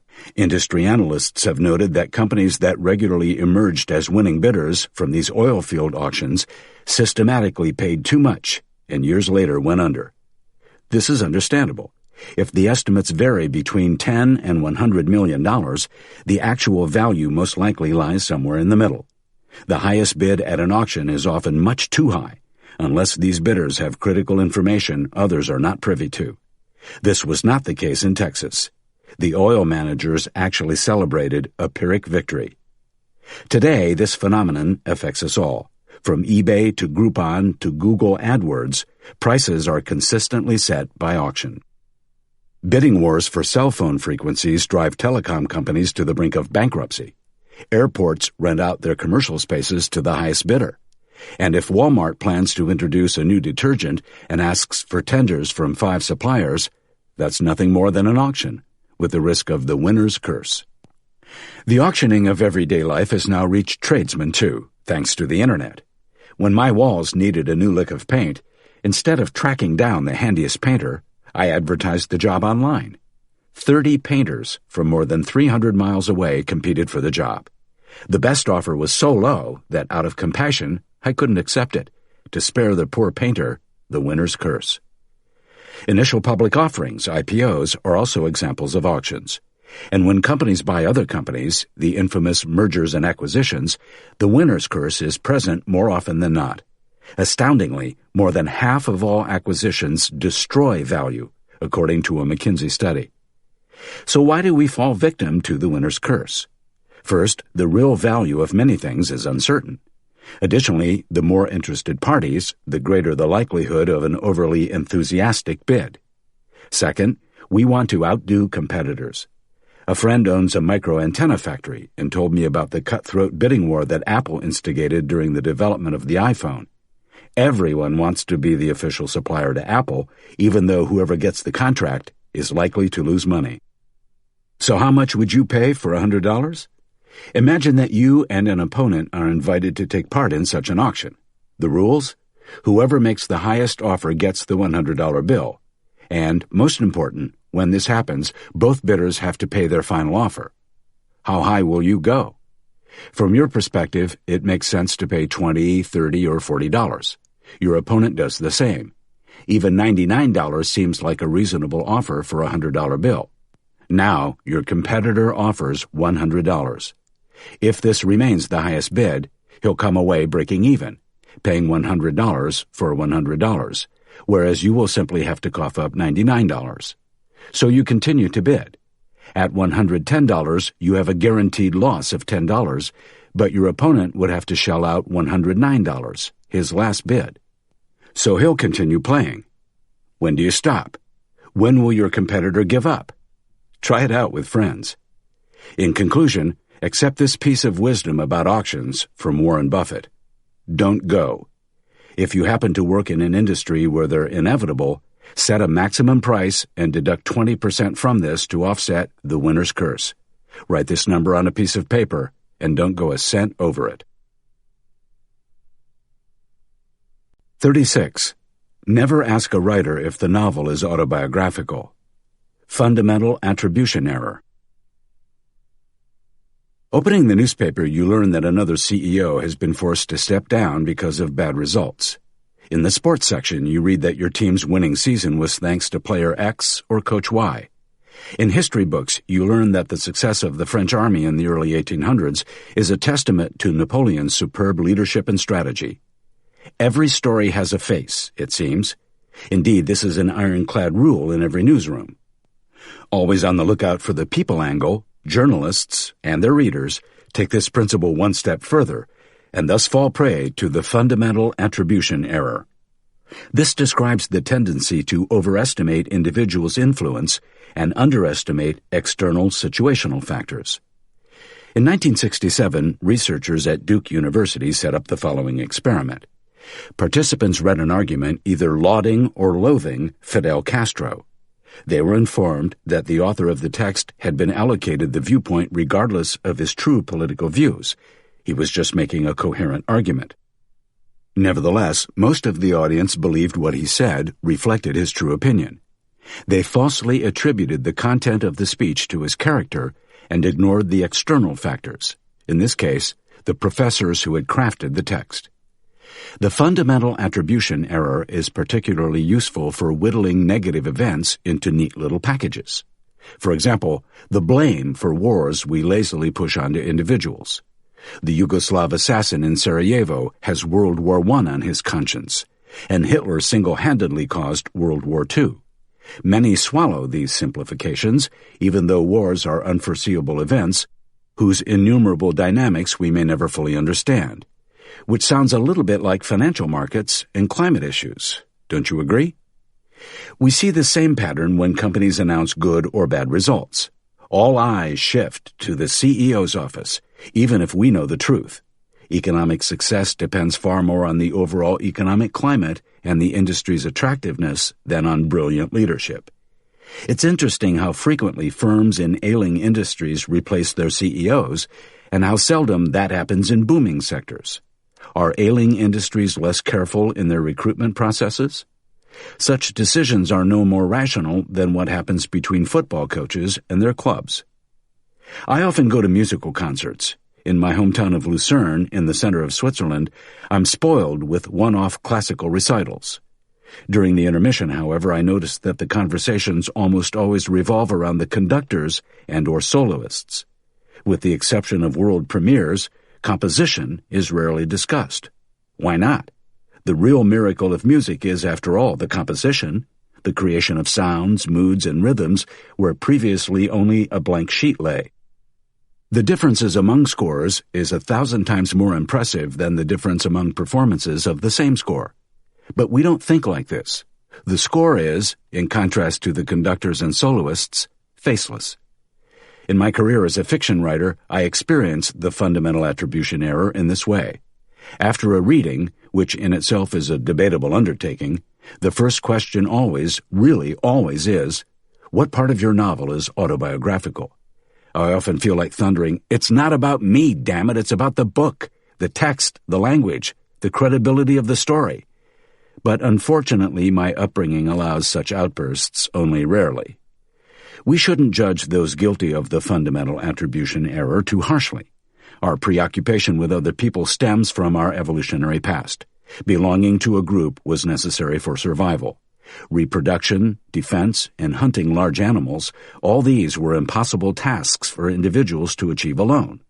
Banishment meant certain death, and those who opted for the solitary life, of which there were surely a few, fared no better and disappeared from the gene pool.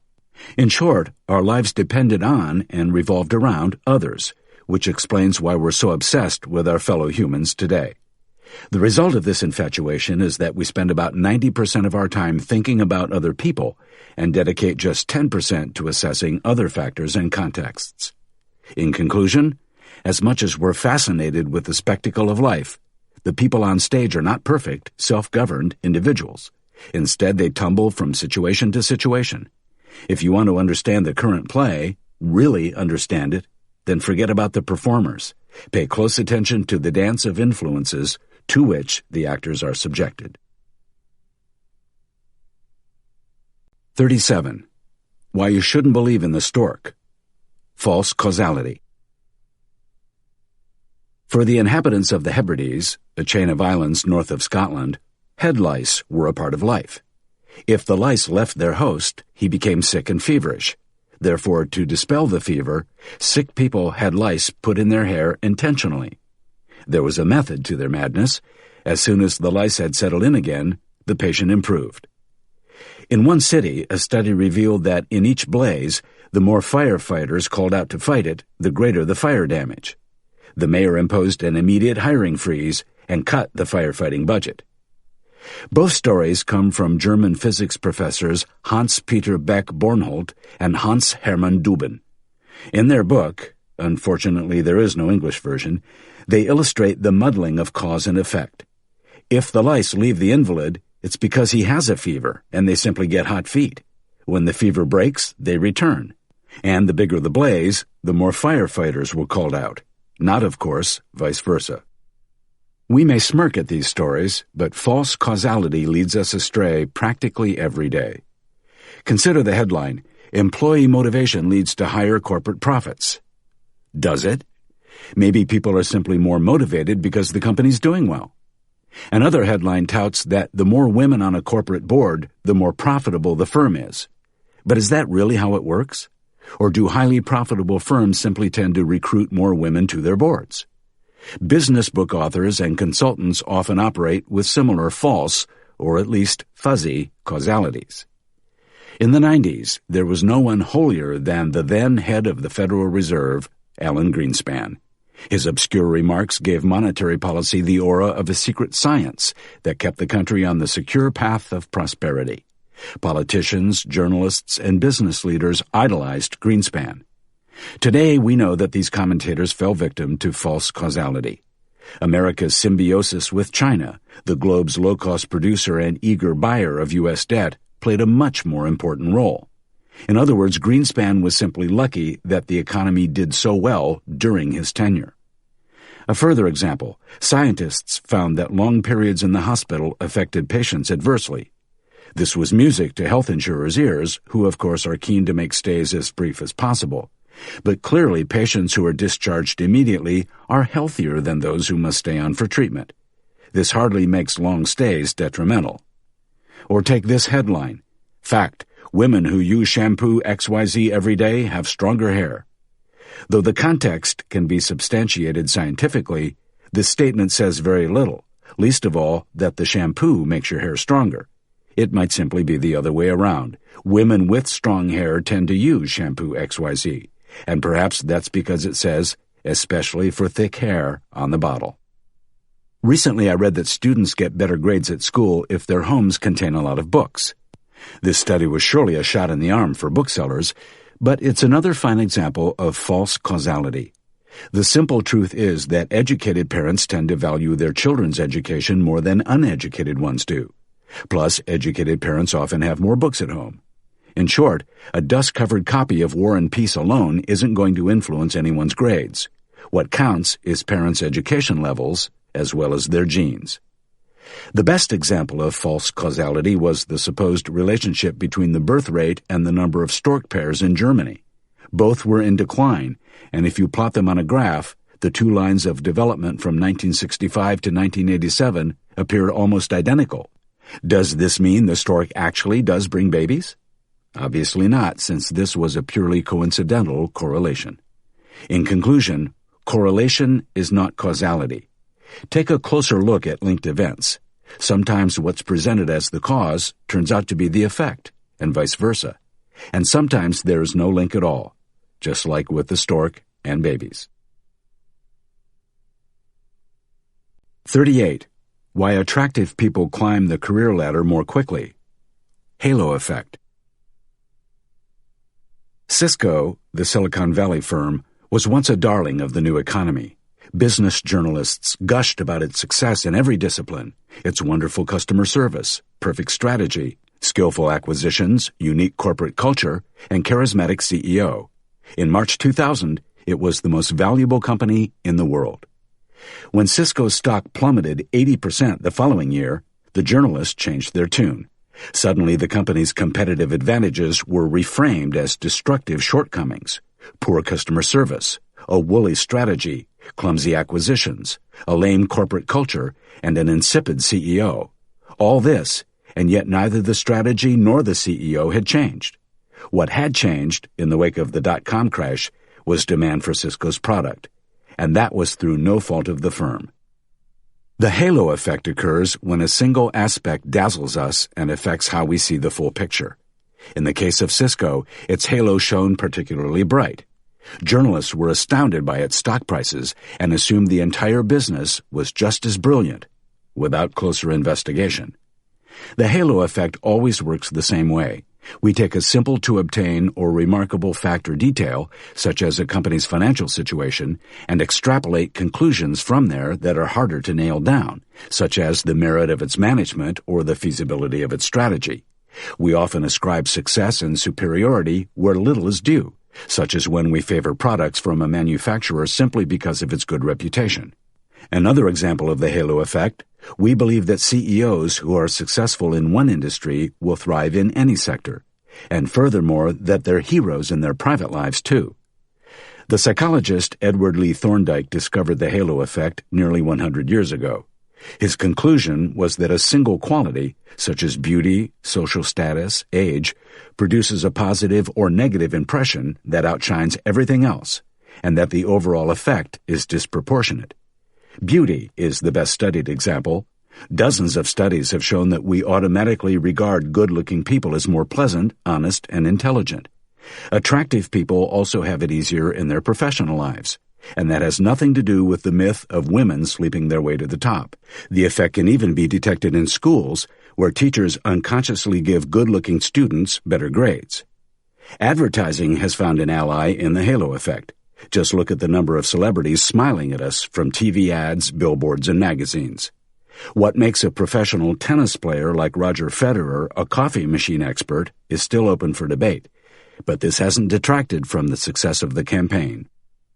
We're so used to seeing celebrities promoting arbitrary products that we never stop to consider why their support should be of any importance to us. But this is exactly the sneaky part of the halo effect. It works on a subconscious level.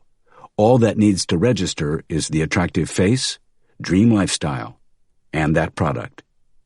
Sticking with negative effects, the halo effect can lead to great injustice and even stereotyping when nationality, gender, or race becomes the all-encompassing feature. One need be neither racist nor sexist to fall victim to this. The halo effect clouds our view, just as it does journalists, educators, and consumers. Occasionally, this effect has pleasant consequences, at least in the short term. Have you ever been head over heels in love? If so, you know how flawless a person can appear. Your Mr. or Ms. Perfect seems to be the whole package, attractive, intelligent, likable, and warm. Even when your friends might point out obvious failings, you see nothing but endearing quirks. The halo effect obstructs our view of true characteristics.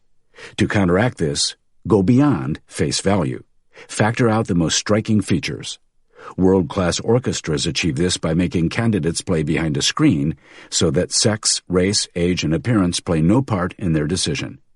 To business journalists, I warmly recommend judging a company by something other than its easily obtainable quarterly figures. The stock market already delivers that. Dig deeper. Invest the time to do serious research.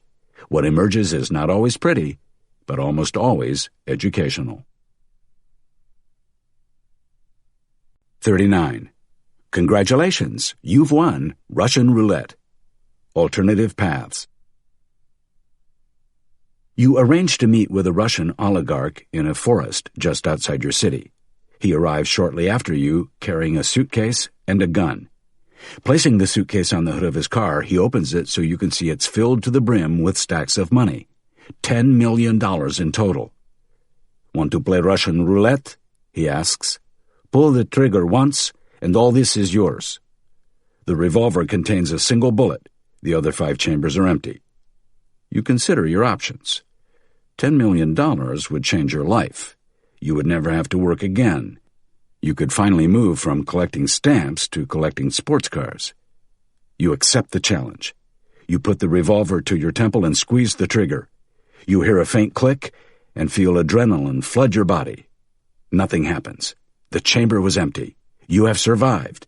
You take the money, move to the most beautiful city you know, and upset the locals by building a luxurious villa there.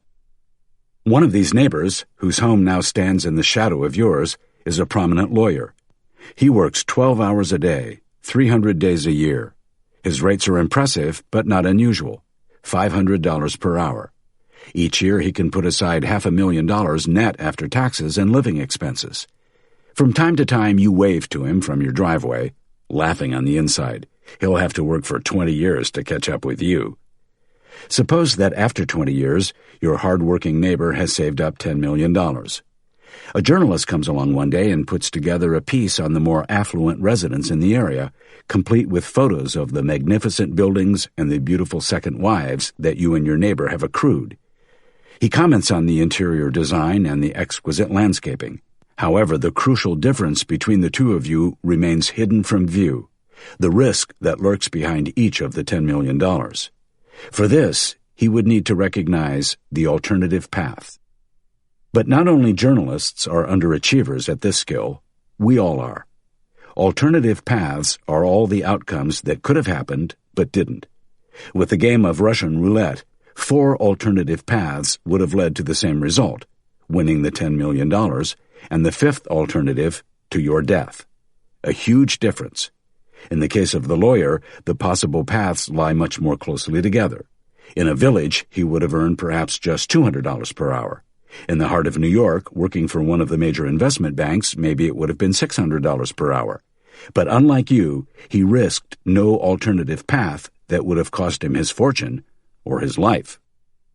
Alternative paths are invisible, so we contemplate them very rarely. Those who speculate on junk bonds, options, and credit default swaps, thus making millions, should never forget that they flirt with many alternative paths that lead straight to ruin. To a rational mind, $10 million that comes about through a huge risk is worth less than the same sum earned by years of drudgery. An accountant might disagree, though. Recently, I was at a dinner with an American friend who suggested tossing a coin to decide who should pay the bill. He lost. The situation was uncomfortable for me since he was my guest in Switzerland. Next time I'll pay, whether here or in New York, I promised. He thought for a moment and said, "Considering the alternative paths, you've actually already paid for half of this dinner." In conclusion, risk is not directly visible. Therefore, always consider what the alternative paths are. Success that comes about through risky dealings is, to a rational mind, of less worth than success achieved the boring way. For example, with laborious work as a lawyer, a dentist, a ski instructor, a pilot, a hairdresser, or a consultant. Yes, looking at alternative paths from the outside is a difficult task. Looking at them from the inside, an almost impossible task. Your brain will do everything to convince you that your success is warranted, no matter how risky your dealings are, and will obscure any thought of paths other than the one you're on. 40. False prophets. Forecast illusion. Facebook to be #1 entertainment platform in 3 years. Regime shift in North Korea in 2 years. Sour grapes for France as Argentinian wines expected to dominate. Euro collapse likely. Low-cost space flights by 2025. No more crude oil in 15 years. Every day, experts bombard us with predictions. But how reliable are they? Until a few years ago, no one bothered to check. Then along came Philip Tetlock. Over a period of 10 years, he evaluated 28,361 predictions from 284 self-appointed professionals. The result? In terms of accuracy, the experts fared only marginally better than a random forecast generator. Ironically, the media darlings were among the poorest performers. And of those, the worst were the prophets of doom and disintegration. Examples of their far-fetched forecasts included the collapse of Canada, Nigeria, China, India, Indonesia, South Africa, Belgium, and the EU. None of these countries has imploded. There are 2 kinds of forecasters, those who don't know and those who don't know they don't know, wrote Harvard economist John Kenneth Galbraith. With this, he made himself a figure of hatred in his own guild. Fund manager Peter Lynch summed it up even more cuttingly.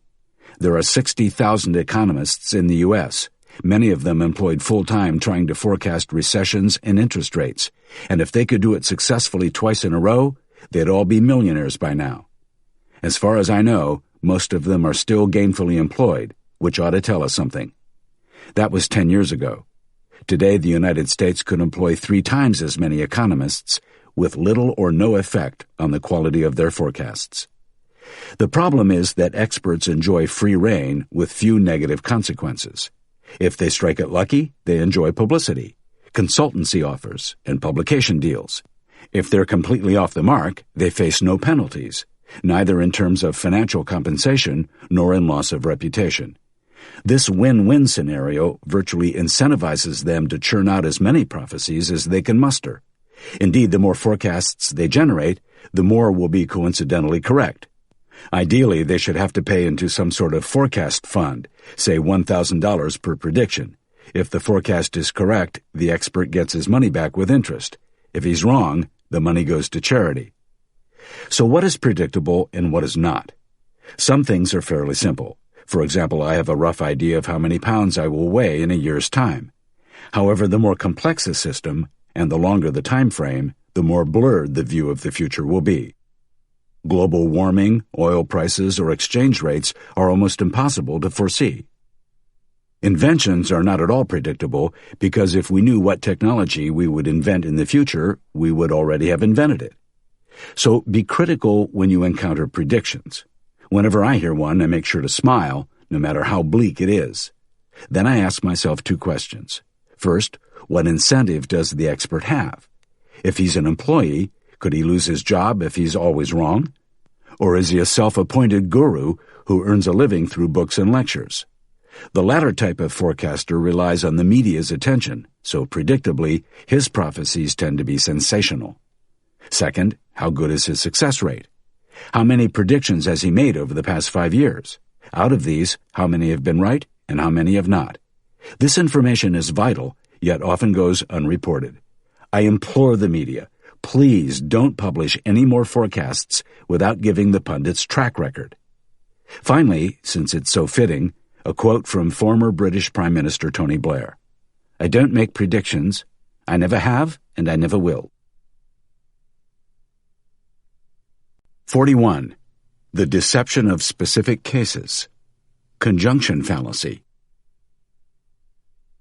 Chris is 35. He studied social philosophy and has had an interest in developing countries since he was a teenager. After graduation, he worked for 2 years with the Red Cross in West Africa, and then for 3 years in its Geneva headquarters, where he rose to the head of the African Aid Department. He then completed an MBA, writing his thesis on corporate social responsibility. What is more likely? A. Chris works for a major bank, or B. Chris works for a major bank where he runs its Third World Foundation. A or B? Most people will opt for B. Unfortunately, it's the wrong answer. Option B does not only say that Chris works for a major bank, but also that an additional condition has been met. Employees who work specifically within a bank's Third World Foundation comprise a tiny subset of bankers. Therefore, option A is much more likely. The conjunction fallacy is at play when such a subset seems larger than the entire set, which by definition cannot be the case. Amos Tversky and Nobel laureate Daniel Kahneman have studied this extensively. We are easy prey for the conjunction fallacy because we have an innate attraction to harmonious or plausible stories. The more convincingly, impressively, or vividly that Chris, the aid worker, is portrayed, the greater the risk of false reasoning.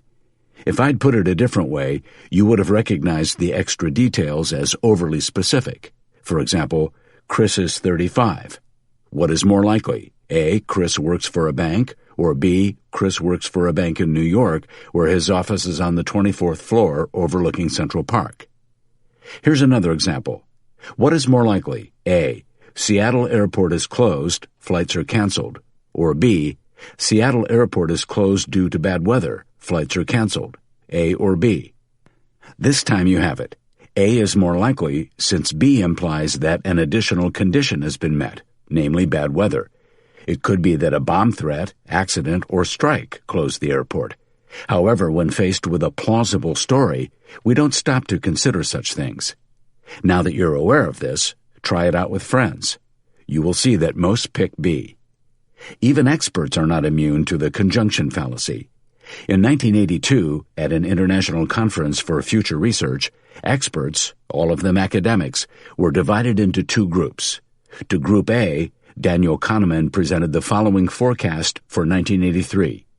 Oil consumption will decrease by 30%. Group B heard, a dramatic rise in oil prices will lead to a 30% reduction in oil consumption. Both groups had to indicate how likely they considered the scenarios. The result was clear. Group B felt much more strongly about its forecast than Group A did. Kahneman believes that two types of thinking exist. The first kind is intuitive, automatic, and direct. The second is conscious, rational, slow, laborious, and logical. Unfortunately, intuitive thinking draws conclusions long before the conscious mind does. For example, I experienced this after the 9/11 attacks on the World Trade Center. I wanted to take out travel insurance and came across a firm that offered special terrorism cover. Although other policies protected against all possible incidents, including terrorism, I automatically fell for the offer. The high point of the whole farce was that I was willing to pay even more for this enticing yet redundant add-on. In conclusion, forget about left brains and right brains. The difference between intuitive and conscious thinking is much more significant. With important decisions, remember that, at the intuitive level, we have a soft spot for plausible stories. Therefore, be on the lookout for convenient details and happy endings. Remember, if an additional condition has to be met, no matter how plausible it sounds, it will become less, not more likely. 42. It's not what you say, but how you say it. Framing. Consider these two statements. Hey, the trash can is full. It would be really great if you could empty the trash, honey. C'est le ton qui fait la musique. It's not what you say, but how you say it. If a message is communicated in different ways, it will also be received in different ways. In psychologist jargon, this technique is called framing.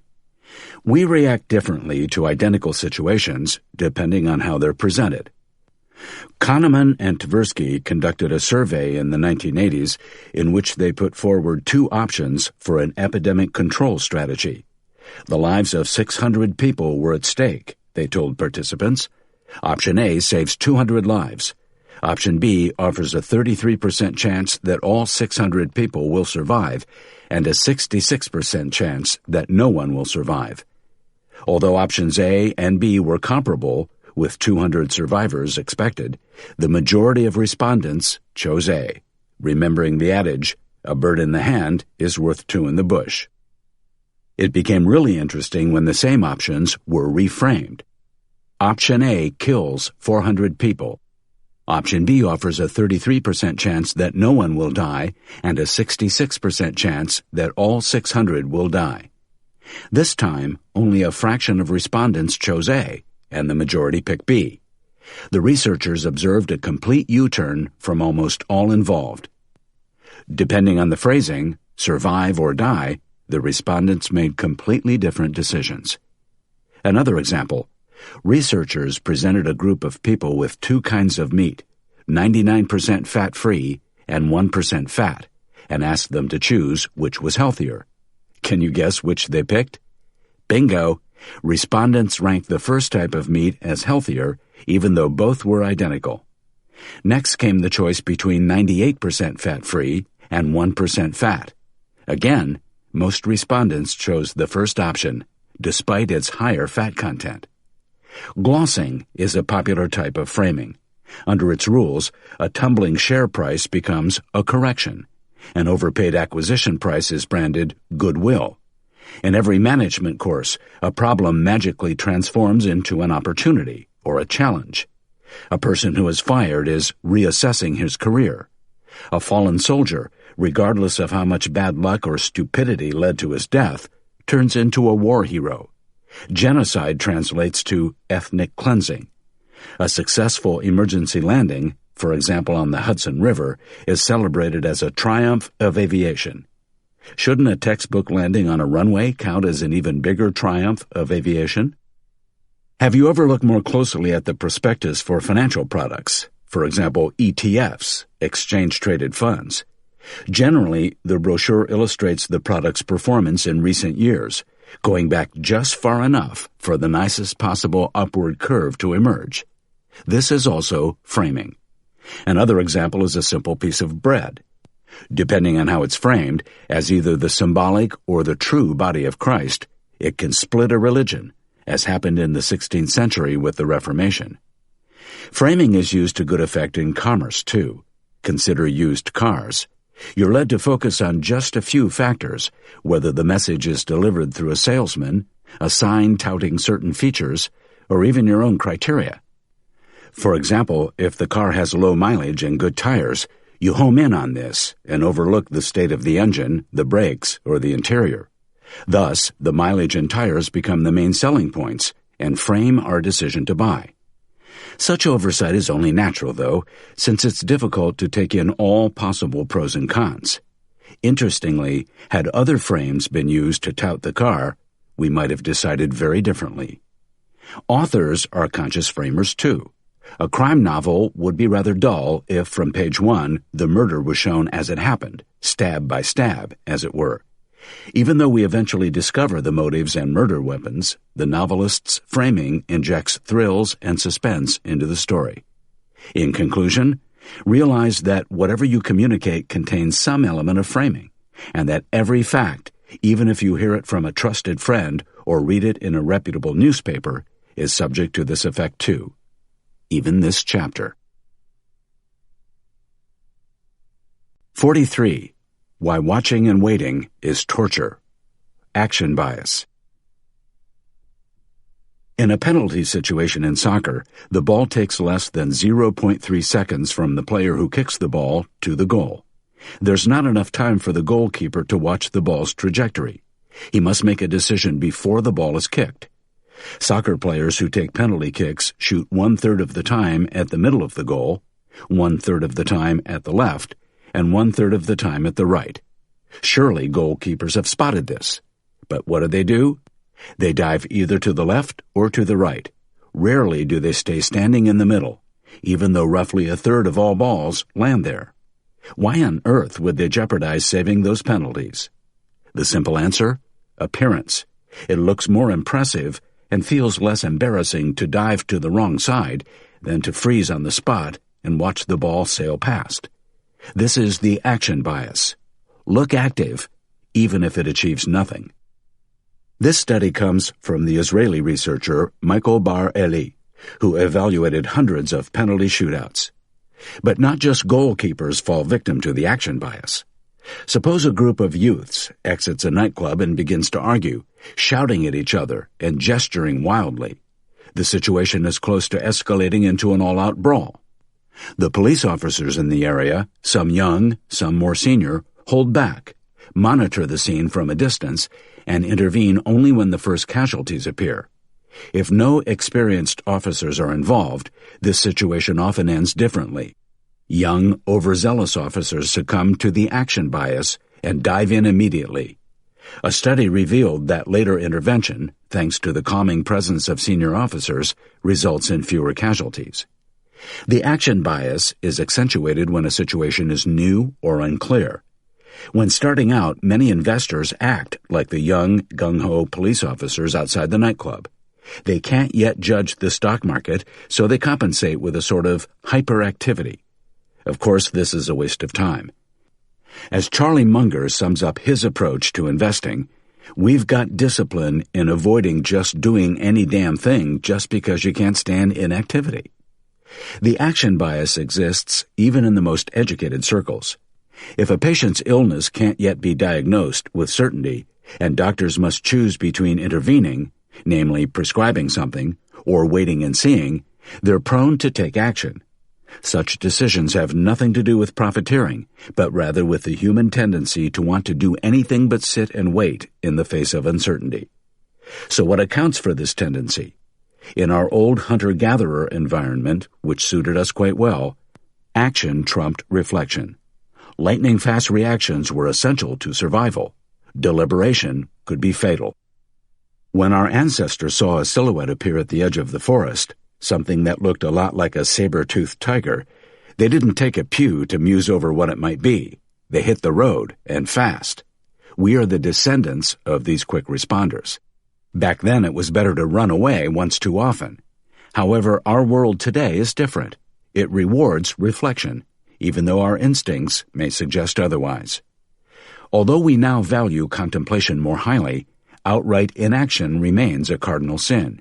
You get no honor, no medal, no statue with your name on it, if you make exactly the right decision by waiting, for the good of the company, the state, even humanity.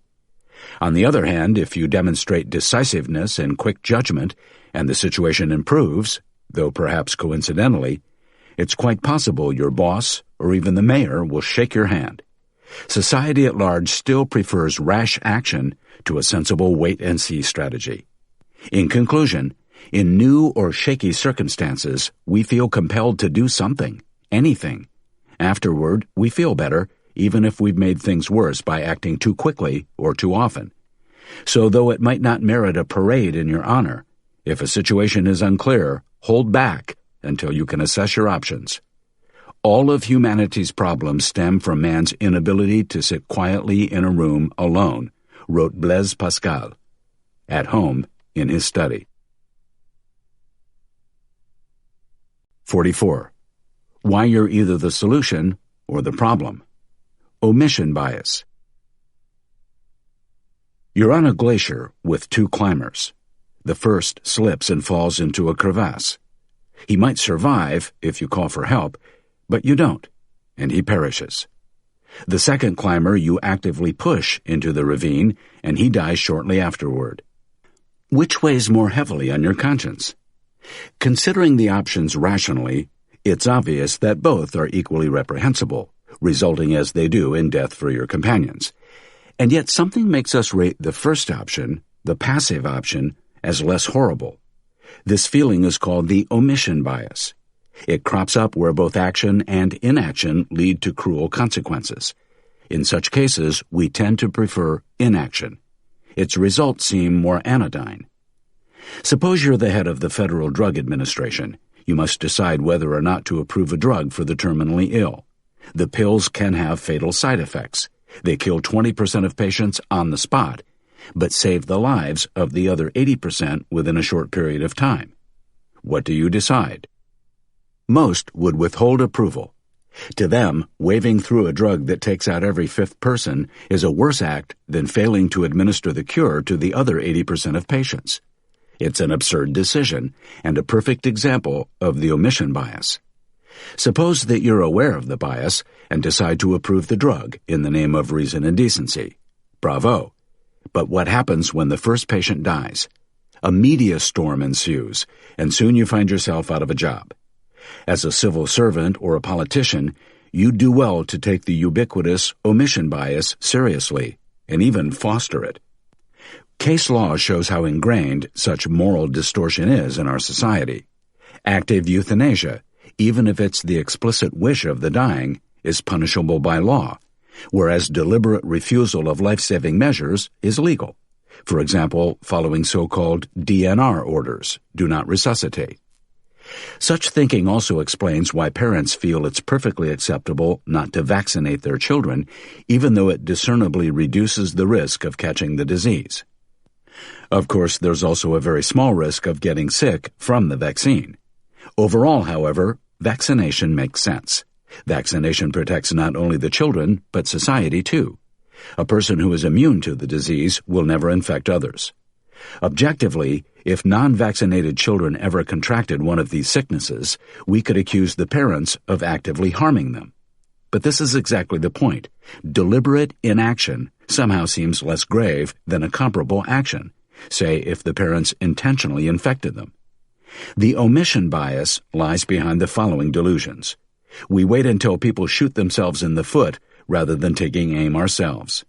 Investors and business journalists are more lenient on companies that develop no new products than they are on those that produce bad ones, even though both roads lead to ruin. Sitting passively on a bunch of miserable shares feels better than actively buying bad ones. Building no emission filter into a coal plant feels superior to removing one for cost reasons. Failing to insulate your house is more acceptable than burning the spared fuel for your own amusement. Neglecting to declare income tax is less immoral than faking tax documents, even though the state loses out either way. In the previous chapter, we met the action bias. Is it the opposite of the omission bias? Not quite. The action bias causes us to offset a lack of clarity with futile hyperactivity and comes into play when a situation is fuzzy, muddy, or contradictory. The omission bias, on the other hand, usually abounds where the situation is intelligible. A future misfortune might be averted with direct action, but this insight doesn't motivate us as much as it should. The omission bias is very difficult to detect. After all, action is more noticeable than inaction. In the 1960s, student movements coined a punchy slogan to condemn it. If you're not part of the solution, you're part of the problem. 45. Don't blame me. Self-serving bias. Do you ever read annual reports paying particular attention to the CEO's comments? No? That's a pity, because there you'll find countless examples of this next error, which we all fall for at one time or another. For example, if the company has enjoyed an excellent year, the CEO catalogs his indispensable contributions, his brilliant decisions, tireless efforts, and cultivation of a dynamic corporate culture. However, if the company has had a miserable year, we read about all sorts of other dynamics: the unfortunate exchange rate, governmental interference, the malicious trade practices of the Chinese, various hidden tariffs, subdued consumer confidence, and so on. In short, we attribute success to ourselves and failures to external factors. This is the self-serving bias. Even if you've never heard the expression, you definitely know the self-serving bias from high school. If you got an A, you were solely responsible. The top grade reflected your intelligence, hard work, and skill. And if you flunked, the test was clearly unfair. But grades don't matter to you anymore. Perhaps the stock market has taken their place. There, if you make a profit, you applaud yourself. If your portfolio performs miserably, the blame lies exclusively with the market, whatever you imply by this. Or maybe that useless investment advisor. I, too, have periods where I'm a power user of the self-serving bias. If my new novel rockets up the bestseller list, I clap myself on the shoulder. Surely this is my best book yet. But if it disappears in the flood of new releases, it's because the readers simply don't recognize good literature when they see it. And if the critics slay it, it's clearly a case of jealousy. To investigate this bias, researchers put together a personality test and afterward allocated the participants' good or bad scores at random. Those who got scored highly found the test thorough and fair. Low scorers rated it completely useless. So why do we attribute success to our own skill and ascribe failure to other factors? There are many theories. The simplest explanation is probably this: it feels good. Plus, it doesn't cause any major harm. If it did, evolution would have eliminated it over the past 100,000 years. But beware, in a modern world with many hidden risks, the self-serving bias can quickly lead to catastrophe. Richard Fuld, the self-titled master of the universe, might well endorse this. He was the almighty CEO of the investment bank Lehman Brothers, until it went bankrupt in 2008.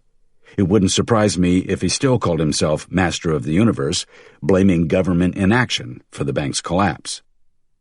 In SAT tests, students can score between 200 and 800 points. When asked their results a year later, they tend to boost their scores by around 50 points. Interestingly, they're neither lying nor exaggerating. They're simply enhancing the result a little, until they start to believe the new score themselves. In the building where I live, 5 students share an apartment. I meet them now and again in the elevator, and I decided to ask them separately how often they take out the trash. One said he did it every second time. Another, every third time. Roommate number 3, cursing because his garbage bag had split, reckoned he did it pretty much every time, say 90%. Although their answers should have added up to 100%, these boys achieved an impressive 320%. The 5 systematically overestimated their roles, and so are no different from any of us.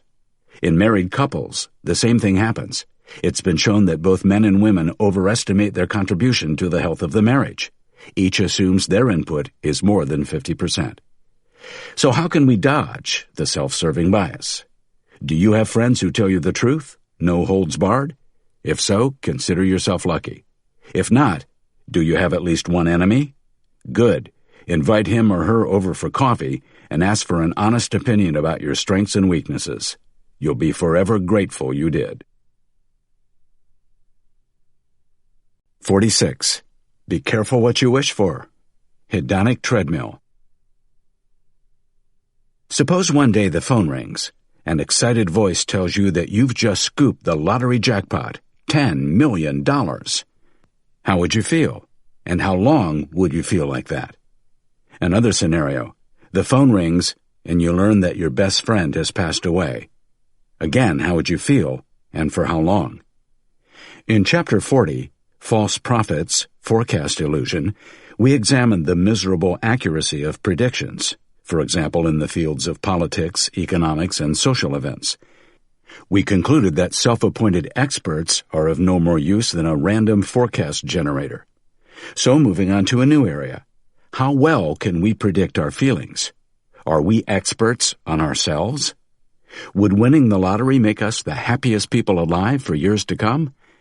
Harvard psychologist Dan Gilbert says no. He studied lottery winners and discovered that the happiness effect fizzles out after a few months. So a little while after you receive the big check, you'll be as content or as discontent as you were before. He calls this effective forecasting, our inability to correctly predict our own emotions. A friend, a banking executive, whose enormous income was beginning to burn a hole in his pocket, decided to build himself a new home away from the city. His dream materialized into a villa with 10 rooms, a swimming pool, and an enviable view of the lake and mountains. For the first few weeks, he beamed with delight. But soon the cheerfulness disappeared, and 6 months later he was unhappier than ever. What happened? As we now know, the happiness effect evaporates after a few months. The villa was no longer his dream. I come home from work, open the door, and nothing. I feel as indifferent about the villa as I did about my one-room student apartment. To make things worse, the poor guy now faced a 1-hour commute twice a day. This may sound tolerable, but studies show that commuting by car represents a major source of discontent and stress, and people hardly ever get used to it. In other words, whoever has no innate affinity for commuting will suffer every day, twice a day. Anyhow, the moral of the story is that the dream villa had an overall negative effect on my friend's happiness. Many others fare no better. People who change or progress in their careers are, in terms of happiness, right back where they started after around 3 months. The same goes for people who buy the latest Porsche. Science calls this effect the hedonic treadmill. We work hard, advance, and are able to afford more and nicer things, and yet this doesn't make us any happier. So how do negative events affect us? Perhaps a spinal cord injury or the loss of a friend? Here, we also overestimate the duration and intensity of future emotions. For example, when a relationship ends, it feels like life will never be the same. The afflicted are completely convinced that they'll never again experience joy. But after 3 or so months, they're back on the dating scene. Wouldn't it be nice if we knew exactly how happy a new car, career, or relationship would make us? Well, this is doable, in part.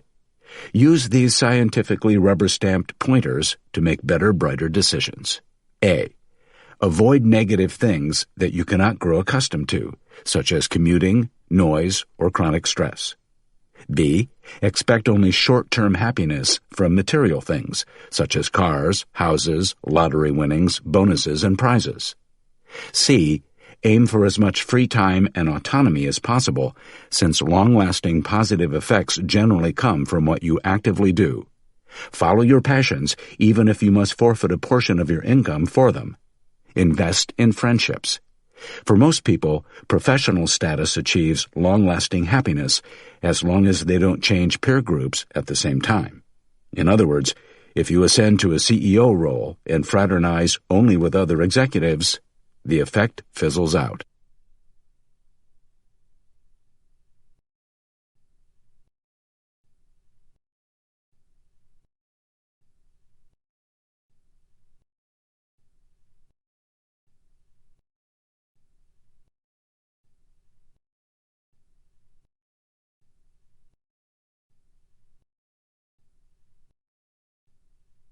"47.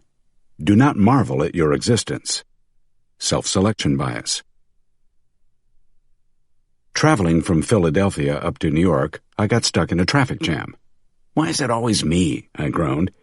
Glancing to the opposite side of the road, I saw carefree southbound drivers racing past with enviable speed. As I spent the next hour crawling forward at a snail's pace and started to grow restless from braking and accelerating, I asked myself whether I really was especially unlucky. Do I always pick the worst lines at the bank, post office, and grocery store? Or do I just think I do? Suppose that on this highway, a traffic jam develops 10% of the time. The probability that I'll get stuck in a jam on a particular day is not greater than the probability that one will occur.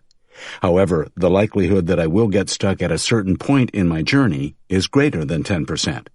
The reason? Because I can only crawl forward when in a traffic jam, I spend a disproportionate amount of time in this state.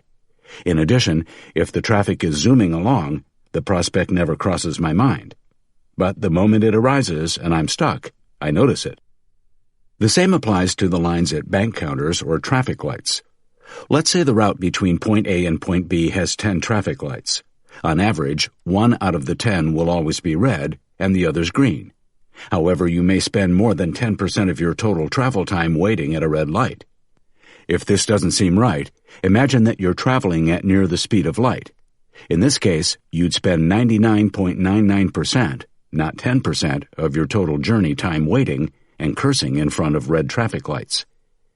Whenever we complain about bad luck, we must be wary of the so-called self-selection bias. My male friends often gripe about there being too few women in their companies, and my female friends groan that theirs have too few men. This has nothing to do with bad luck. The grumblers form part of the sample. The probability is high that a man will work in a mostly male industry. Ditto for women. On a grander scale, if you live in a country with a large proportion of men or women, such as China or Russia respectively, you're likely to form part of the bigger group and accordingly feel hard done by. In elections, it's most probable that you'll choose the largest party. In voting, it's most likely that your vote corresponds with the winning majority. The self-selection bias is pervasive. Marketers sometimes stumble into the trap in this way. To analyze how much customers value their newsletter, they send out a questionnaire. Unfortunately, this reaches only one group, current subscribers who are clearly satisfied, have time to respond, and have not canceled their subscriptions. The others make up no part of the sample. Result? The poll is worthless. Not too long ago, a rather maudlin friend remarked that it bordered on the miraculous that he, yes he, ever existed. A classic victim of the self-selection bias. Only someone who is alive can make such an observation. Non-entities generally don't consider their non-existence for too long. And yet precisely the same delusion forms the basis of at least a dozen philosophers' books, as they marvel year in year out at the development of language. I'm quite sympathetic to their amazement, but it's simply not justified. If language didn't exist, philosophers couldn't revere it at all. In fact, there would be no philosophers. The miracle of language is tangible only in the environment in which it exists. Particularly amusing is this recent telephone survey. A company wanted to find out, on average, how many phones, landline and cell, each household owned. When the results were tallied, the firm was amazed that not a single household claimed to have no phone. What a masterpiece. 48. Why experience can damage your judgment. Association bias. Kevin has presented his division's results to the company's board on 3 different occasions. Each time, things have gone perfectly. And each time he's worn his green polka dot boxer shorts. It's official, he thinks. These are my lucky underpants. The girl in the jewelry store was so stunning that Kevin couldn't help buying the $10,000 engagement ring she showed him. $10,000 was way over his budget, especially for a second marriage, but for some reason he associated the ring with her and imagined his future wife would be just as dazzling. Each year Kevin goes to the doctor for a checkup. Generally, he's told that for a man of 44, he's still in pretty good shape. Only twice has he left the practice with worrying news. Once the problem was his appendix, which was promptly removed. The other time it was a swollen prostate, which, upon further inspection, turned out to be a simple inflammation rather than cancer. Of course, on both occasions, Kevin was beside himself with worry when leaving the clinic, and coincidentally, both days were extremely hot. Since then, he's always felt uncomfortable on very warm days. If the temperature starts to heat up around one of his checkups, he cancels right away. Our brain is a connection machine. This is quite practical. If we eat an unknown fruit and feel sick afterward, we avoid it in the future, labeling the plant poisonous, or at least unpalatable. This is how knowledge comes to be. However, this method also creates false knowledge. Russian scientist Ivan Pavlov was the first to conduct research into this phenomenon. His original goal was to measure salivation in dogs. He used a bell to call the dogs to eat, but soon the ringing sound was enough to make the dog salivate. The animal's brains linked two functionally unrelated things, the ringing of a bell and the production of saliva. Pavlov's method works equally well with humans. Advertising creates a link between products and emotions. For this reason, you'll never see a Coke alongside a frowning face or a wrinkly body. Coke people are young, beautiful, and oh so fun, and they appear in clusters not seen in the real world. These false connections are the work of the association bias, which also influences the quality of our decisions. For example, we often condemn bearers of bad news since we automatically associate them with the message's content, otherwise known as shoot-the-messenger syndrome. Sometimes CEOs and investors, unconsciously, steer clear of these harbingers, meaning the only news that reaches the upper echelons is positive, thus creating a distorted view of the real situation. If you lead a group of people and don't want to fall prey to false connections, direct your staff to tell you only the bad news, and fast.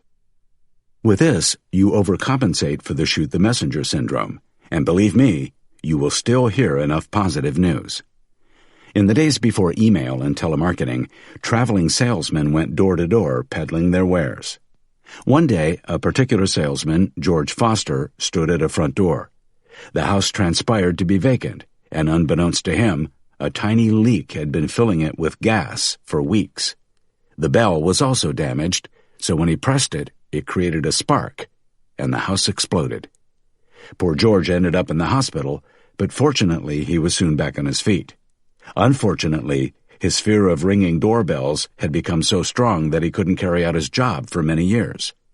He knew how unlikely a repeat of the incident was, but for all he tried, he just couldn't manage to reverse the false emotional connection. The take-home message from all this is phrased most aptly by Mark Twain. We should be careful to get out of an experience only the wisdom that is in it, and stop there, lest we be like the cat that sits down on a hot stove lid. She will never sit down on a hot stove lid again, and that is well, but also she will never sit down on a cold one anymore. 49. Be wary when things get off to a great start. Beginner's luck. In the last chapter, we learned about the association bias, the tendency to see connections where none exist. For example, regardless of how many big presentations he's nailed while wearing them, Kevin's green polka dot underpants are no guarantee of success. We now come to a particularly tricky branch of the association bias, creating a false link with the past. Casino players know this well. They call it beginner's luck. People who are new to a game and lose in the first few rounds are usually clever enough to fold, but whoever strikes it lucky tends to keep going. Convinced of their above-average skills, these amateurs increase the stakes, but they soon will get a sobering wake-up call when the probabilities normalize. Beginner's luck plays an important role in the economy. Say Company A buys smaller companies B, C, and D, one after the other. The acquisitions prove a success, and the directors believe they have real skill for acquisitions. Buoyed by this confidence, they now buy a much larger company, E. The integration is a disaster. The merger proves too difficult to handle. The estimated synergies impossible to realize. Objectively speaking, this was foreseeable because in the previous acquisitions, everything fell perfectly into place as if guided by a magical hand, so beginner's luck blinded them. The same goes for the stock exchange. Driven by initial success, many investors pumped their life savings into internet stocks in the late 90s. Some even took out loans to capitalize on the opportunity. However, these investors overlooked one tiny detail. Their amazing profits at the time had nothing to do with their stock-picking abilities. The market was simply on an upward spiral. Even the most clueless investors won big. When the market finally turned downward, many were left facing mountains of dot-com debt. We witnessed the same delusions during the recent U.S. housing boom. Dentists, lawyers, teachers, and taxi drivers gave up their jobs to flip houses, to buy them and resell them right away at higher prices. The first fat profits justified their career changes, but of course these gains had nothing to do with any specific skills. The housing bubble allowed even the most inept amateur brokers to flourish. Many investors became deeply indebted as they flipped even more and even bigger mansions. When the bubble finally burst, many were left with only a string of unsellable properties to their names. In fact, history has no shortage of beginner's luck. I doubt whether Napoleon or Hitler would have dared launch a campaign against the Russians without the previous victories in smaller battles to bolster them. But how do you tell the difference between beginner's luck and the first signs of real talent? There is no clear rule, but these two tips may help. First, if you're much better than others over a long period of time, you can be fairly sure that talent plays a part. Unfortunately, you can never be 100% sure, though. Second, the more people competing, the greater the chances are that one of them will repeatedly strike lucky. Perhaps even you. If among 10 competitors you establish yourself as a market leader over many years, you can clap yourself on the back. That's a sure indication of talent. But if you're top dog among 10 million players, namely in the financial markets, you shouldn't start visualizing a Buffett-esque financial empire just yet. It's extremely likely that you have simply been very fortunate. Watch and wait before you draw any conclusions. Beginner's luck can be devastating, so guard against misconceptions by treating your theories as a scientist would. Try to disprove them. As my first novel, 35, was ready to go, I sent it to a single publisher, where it was promptly accepted. For a moment, I felt like a genius, a literary sensation. The chance that this publisher will take on a manuscript is 1 in 15,000. To test my theory, I then sent the manuscript to 10 other big publishers, and I got 10 rejection letters.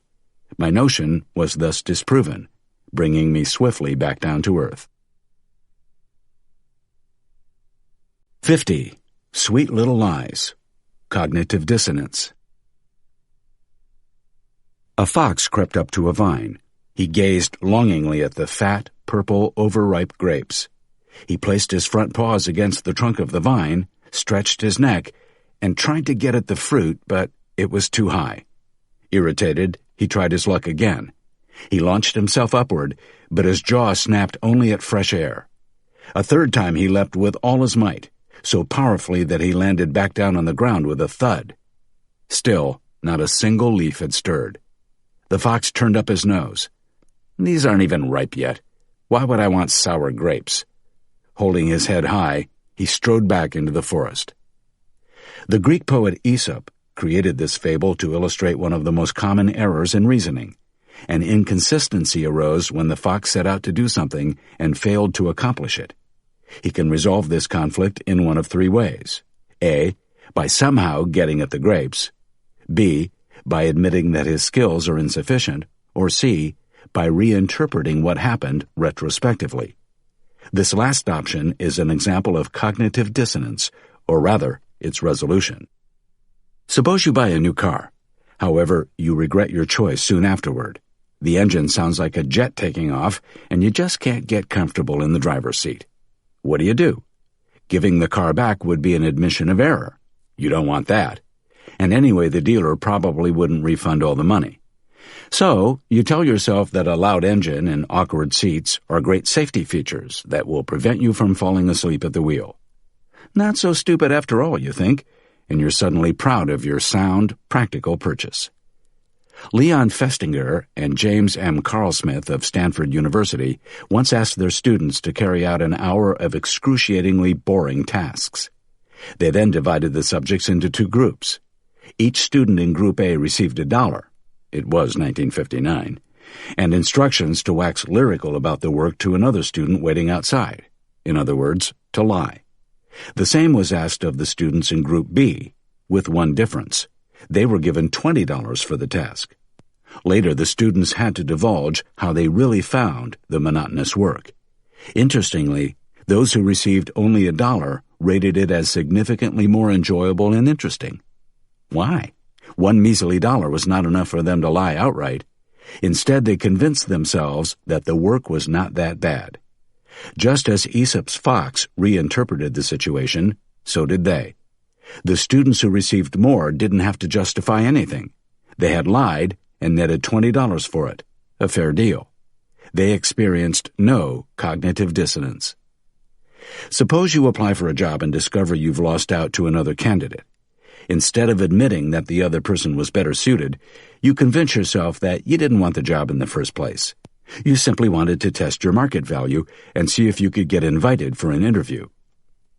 I reacted very similarly some time ago when I had to choose between investing in two different stocks. My chosen stock lost much of its value shortly after the purchase, whereas shares in the other stock, the one I hadn't invested in, skyrocketed. I couldn't bring myself to admit my error. Quite the reverse, in fact. I distinctly remember trying to convince a friend that, though the stock was experiencing teething problems, it still had more potential overall. Only cognitive dissonance can explain this remarkably irrational reaction. The potential would indeed have been greater if I had postponed the decision to purchase the shares until today. It was that friend who told me the Aesop fable. You can play the clever fox all you want, but you'll never get the grapes that way. 51. Live each day as if it were your last, but only on Sundays. Hyperbolic discounting. You know the saying, live each day as if it were your last. It features at least 3 times in every lifestyle magazine and has a slot in every self-help manual's standard repertoire too. For such a clever line, it makes you none the wiser. Just imagine what would happen if you followed it to the letter.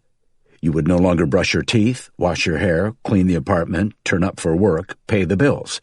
In no time you would be broke, sick, and perhaps even behind bars. And yet its meaning is inherently noble. It expresses a deep longing, a desire for immediacy. We place huge value on immediacy, much more than is justifiable. Enjoy each day to the fullest, and don't worry about tomorrow, is simply not a smart way to live. Would you rather receive $1,000 in a year or $1,100 in a year and a month? Most people will opt for the larger sum in 13 months. Where else will you find a monthly interest rate of 10% or 120% per annum? A wise choice, since the interest will compensate you generously for any risks you face by waiting the extra few weeks. Second question, would you prefer $1,000 today cash on the table or $1,100 in a month? If you think like most people, you'll take the $1,000 right away. This is amazing. In both cases, if you just hold out for a month longer, you'll get $100 more. In the first case, it's simple enough. You figure, I've already waited 12 months, what's one more? Not in the second case. The introduction of now causes us to make inconsistent decisions. Science calls this phenomenon hyperbolic discounting. Put plainly, the closer a reward is, the higher our emotional interest rate rises, and the more we're willing to give up in exchange for it. The majority of economists have not yet grasped that we respond so subjectively and inconsistently to interest rates. Their models still depend on constant interest rates and are correspondingly questionable. Hyperbolic discounting, the fact that immediacy magnetizes us, is a remnant of our animal past. Animals will never turn down an instant reward in order to attain more in the future. You can train rats as much as you like. They're never going to give up a piece of cheese today to get 2 pieces tomorrow. But wait a minute. Don't squirrels manage to gather food and save it for much later? Yes, but that's pure instinct, and verifiably has nothing to do with impulse control or learning. And what about children? In the 60s, Walter Mischel conducted a famous experiment on delayed gratification. You can find a wonderful video of this on YouTube by typing in marshmallow experiment. In it, a group of 4-year-olds were each given a marshmallow. They could either eat theirs right away or wait a couple of minutes and receive a second. Amazingly, very few children could wait. Even more amazingly, Mischel found that the capacity for delayed gratification is a reliable indicator of future career success. Patience is indeed a virtue. The older we get and the more self-control we build up, the more easily we can delay rewards. Instead of 12 months, we happily wait 13 to take home an additional $100. However, if we're offered an instant reward, the incentive has to be very high for us to postpone the fulfillment. Case in point, the exorbitant interest rates banks charge on credit card debt and other short-term personal loans, both of which exploit our must-have-now instincts. In conclusion, though instantaneous reward is incredibly tempting, hyperbolic discounting is still a flaw. The more power we gain over our impulses, the better we can avoid this trap. The less power we have over our impulses, for example, when we're under the influence of alcohol, the more susceptible we are. Viewed from the other side, if you sell consumer products, give customers the option of getting their hands on the items right away. Some people will be willing to pay extra just so they don't have to wait. Amazon makes a bundle from this. A healthy chunk of the next-day delivery surcharge goes directly into its coffers. Live each day as if it were your last is a good idea. Once a week. 52. Any lame excuse. Because justification. Traffic jam on the highway between Los Angeles and San Francisco. Surface repairs. I spent 30 minutes slowly battling my way through until the chaos was a distant scene in my rearview mirror. Or so I thought. Half an hour later, I was again bumper to bumper. More maintenance work. Strangely enough, my level of frustration was much lower this time. Why? Reassuringly cheerful signs along the road announced, "We're renovating the highway for you." The jam reminded me of an experiment conducted by the Harvard psychologist Ellen Langer in the 1970s. For this, she went into a library and waited at a photocopier until a line had formed. Then she approached the first in line and said, "Excuse me, I have 5 pages. May I use the Xerox machine?" Her success rate was 60%. She repeated the experiment, this time giving a reason. "Excuse me, I have 5 pages. May I use the Xerox machine because I'm in a rush?" In almost all cases, 94%, she was allowed to go ahead. This is understandable. If people are in a hurry, you often let them cut into the front of the line. She tried yet another approach, this time saying, "Excuse me, I have 5 pages. May I go before you because I have to make some copies?" The result was amazing, even though the pretext was, paper thin. After all, everyone was standing in line to make copies. She was allowed to pass to the front of the line in almost all cases, 93%. When you justify your behavior, you encounter more tolerance and helpfulness. It seems to matter very little if your excuse is good or not. Using the simple validation, "because," is sufficient. A sign proclaiming, "We're renovating the highway for you," is completely redundant. What else would a maintenance crew be up to on a highway? If you hadn't noticed before, you realize what's going on once you look out the window. And yet, this knowledge reassures and calms you.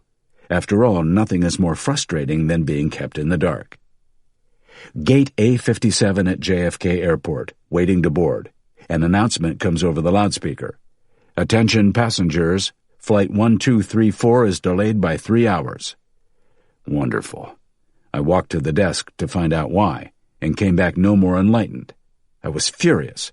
How dare they leave us waiting in ignorance? Other airlines have the decency to announce, Flight 5678 is delayed by 3 hours due to operational reasons. A throwaway reason if ever there was one, but enough to appease passengers. It seems people are addicted to the word because, so much so that we use it even when it's not necessary. If you're a leader, undoubtedly you've witnessed this. If you provide no rallying call, employee motivation dwindles. It simply doesn't make the grade to say that the purpose of your shoe company is to manufacture footwear. No, today, higher purposes and the story behind the story are all important, such as, we want our shoes to revolutionize the market, whatever that means. Better art support for a better world. whatever that means. Zappos claims that it's in the happiness business, whatever that means. If the stock market rises or falls by 0.5%, you'll never hear the true cause from stock market commentators, that it's white noise, the culmination of an infinite number of market movements. No, people want a palpable reason, and the commentator is happy to select one. Whatever explanation he utters will be meaningless, with frequent blame applied to the pronouncements of Federal Reserve Bank presidents. If someone asks you why you have yet to complete a task, it's best to say, "Because I haven't gotten around to it yet." It's a pathetic excuse. Had you done so, the conversation wouldn't be taking place, but it usually does the trick without the need to scramble for more plausible reasons. One day I watched my wife carefully separating black laundry from blue. As far as I know, this effort isn't necessary. Both are dark colors, right? Such logic has managed to keep my clothes run-free for many years. "Why do you do that?" I asked. "Because I prefer to wash them separately." For me, a perfectly fine answer. Never leave home without because. This unassuming little word greases the wheels of human interaction. Use it unrestrainedly. 53. Decide better, decide less. Decision fatigue. For weeks, you've been working to the point of exhaustion on this presentation. The PowerPoint slides are polished. Each figure in Excel is indisputable. The pitch is a paradigm of crystal-clear logic. Everything depends on your presentation. If you get the green light from the CEO, you're on your way to a corner office. If the presentation flops, you're on your way to the unemployment office. The CEO's assistant proposes the following times for the presentation: 8 a.m., 11:30 a.m., or 6 p.m. Which slot do you choose? The psychologist Roy Baumeister and collaborator Gene Twenge once covered a table with hundreds of inexpensive items, from tennis balls and candles to T-shirts, chewing gum, and Coke cans. He divided his students into two groups. The first group he labeled deciders, the second non-deciders. He told the first group, "I'm going to show you sets containing 2 random items, and each time you have to decide which you prefer. At the end of the experiment, I'll give you 1 item you can take home." They were led to believe that their choices would influence them which item they get to keep. To the second group he said, "Write down what you think about each item, and I'll pick one and give it to you at the end." Immediately thereafter, he asked each student to put their hand in ice-cold water and hold it there as long as possible. In psychology, this is a classic method to measure willpower or self-discipline. If you have little or none, you yank your hand back out of the water very quickly. The result? The deciders pulled their hands out of the icy water much sooner than the non-deciders did. The intensive decision-making had drained their willpower, an effect confirmed in many other experiments. Making decisions is exhausting. Anyone who has ever configured a laptop online or researched a long trip, flight, hotels, activities, restaurants, weather, knows this well. After all the comparing, considering, and choosing, you're exhausted. Science calls this decision fatigue. Decision fatigue is perilous. As a consumer, you become more susceptible to advertising messages and impulse buys. As a decision maker, you're more prone to erotic seduction. Willpower is like a battery. After a while, it runs out and needs to be recharged. How do you do this? By taking a break, relaxing, and eating something. Willpower plummets to 0 if your blood sugar falls too low. IKEA knows this only too well. On the trek through its maze-like display areas and towering warehouse shelves, decision fatigue sets in. For this reason, its restaurants are located right in the middle of the stores.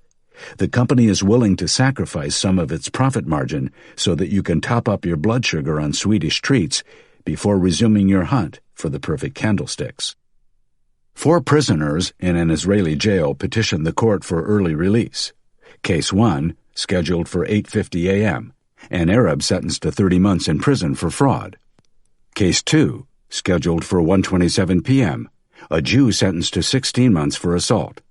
Case 3, scheduled for 3:10 p.m., a Jew sentenced to 16 months for assault. Case 4, scheduled for 4:35 p.m., an Arab sentenced to 30 months for fraud. How did the judges decide? More significant than the detainees' allegiance or the severity of their crimes was the judge's decision fatigue. The judges granted requests 1 and 2 because their blood sugar was still high from breakfast or lunch. However, they struck out applications 3 and 4 because they couldn't summon enough energy to risk the consequences of an early release. They took the easy option, the status quo, and the men remained in jail.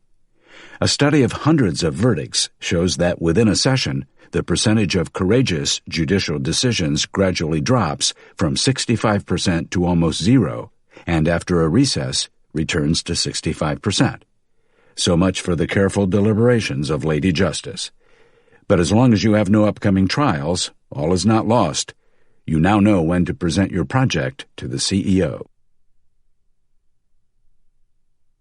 54.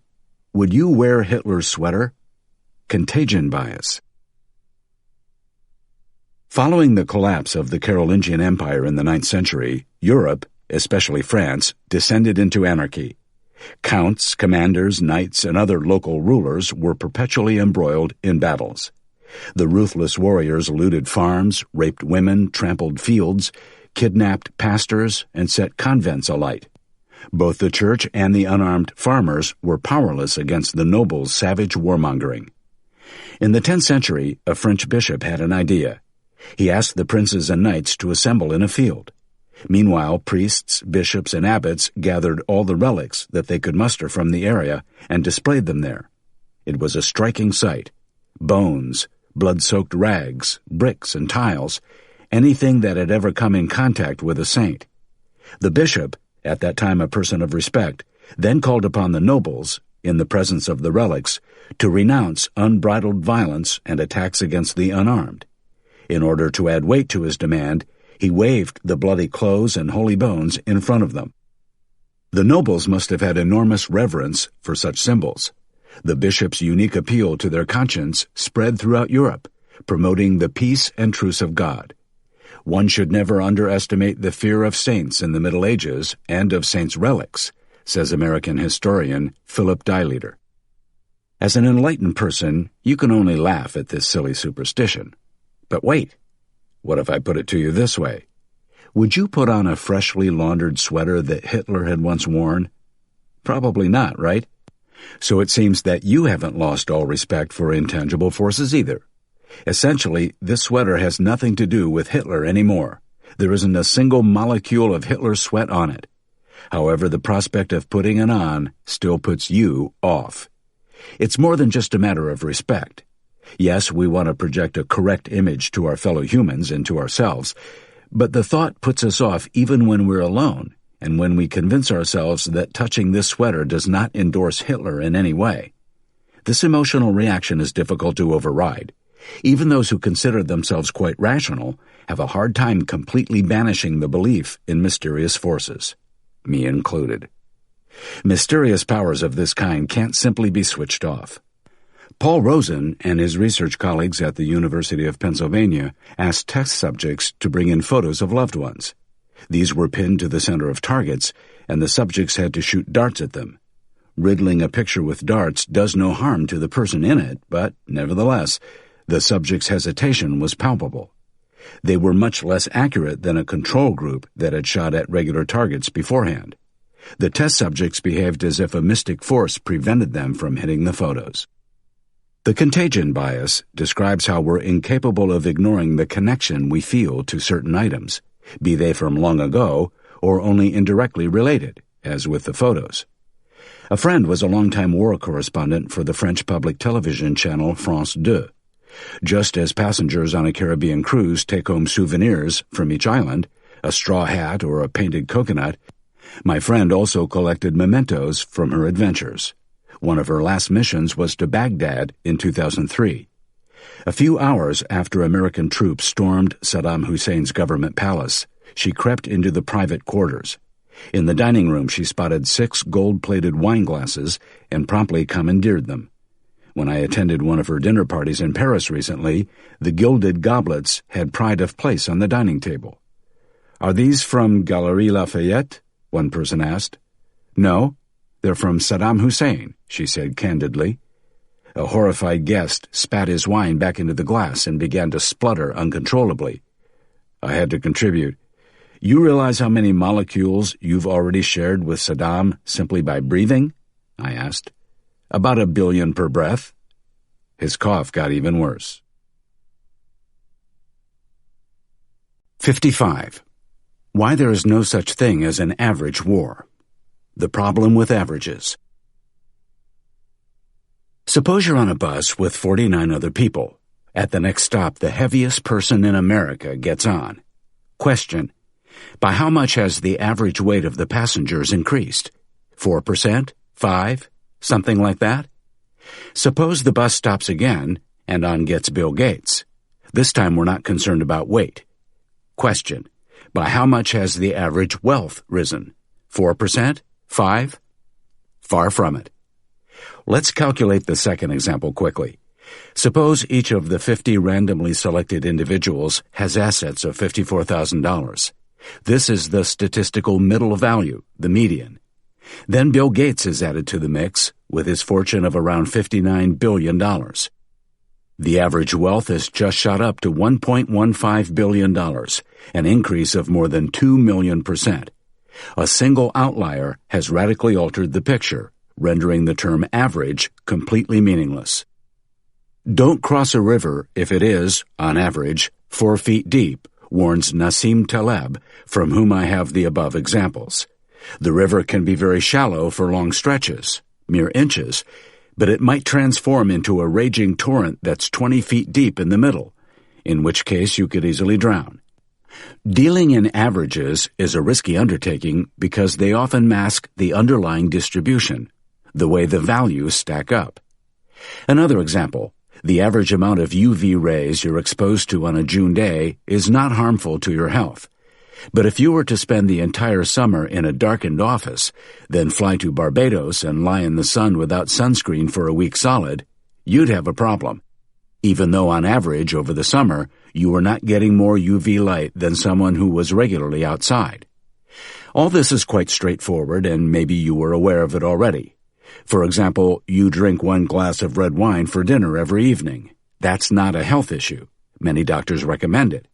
But if you drink no alcohol the entire year, and on December 31st you gulp 356 glasses, which is equivalent to 60 bottles, you will have a problem, although the average over the year is the same. Here's the update. In a complex world, distribution is becoming more and more irregular. In other words, we'll observe the Bill Gates phenomenon in ever more domains. How many visits does an average website get? The answer is, there are no average websites. A handful of sites, such as the New York Times, Facebook, or Google, garner the majority of visits, and countless other pages draw comparatively few. In such cases, mathematicians speak of the so-called power law. Take cities. There's one city on this planet with a population of more than 30 million, Tokyo. There are 11 cities with a population of between 20 and 30 million. There are 15 cities with a population of between 10 and 20 million.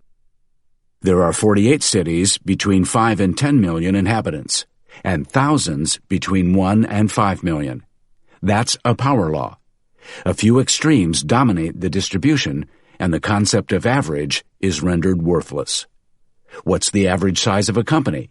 What's the average population of a city? What is an average war in terms of deaths or duration?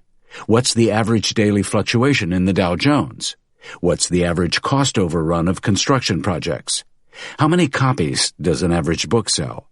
What's the average amount of damage a hurricane wreaks? What's a banker's average bonus? What's the average success of a marketing campaign? How many downloads does an average iPhone app get? How much money does an average actor earn? Of course, you can calculate the answers, but it would be a waste of time. These seemingly routine scenarios are subject to the power law. To use just the final example, a handful of actors take home more than $10 million per year, while thousands and thousands live on the breadline. Would you advise your son or daughter to get into acting since the average wage is pretty decent? Hopefully not. Wrong reason. In conclusion, if someone uses the word average, think twice. try to work out the underlying distribution. If a single anomaly has almost no influence on the set, the concept is still worthwhile. However, when extreme cases dominate, such as the Bill Gates phenomenon, we should discount the term average. We should all take stock from novelist William Gibson. The future is already here. It's just not very evenly distributed. 56. How bonuses destroy motivation. Motivation crowding. A few months ago, a friend from Connecticut decided to move to New York City. This man had a fabulous collection of antiques, such as exquisite old books and hand-blown Murano glasses from generations ago. I knew how attached he was to them and how anxious he would be handing them over to a moving company. So the last time I visited, I offered to carry the most fragile items with me when I returned to the city. 2 weeks later, I got a thank you letter. Enclosed was a $50 bill. For years, Switzerland has been considering where to store its radioactive waste. The authorities considered a few different locations for the underground repository, including the village of Wolfenschiessen in the center of the country. Economist Bruno Frey and his fellow researchers at the University of Zurich traveled there and recorded people's opinions at a community meeting. Surprisingly, 50.8% were in favor of the proposal. Their positive response can be attributed to several factors: national pride, common decency, social obligation, the prospect of new jobs, and so on. The team carried out the survey a second time, but this time they mentioned a hypothetical reward of $5,000 for each town person, paid for by Swiss taxpayers, if they were to accept the proposal. What happened? Results plummeted. Only 24.6% were willing to endorse the proposal. Another example is children's daycare centers. Daycare workers face the same issue the world over: parents collecting their children after closing time. The staff has no choice but to wait. They can hardly put the last remaining children in taxis or leave them on the curb. To discourage parental tardiness, many nurseries introduced fees for lateness. Ironically, studies showed that tardiness actually increased. Of course, they could have instituted a draconian penalty of, say, $500 for each hour, as they could have offered $1 million to each citizen of the small Swiss village. But that's beside the point. The point is, small, surprisingly small monetary incentives crowd out other types of incentives. The three stories illustrate one thing: money does not always motivate. Indeed, in many cases, it does just the opposite. When my friend slipped me that $50, he undermined my good deed and also tainted our friendship. The offer of compensation for the nuclear repository was perceived as a bribe and cheapened the community and patriotic spirit. The nursery's late fees transformed its relationship with parents from interpersonal to monetary and essentially legitimized their lateness. Science has a name for this phenomenon: motivation crowding. When people do something for well-meaning, non-monetary reasons, out of the goodness of their hearts, so to speak, payments throw a wrench into the works. Financial reward erodes any other motivations. Suppose you run a non-profit organization. Logically, the wages you pay are quite modest. Nevertheless, your employees are highly motivated because they believe they're making a difference. If you suddenly introduce a bonus system, let's say a small salary increase for every donation secured, motivation crowding will commence. Your team will begin to snub tasks that bring no extra reward. Creativity, company reputation, knowledge transfer, none of this will matter anymore. Soon all efforts will zoom in on attracting donations. So who is safe from motivation crowding? This tip should help. Do you know any private bankers, insurance agents, or financial auditors who do their jobs out of passion, or who believe in a higher mission? I don't. Financial incentives and performance bonuses work well in industries with generally uninspiring jobs. Industries where employees aren't proud of the products or the companies and do the work simply because they get a paycheck. On the other hand, if you create a startup, you would be wise to enlist employee enthusiasm to promote the company's endeavor rather than try to entice employees with juicy bonuses, which you couldn't pay anyway. One final tip for those of you who have children. Experience shows that young people are not for sale. If you want your kids to do their homework, practice musical instruments, or even mow the lawn once in a while, don't reach for your wallet. Instead, give them a fixed amount of pocket money each week. Otherwise, they'll exploit the system and soon refuse to go to bed without recompense. 57. If you have nothing to say, say nothing. Twaddle tendency. When asked why a fifth of Americans were unable to locate their country on a world map, Miss Teen, South Carolina, a high school graduate, gave this answer in front of rolling cameras. I personally believe that U.S. Americans are unable to do so because some people out there in our nation don't have maps, and I believe that our education, like such as South Africa and the Iraq, everywhere like such as, and I believe that our education over here in the U.S. should help the U.S., should help South Africa, and should help the Iraq and the Asian countries, so we will be able to build up our future. The video went viral. Catastrophic, you agree, but you don't waste too much time listening to beauty queens. Okay, how about the following sentence?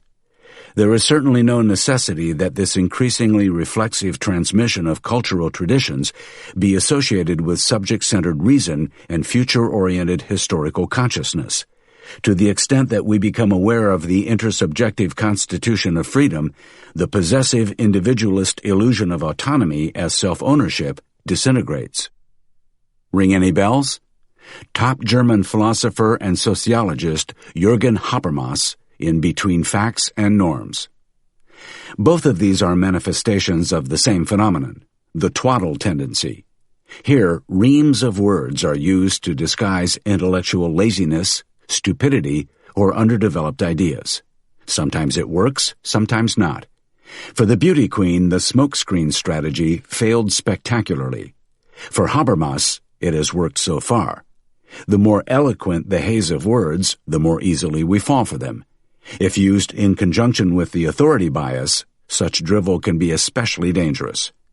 I myself have fallen for the twaddle tendency on many occasions. When I was younger, French philosopher Jacques Derrida fascinated me. I devoured his books, but even after intense reflection, I still couldn't understand much. Subsequently, his writings took on a mysterious aura, and the whole experience drove me to write my dissertation on philosophy. In retrospect, both were tomes of useless chatter, Derrida and my dissertation. In my ignorance, I had turned myself into a walking, talking smoke machine. The twaddle tendency is especially rife in sport. Breathless interviewers push equally breathless football players to break down the components of the game when all they want to say is, "We lost the game. It's really that simple." But the presenter has to fill airtime somehow, and seemingly the best method is by jabbering away and by compelling the athletes and coaches to join in. Jabber disguises ignorance. This phenomenon has also taken root in the academic spheres.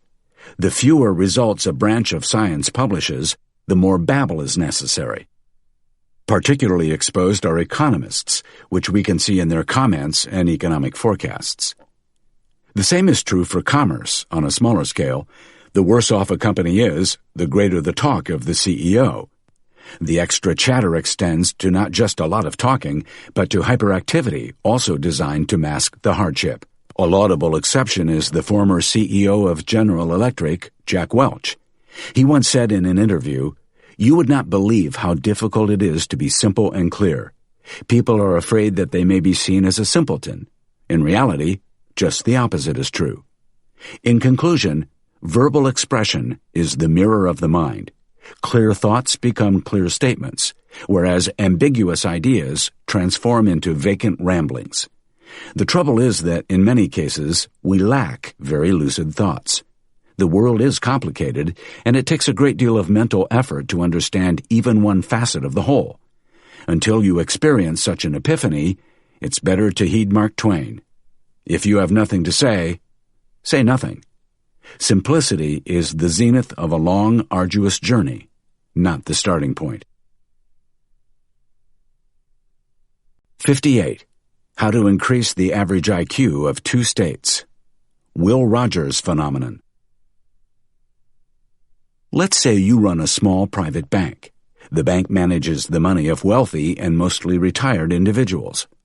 2 money managers, A and B, report to you. Money manager A manages the money of a few ultra-high net worth individuals. Money manager B has rich but not extravagantly rich clients to deal with. The board asks you to increase the average pool of money of both A and B within 6 months. If you succeed, you receive a handsome bonus. If not, they'll find someone else to do it. Where do you start? It's quite simple, actually. You take a client with a sizable but not a huge pool of money from A and give it to B instead. In one fell swoop, this brings up A's average managed wealth as well as B's without you having to find a single new client. The only remaining question is, how will you spend your bonus? Suppose you switch careers and are now in charge of 3 hedge funds that invest primarily in privately held companies. Fund A has sensational returns. Fund B's are mediocre, and Fund C's are miserable. You want to prove yourself to the world, so what's your master plan? You know how it works now. You move a few of A's shares to B and C, picking exactly those investments that have been pulling down A's average returns, but which are still profitable enough to fortify B and C. In no time, all 3 funds look much healthier. And because the transformation happened in-house, you don't incur a single fee. Of course, the combined value of the trio hasn't risen by a single cent, but people will still pat you on the back. This effect is called stage migration, or the Will Rogers phenomenon, named after an American comedian from Oklahoma. He is said to have joked that Oklahomans who pack up and move to California raise both states' average IQ. Since we rarely recognize such scenarios, let's drill the Will Rogers phenomenon to anchor it in your memory.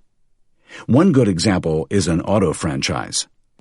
Let's say you take charge of 2 small branches in the same town with a total of 6 salesmen, numbers 1, 2, and 3 in branch A, and numbers 4, 5, and 6 in branch B. On average, salesman number 1 sells 1 car per week, salesman number 2 sells 2 cars per week, and so on up to top salesman number 6, who shifts 6 cars per week. With a little calculation, you know that branch A sells 2 cars per salesman, whereas branch B is far ahead with an average of 5 cars per salesman per week. You decide to transfer salesman number 4 to branch A. What happens? Its average sales increase to 2.5 units per person. And branch B? It now consists of only 2 salesmen, numbers 5 and 6. Its average sales increase to 5.5 per person. Such switcheroo strategies don't change anything overall, but they create an impressive illusion. For this reason, journalists, investors, and board members should be on special alert when they hear of rising averages in countries, companies, departments, cost centers, or product lines. A particularly deceitful case of the Will Rogers phenomenon is found in medicine. Tumors are usually broken down in 4 stages. The smallest and most treatable ones are classified as stage 1. The worst are rated stage 4. Their progression gives us the term stage migration. The survival rate is highest for stage 1 patients and lowest for stage 4 patients. Now, every year, new procedures are released onto the market and allow for more accurate diagnosis. These new screening techniques reveal minuscule tumors that no doctor had ever noticed before. The result? Patients who were erroneously diagnosed as healthy before are now counted as stage 1 patients. The addition of relatively healthy people into the stage 1 group increases the group's average life expectancy. A great medical success? Unfortunately not. Mere stage migration. 59. If you have an enemy, give him information. Information bias. In his short story, Del Rigor en la Ciencia, which consists of just a single paragraph, Jorge Luis Borges describes a special country. In this country, the science of cartography is so sophisticated that only the most detailed of maps will do. That is, a map with a scale of 1 to 1, as large as the country itself. Their citizens soon realize that such a map does not provide any insight, since it merely duplicates what they already know. Borges's map is the extreme case of the information bias, the delusion that more information guarantees better decisions. Searching for a hotel in Miami a little while ago, I drew up a short list of 5 good offers. Right away, one jumped out at me, but I wanted to make sure I had found the best deal and decided to keep researching. I plowed my way through dozens of customer reviews and blog posts and clicked through countless photos and videos. 2 hours later, I could say for sure which the best hotel was. The one I had liked at the start. The mountain of additional information did not lead to a better decision. On the contrary, if time is money, then I might as well have taken up residence at the Four Seasons. John Barron from the University of Pennsylvania asked physicians the following question. A patient presents symptoms that indicate with a probability of 80% that he is suffering from disease A. If this is not the case, the patient has either disease X or Y. Each of these diseases is equally bad, and each treatment results in similar side effects. As a doctor, what treatment would you suggest? Logically, you would opt for disease A and recommend the relevant therapy. Now suppose there is a diagnostic test that flashes positive when disease X is present and negative when disease Y is detected. However, if the patient really does have disease A, the test results will be positive in 50% of the cases and negative in the other 50%. Would you recommend conducting the test? Most doctors said yes, even though the results would be irrelevant.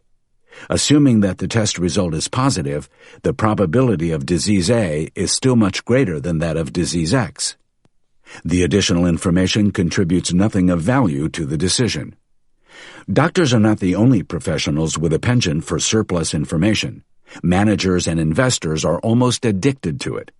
How often are studies commissioned one after the other, even though the critical facts are readily available? Additional information not only wastes time and money, it can also put you at a disadvantage. Consider this question. Which city has more inhabitants, San Diego or San Antonio? Gerd Gegerenzer of the Max Planck Institute in Germany put this question to students in the University of Chicago and the University of Munich. 62% of Chicago students guessed right. San Diego has more. But astonishingly, every single German student answered correctly. The reason?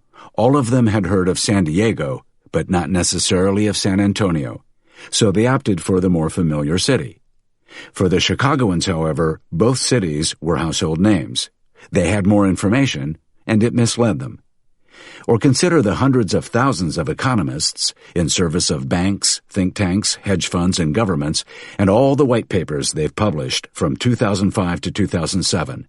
The vast library of research reports and mathematical models, the formidable reams of comments, the polished PowerPoint presentations, the terabytes of information on Bloomberg and Reuters news services, the bacchanal dance to worship the god of information. It was all hot air. The financial crisis touched down and upended global markets, rendering the countless forecasts and comments worthless. Forget trying to amass all the data.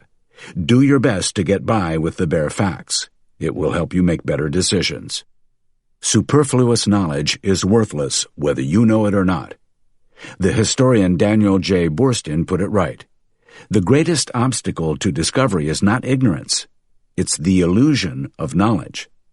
And next time you're confronted by a rival, consider killing him, not with kindness, but with reams of data and analysis. 60. Hurts so good. Effort justification. John, a soldier in the U.S. Army, has just completed his paratrooper course. He waits patiently in line to receive the coveted parachute pin.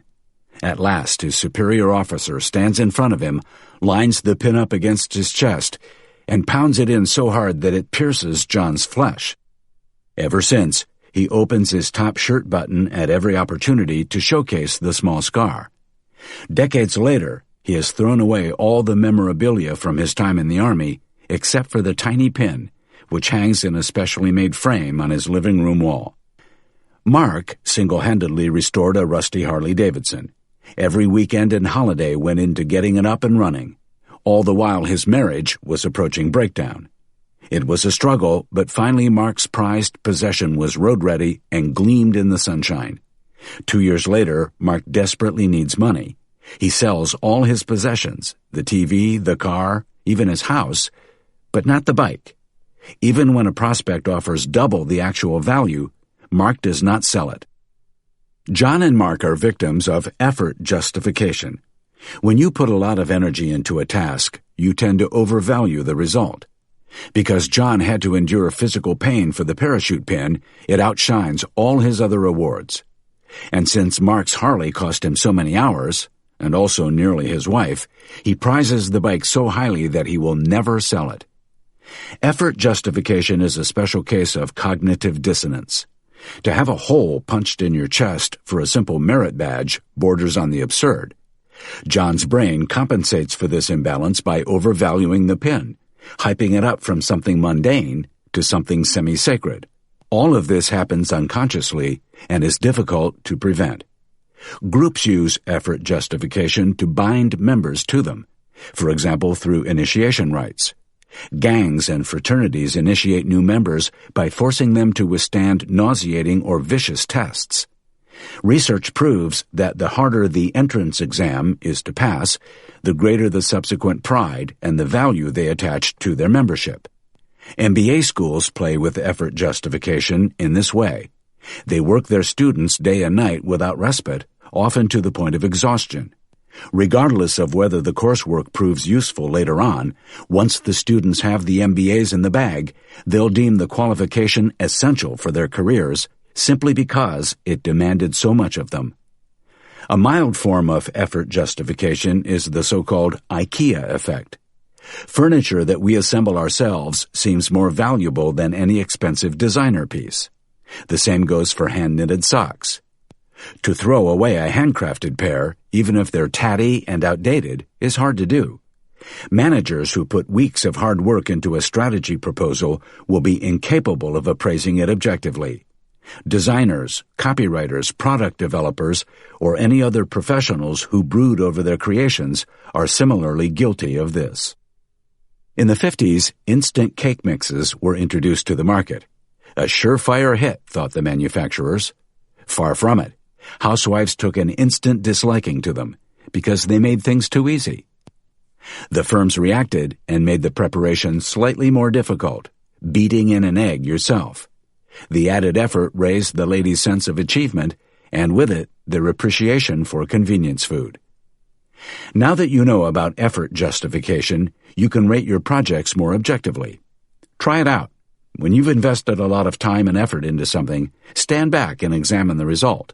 Only the result. The novel you've been tinkering with for 5 years and that no publisher wants. Perhaps it's not Nobel-worthy after all. The MBA you felt compelled to do. Would you really recommend it? And the woman you've been chasing for years. Is she really better than Bachelorette number 2, who would say yes right away? 61. Why small things loom large. The law of small numbers. You sit on the corporate board of a retail company with 1,000 stores. Half of the stores are in cities, the other half in rural areas. At the behest of the CEO, a consultant conducted a study on shoplifting and is now presenting his findings. Projected onto the wall in front are the names of the 100 branches with the highest theft rates compared to sales. In bold letters above them is his eye-opening conclusion. The branches with the highest theft rate are primarily in rural areas. After a moment of silence and disbelief, the CEO is first to speak. Ladies and gentlemen, the next steps are clear. From now on, we'll install additional safety systems in all rural branches. Let's see those hillbillies steal from us then, eh? Do we all agree? Not completely. You ask the consultant to call up the 100 branches with the lowest theft rates. After some swift sorting, the list appears. Surprise, surprise, the shops with the least amount of shoplifting in relation to sales are also in rural areas. The location isn't the deciding factor, you begin, smiling somewhat smugly as you gaze around the table at your colleagues. What counts is the size of the store. In the countryside, the branches tend to be small, meaning a single incident has a much larger influence on the theft rate. Therefore, the rural branches' rates vary greatly, much more than the larger city branches. Ladies and gentlemen, I introduce to you the law of small numbers. It has just caught you out. The law of small numbers is not something we understand intuitively. Thus, people, especially journalists, managers, and board members, continually fall for it. Let's examine an extreme example. Instead of the theft rate, consider the average weight of employees in a branch. Instead of 1,000 stores, we'll take just 2, a mega branch and a mini branch. The big store has 1,000 employees, the small store just 2. The average weight in the large branch corresponds roughly to the average weight of the population, say 170 pounds. Regardless of who is hired or fired, it won't change much. Unlike the small store, the store manager's colleague, if rotund or reedy, will affect the average weight tremendously. Let's go back to the shoplifting problem. We now understand why the smaller a branch is, the more its theft rate will vary, from extremely high to extremely low. No matter how the consultant arranges his spreadsheet, if you list all the theft rates in order of size, small stores will appear at the bottom, large stores will take up the middle, and the top slots, small stores again. So the CEO's conclusion was useless, but at least he doesn't need to go overboard on a security system for the small stores. Suppose you read the following story in a newspaper. Startups employ smarter people. A study commissioned by the National Institute of Unnecessary Research has calculated the average IQ in American companies. The result? Startups hire Mensa material. What's your first reaction? Hopefully a raised eyebrow. This is a perfect example of the law of small numbers. Startups tend to employ fewer people. Therefore, the average IQs will fluctuate much more than those of large corporations, giving small and new businesses the highest and lowest scores. The National Institute study has zero significance. It simply confirms the laws of chance. So watch out when you hear remarkable statistics about any small entities, businesses, households, cities, data centers, anthills, parishes, schools, and so on. What's being peddled as an astounding finding is, in fact, a humdrum consequence of random distribution. In his latest book, Nobel Prize winner Daniel Kahneman reveals that even experienced scientists succumb to the law of small numbers. How reassuring. 62. Handle with care.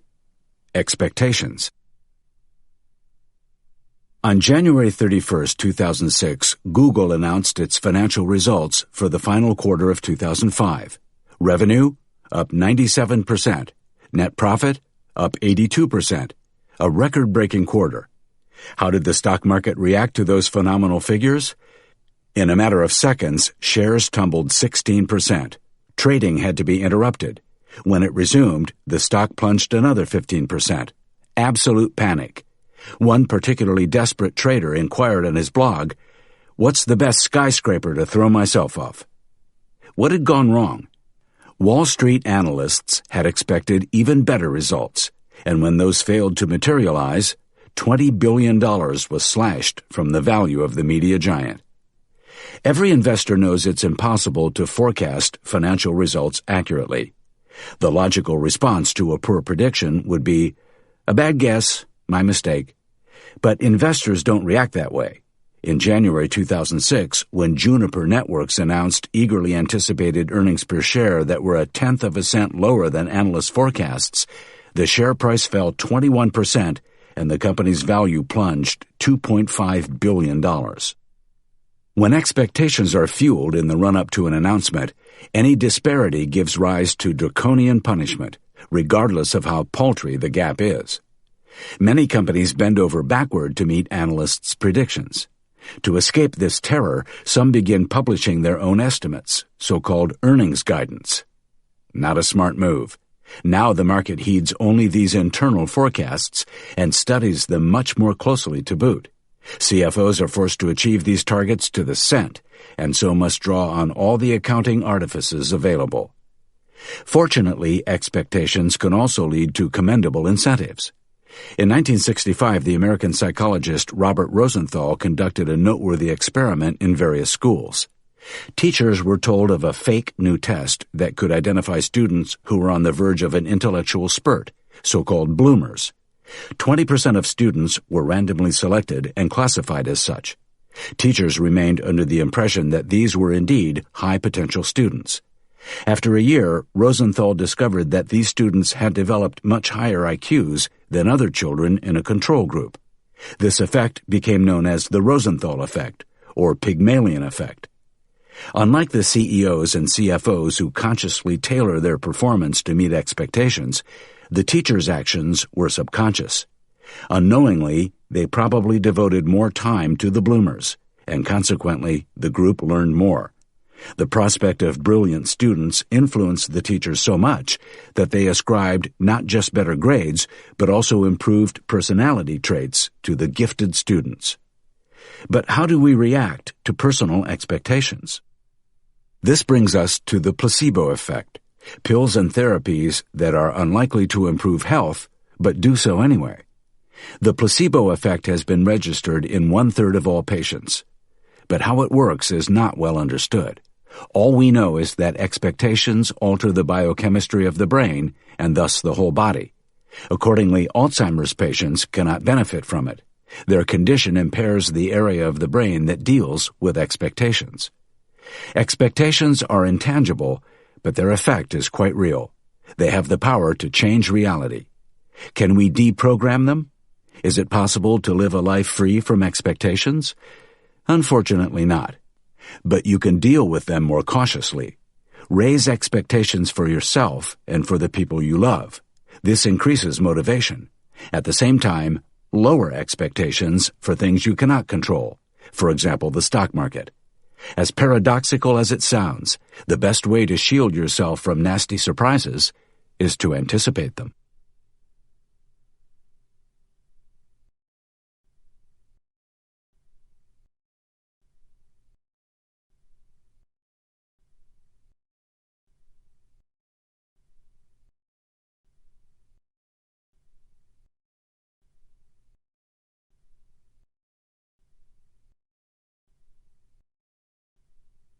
'63.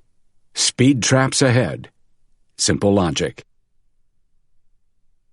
3 easy questions. Grab a pen quickly and jot down your answers in the margin. First question. In a department store, a ping-pong paddle and a plastic ball cost $1.10. If the paddle costs $1 more, how much is the ball? Second question. In a textile factory, 5 machines take exactly 5 minutes to make 5 shirts. How many minutes will it take 100 machines to produce 100 shirts? And the third question. A pond has water lilies growing in it. The flowers multiply quickly, each day doubling the area they take up. If it takes 48 days for the pond to be completely covered with water lilies, how many days will it take for it to be half covered? Don't listen further until you've written down the answers. For each of these questions, there's an intuitive answer and a right one. The quick, intuitive answers come to mind first. 10 cents, 100 minutes, and 24 days. But these are all wrong. The solutions are 5 cents, 5 minutes, and 47 days. How many did you answer correctly? Thousands of people have taken this cognitive reflection test, CRT, which Professor Shane Frederick developed. So far, students at the Massachusetts Institute of Technology, MIT, in Boston have fared best. On average, they got 2.18 correct answers. Students at Princeton University came in second with an average of 1.63. Far below were students of the University of Michigan who scored an average of 0.83. However, despite these neat rankings, averages are not interesting in this case. More interesting is how those who scored highly differ from the rest. Here's a hint. Would you prefer a bird in the hand or 2 in the bush? Frederick discovered that people with low CRT results tend to prefer a bird in the hand. They play it safe. After all, something is better than nothing. Those who score at least 2 or higher usually opt for the riskier option. They prefer the gamble. This is especially true for men.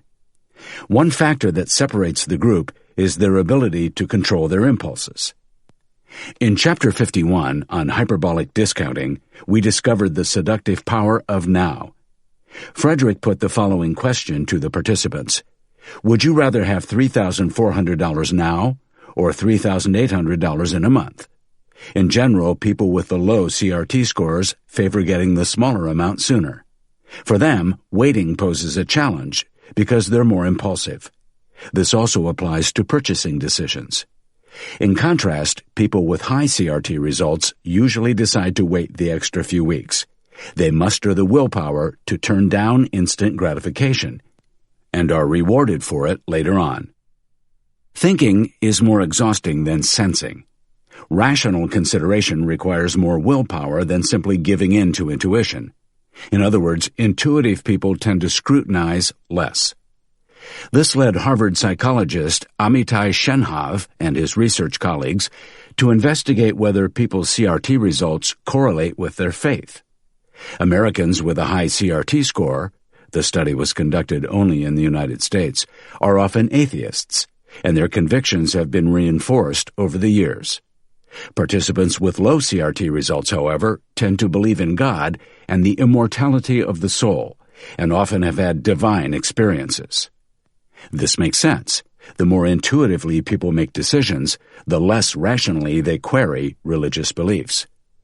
If you're less than pleased with your CRT score and want to improve it, start by greeting even the simplest logical questions with incredulity. Not everything that seems plausible is true. Reject the easy answers that pop into your head. So one more try. You're traveling from A to B. On the way there, you drive at 100 miles per hour, and on the way back, at 50 miles per hour. What was your average speed? 75 miles per hour? Slow down. Slow down. 64. How to expose a charlatan. Forer effect. Dear listener, it may surprise you, but I know you personally. This is how I would sum you up. You have a great need for other people to like and admire you. You have a tendency to be critical of yourself. You have a great deal of unused capacity, which you have not turned to your advantage. While you have some personality weaknesses, you're generally able to compensate for them.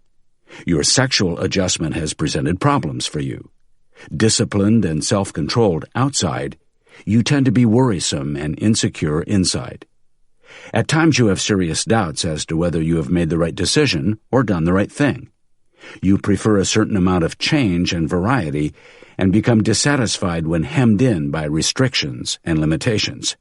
You pride yourself as an independent thinker and don't accept others' statements without satisfactory proof. You have found it unwise to be too frank in revealing yourself to others. At times you're extroverted, affable, and sociable, while at other times you're introverted, wary, and reserved. Some of your aspirations tend to be pretty unrealistic. Security is one of your major goals in life. Do you recognize yourself? On a scale from 1, poor, to 5, excellent, how was my assessment? In 1948, psychologist Bertram Forer crafted this exact passage using astrology columns from various magazines. He then gave it to his students to read, suggesting that each person was getting a personalized assessment. On average, the students rated their characterizations 4.3 out of 5. That is, they gave Forer an accuracy score of 86%. The experiment was repeated hundreds of times in the decades that followed, with virtually identical results. Most likely, you gave the text a 4 or 5 too. People tend to identify many of their own traits in such universal descriptions. Science labels this tendency the Forer effect, or the Barnum effect. The Forer effect explains why the pseudosciences work so well. Astrology, astrotherapy, the study of handwriting, biorhythm analysis, palmistry, tarot card readings, and seances with the dead. What's behind the Forer effect? First, the majority of statements in Foerer's passage are so general that they relate to everyone. Sometimes you seriously doubt your actions. Who doesn't? Second, we tend to accept flattering statements that don't apply to us. You are proud of your independent thinking. Obviously, who sees himself or herself as a mindless follower? Third, the so-called feature positive effect plays a part. The text contains no negative statements. It states only what we are, even though the absence of characteristics is an equally important part of a person's makeup. Fourth, the father of all the fallacies, the confirmation bias. We accept whatever corresponds to our self-image and unconsciously filter everything else out. What remains is a coherent portrait. Whatever tricks astrologers and palm readers can turn, consultants and analysts can too. The stock has significant growth potential even in a very competitive environment. The company lacks the necessary impetus to fully realize and implement ideas from the development team. Management is made up of experienced industry professionals. However, hints of bureaucratization are noticeable. A look at the profit and loss statement clearly shows that savings can be made. We advise the company to focus even more closely on emerging economies to secure future market share. Sounds about right, no? How do you rate the quality of such a guru, for example, an astrologer? Pick 20 people and secretly assign each a number. Have him characterize the people and write his assessments down on cards. To ensure anonymity, participants never find out their numbers. Afterward, each receives a copy of all the cards. Only when the majority of people identify their description is there real talent at hand. I'm still waiting. 65. Volunteer work is for the birds. Volunteer's folly. Jack, a photographer, is on the go from Monday to Friday. Commissioned by fashion magazines, he divides his time between Milan, Paris, and New York, and is constantly in search of the most beautiful girls, the most original designs, and the perfect light. He's well known on the social circuit, and the money is great. $500 an hour. Easy. That's as much as a commercial lawyer, he brags to his buddies, and what I have in front of my lens looks a lot better than any banker. Jack leads an enviable life, but lately he's become more philosophical. It feels as if something has come between him and the fashion world. The selfishness of the industry suddenly repels him. Sometimes he lies in bed staring at the ceiling and yearns for more meaningful work. He'd like to be selfless once again, to contribute something to the world, no matter how small. One day his phone rings. It's Patrick, his former classmate and current president of the local bird club. Next Sunday we're having our annual birdhouse drive. We're looking for volunteers to help us build birdhouses for endangered species. Afterward, we'll put them up in the woods. Do you have any time? We're meeting at 8 o'clock in the morning. We should be done shortly after noon. What would Jack say if he really is serious about creating a better world? That's right. He should turn down the request. Why? Jack earns $500 an hour. A carpenter, $50. It would be much more sensible to work an extra hour as a photographer and then hire a professional carpenter for 6 hours to make good quality birdhouses, which Jack could never hope to accomplish. Taxes aside, he could donate the difference, $200 to the bird club. Doing so, his contribution would go much further than if he grabbed a saw and rolled up his sleeves. Nevertheless, it's highly likely that Jack will turn up bright and early next Saturday to build birdhouses. Economists call this volunteer's folly. It's a popular phenomenon. More than 1/4 of Americans volunteer their time. But what makes it folly? Among other things, if Jack chooses to cobble together a few birdhouses himself, it takes away work from a tradesman. Working a little longer and donating a portion of the earnings is the most effective contribution Jack can make. Hands-on volunteer work would be helpful only if he could make use of his expertise. If the Bird Club were planning a fundraising mail campaign and needed a professional photo, Jack could either shoot it himself or work an hour longer to hire another top photographer and donate the remainder. So now we come to the thorny topic of altruism. Does selflessness exist at all, or is it merely a balm to our egos? Although a desire to help the community motivates many volunteers, personal benefits play a big part, such as gaining skills, experience, and contacts. Suddenly, we're not acting quite so selflessly. Indeed, many volunteers engage in what might be deemed personal happiness management, the benefits of which are sometimes far removed from the real cause. Strictly speaking, anyone who profits or feels even the slightest satisfaction from volunteering is not a pure altruist. So does it mean Jack is a fool if he turns up, hammer in hand, on Saturday morning? Not necessarily. There is one group exempt from volunteers' folly: celebrities. If Bono, Kate Winslet, and Mark Zuckerberg pose for photos while making birdhouses, cleaning oil-stained beaches, or digging for earthquake victims, they lend something priceless to the situation: publicity. Therefore, Jack must critically assess whether he is famous enough to make his participation worthwhile. The same applies to you and me. If people don't double-take when they pass you on the street, the best way to contribute is with greenbacks rather than greenhorn labor. 66. Why you're a slave to your emotions. Affect heuristic. What do you think of genetically modified wheat?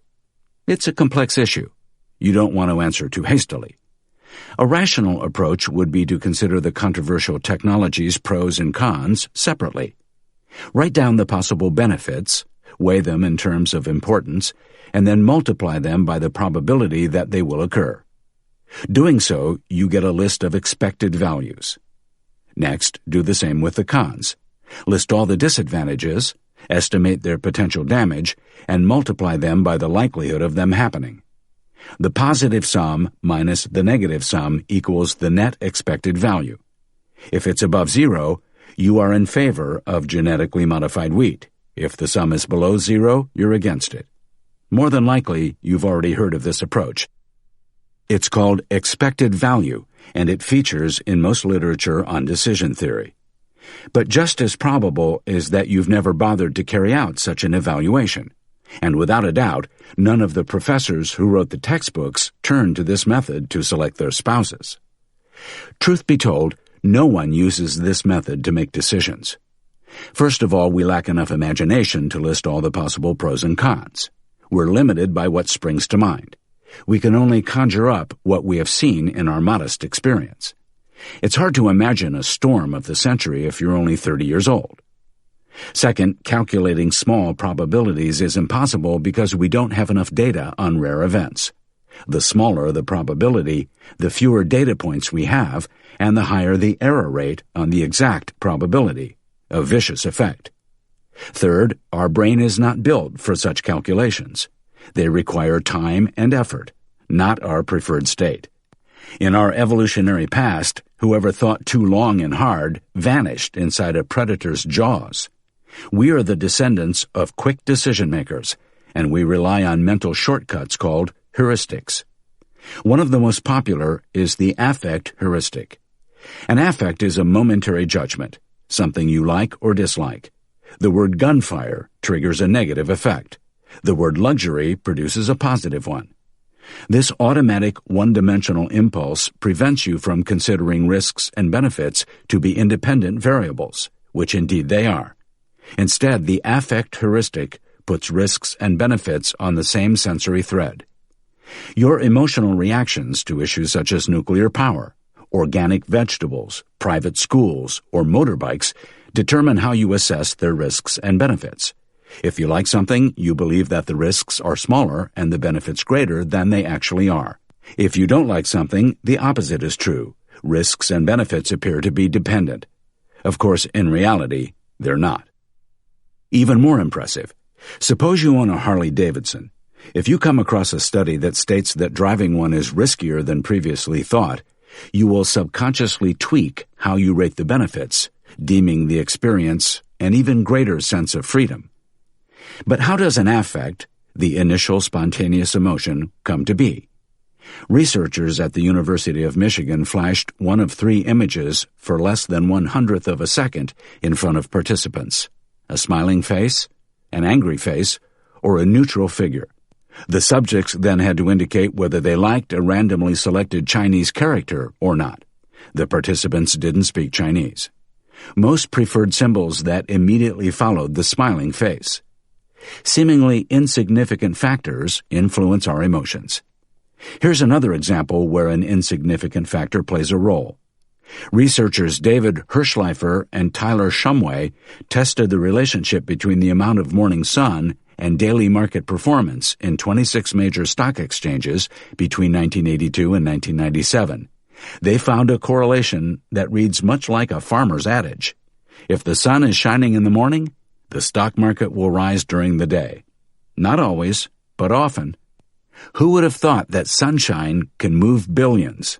The morning sun obviously has the same effect as a smiley face. Whether we like it or not, we're puppets of our emotions. We make complex decisions by consulting our feelings, not our thoughts. Against our best intentions, we substitute the question, "What do I think about this?" with, "How do I feel about this?" So smile. Your future depends on it. 67. Be your own heretic. Introspection illusion. Bruce is in the vitamin business. His father founded the company when supplements were not yet a lifestyle product. A doctor had to prescribe them. When Bruce took over the operation in the early 90s, demand skyrocketed. Bruce seized the opportunity with both hands and took out huge loans to expand production. Today, he's one of the most successful people in the business and president of a national association of vitamin manufacturers. Since childhood, hardly a day has passed without him swallowing at least 3 multivitamins. A journalist once asked him if they do anything. He replied, "I'm sure of it." Do you believe him? I have another question for you. Take any idea you are 100% sure of. Perhaps that gold will rise over the next 5 years. Perhaps that God exists. Perhaps that your dentist is overcharging you. Whatever the belief, write it down in one sentence. Do you believe yourself? I bet you consider your conviction more valid than Bruce's, right? Here's why. Yours is an internal observation, whereas Bruce's is external. Crudely put, you can peek into your own soul, but not into his. In Bruce's case, you might think, come on, it's obviously in his interest to believe that vitamins are beneficial. After all, his wealth and social status depend on the success of the company. He has to maintain a family tradition. All his life, he's gulped down pills, so he'll never admit that it was a waste of time. For you, however, it's a different story. You have searched deep inside. You are completely impartial. But how pure and honest is internal reflection? The Swedish psychologist Peter Johansson allowed test subjects to glimpse 2 portrait photos of random people and choose which face was more attractive. Then he showed them the preferred photo up close and asked them to describe the most attractive features. However, with a sleight of hand, he switched the pictures. Most participants failed to notice and proceeded to justify in detail why they favored the image. The results of the study? Introspection is not reliable. When we soul search, we contrive the findings. The belief that reflection leads to truth or accuracy is called the introspection illusion. This is more than sophistry. Because we're so confident of our beliefs, we experience 3 reactions when someone fails to share our views. Response 1, assumption of ignorance. The other party clearly lacks the necessary information. If he knew what you know, he would be of the same opinion. Political activists think this way. They believe they can win others over through enlightenment. Reaction 2, assumption of idiocy. The other person has the necessary information, but his mind is underdeveloped. He cannot draw the obvious conclusions. In other words, he's a moron. This reaction is particularly popular with bureaucrats who want to protect stupid consumers from themselves. Response 3, assumption of malice. Your counterpart has the necessary information. He even understands the debate, but he is deliberately confrontational. He has evil intentions. This is how many religious leaders and followers treat disbelievers. If they don't agree, they must be servants of the devil. In conclusion, nothing is more convincing than your own beliefs. We believe that introspection unearths genuine self-knowledge. Unfortunately, introspection is, in large part, fabrication, posing two dangers. First, the introspection illusion creates inaccurate predictions of future mental states. Trust your internal observations too much and too long, and you might be in for a very rude awakening. Second, we believe that our introspections are more reliable than those of others, which creates an illusion of superiority. Remedy: be all the more critical with yourself. Regard your internal observations with the same skepticism as claims from some random person. Become your own toughest critic. 68. Why you should set fire to your ships. Inability to close doors. Next to my bed, 24 books are stacked high. I have dipped in and out of all of them, but am unable to part with even one. I know that sporadic reading won't help me achieve any real insights, despite the many hours I put in, and that I really should devote myself to one book at a time. So why am I still juggling all 24? I know a man who is dating 3 women. He's in love with all 3 and can imagine starting a family with any of them. However, he simply doesn't have the heart to choose just one, because then he would be passing up on the other 2 for good. If he refrains from deciding, all options remain open. The downside is that no real relationship will develop.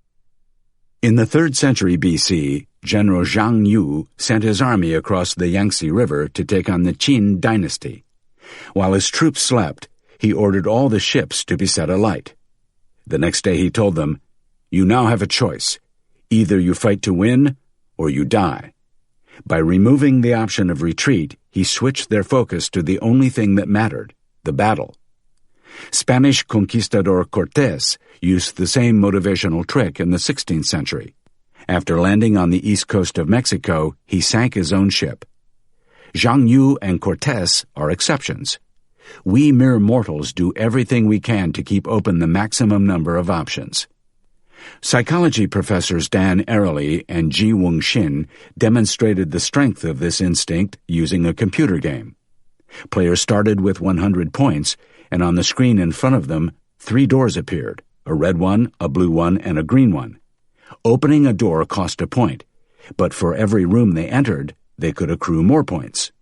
The players reacted logically. They found the most fruitful room and holed up there for the whole session. Ariely and Shin then changed the rules.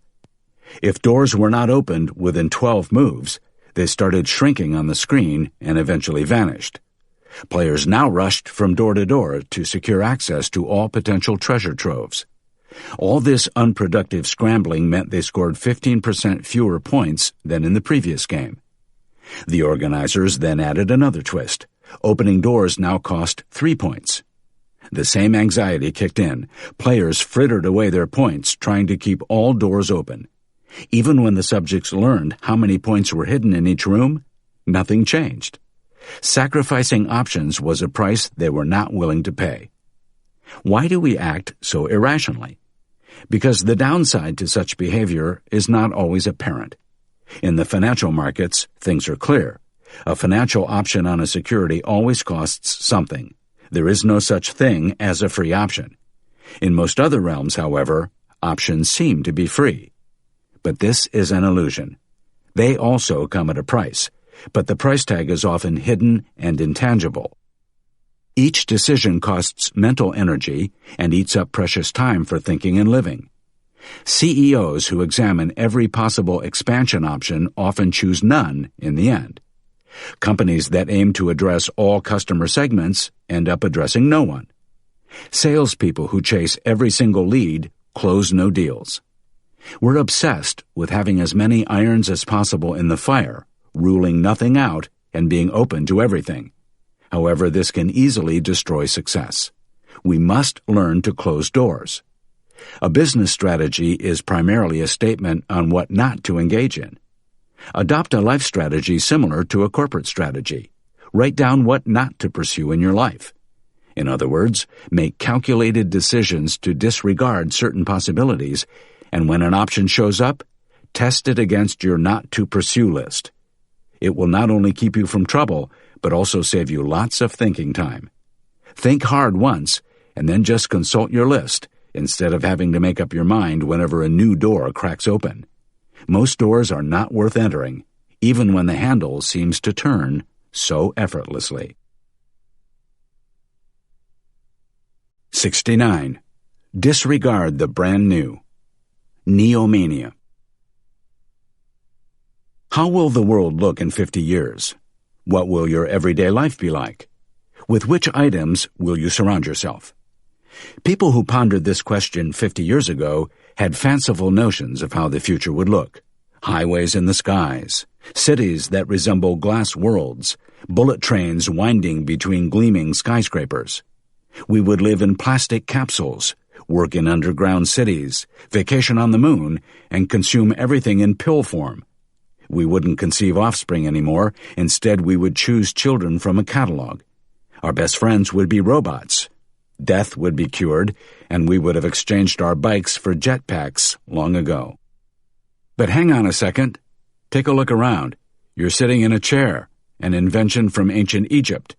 You wear pants, developed about 5,000 years ago and adapted by Germanic tribes around 750 BC. The idea behind your leather shoes comes from the last ice age. Your bookshelves are made of wood, one of the oldest building materials in the world. At dinner time you use a fork, a well-known killer app from Roman times, to shovel chunks of dead animals and plants into your mouths. Nothing has changed. How will the world look in 50 years? In his latest book, Anti-Fragile, Nassim Taleb gives us a clue. Assume that most of the technology that has existed for the past 50 years will serve us for another half-century, and assume that recent technology will be passé in a few years' time. Why? Think of these inventions as if they were species. Whatever has held its own throughout centuries of innovation will probably continue to do so in the future too. Old technology has proven itself.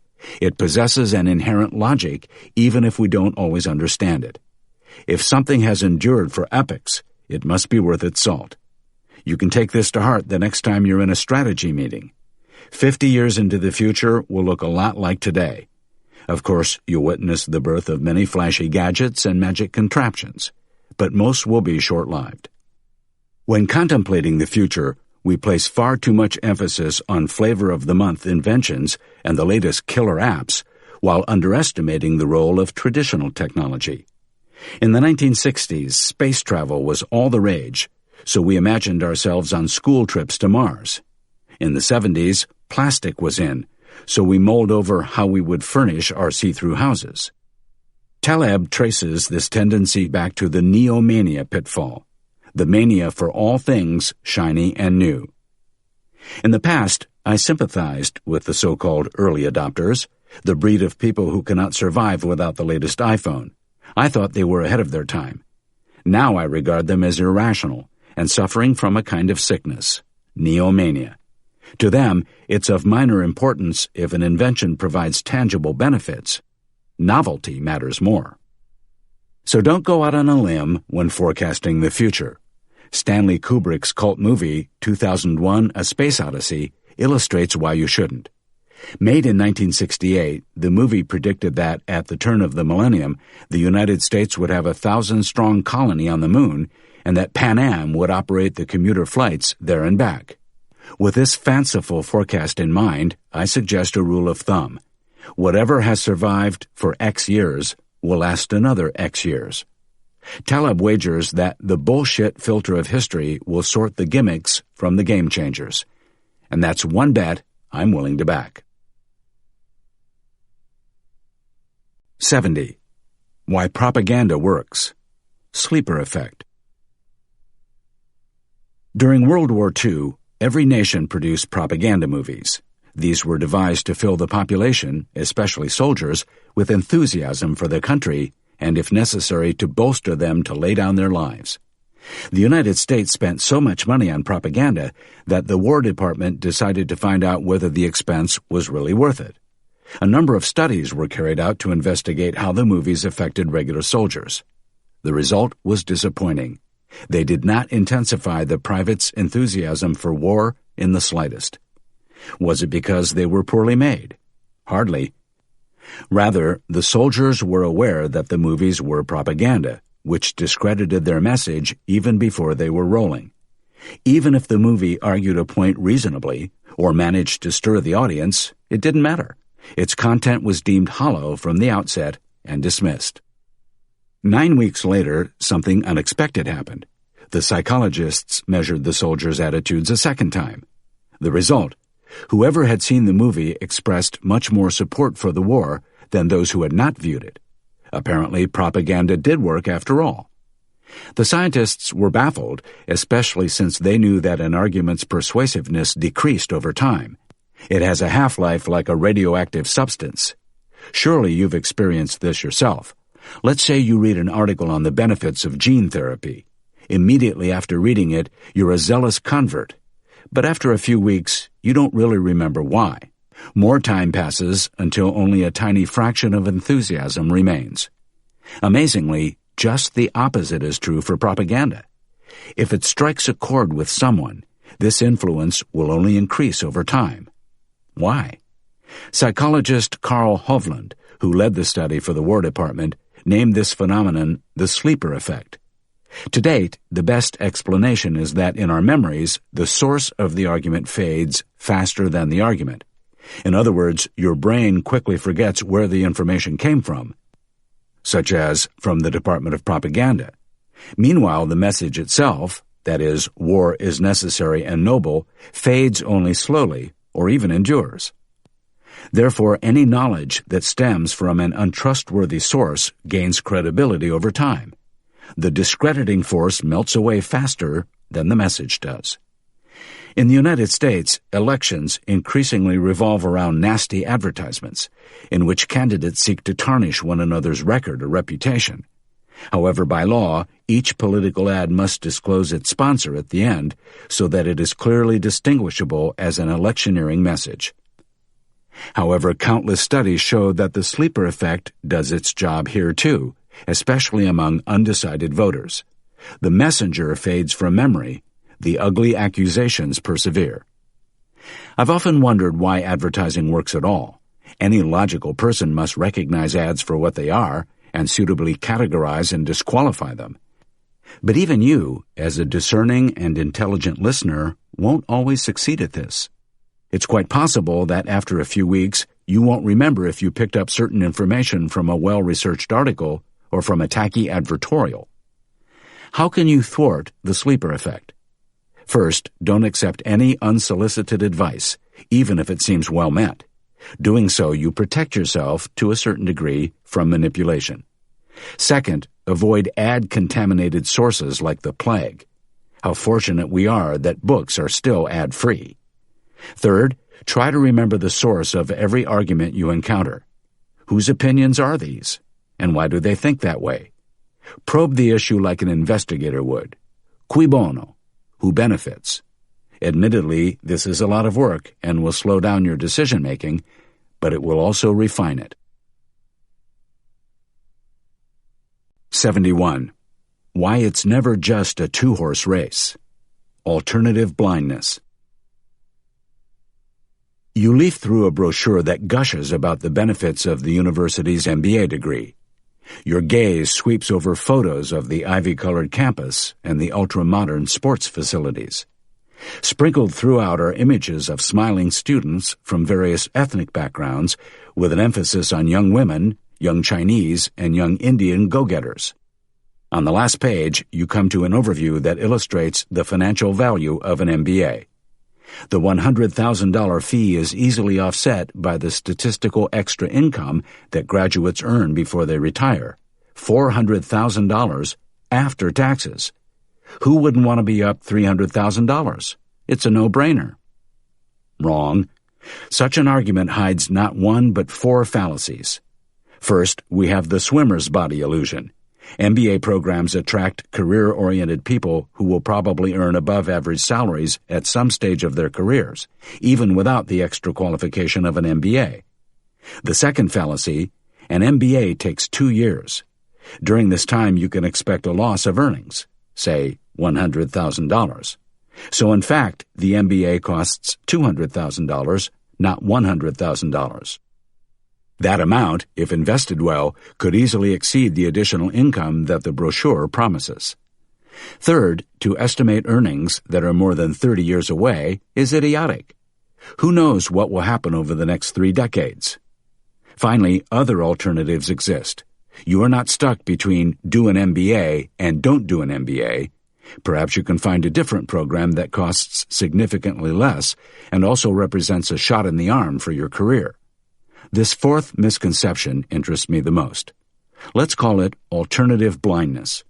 We systematically forget to compare an existing offer with the next best alternative. Here's an example from the world of finance. Suppose you have a little money in your savings account and you ask your investment broker for advice. He proposes a bond that will earn you 5% interest. That's much better than the 1% you get with your savings account, he points out. Does it make sense to buy the bond? We don't know. It's wrong to consider just these 2 options.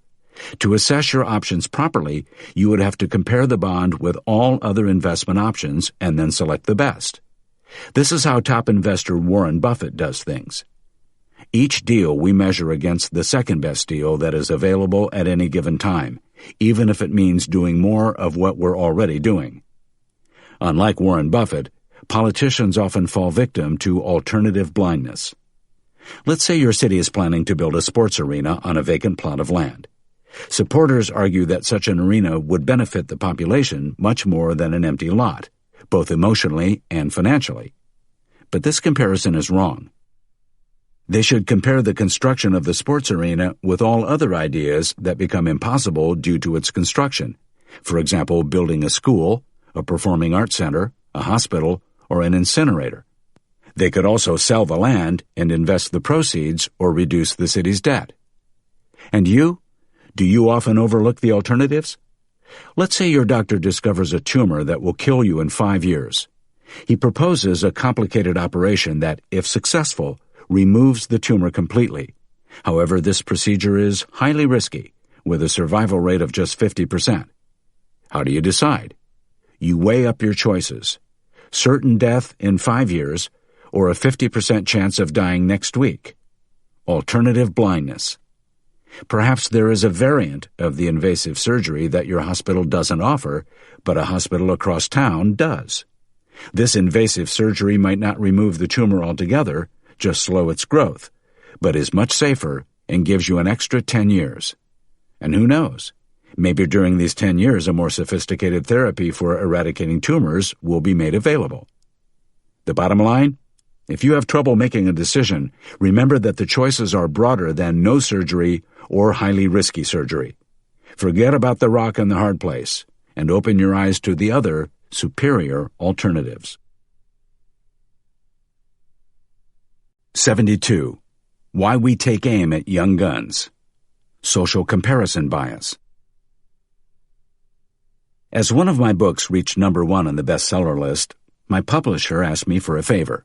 An acquaintance's title was on the verge of entering the top 10 list, and the publisher was convinced that a testimonial from me would give it the necessary push. It always amazes me that these little testimonials work at all. Everyone knows that only favorable comments end up on a book's jacket. The book you hold in your hands is no exception. A rational reader should ignore the praise or at least consider it alongside the criticism, which is always available, albeit in different places. Nevertheless, I've written plenty of testimonials for other books, but they were never for rival titles. I hesitated. Wouldn't writing a blurb be cutting off my nose to spite my face? Why should I help someone who might soon vie for the top slot?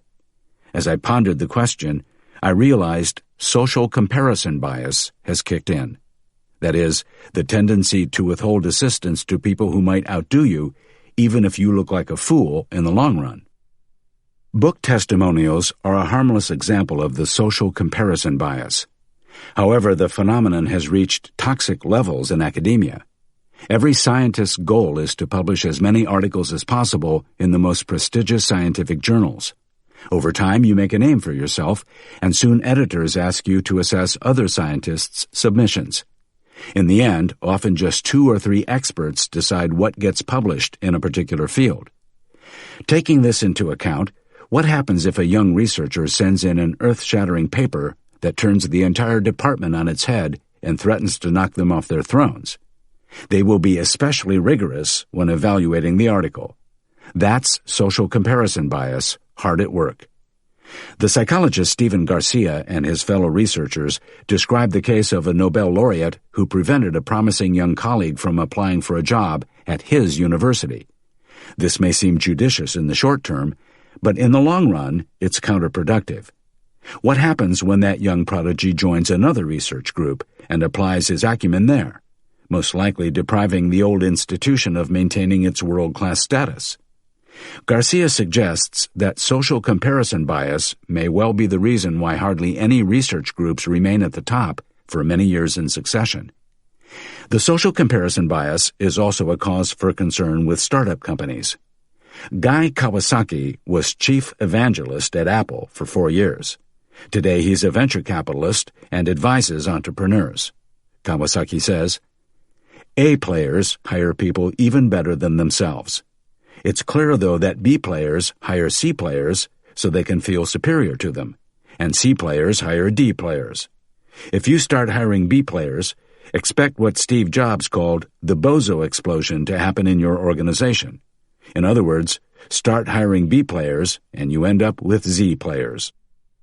Recommendation: hire people who are better than you.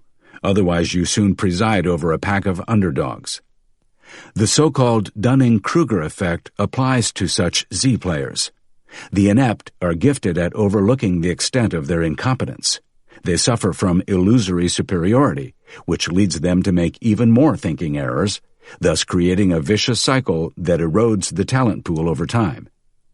While his school was closed due to an outbreak of plague in 1666 to 1667, 25-year-old Isaac Newton showed his professor, Isaac Barrow, what research he was conducting in his spare time.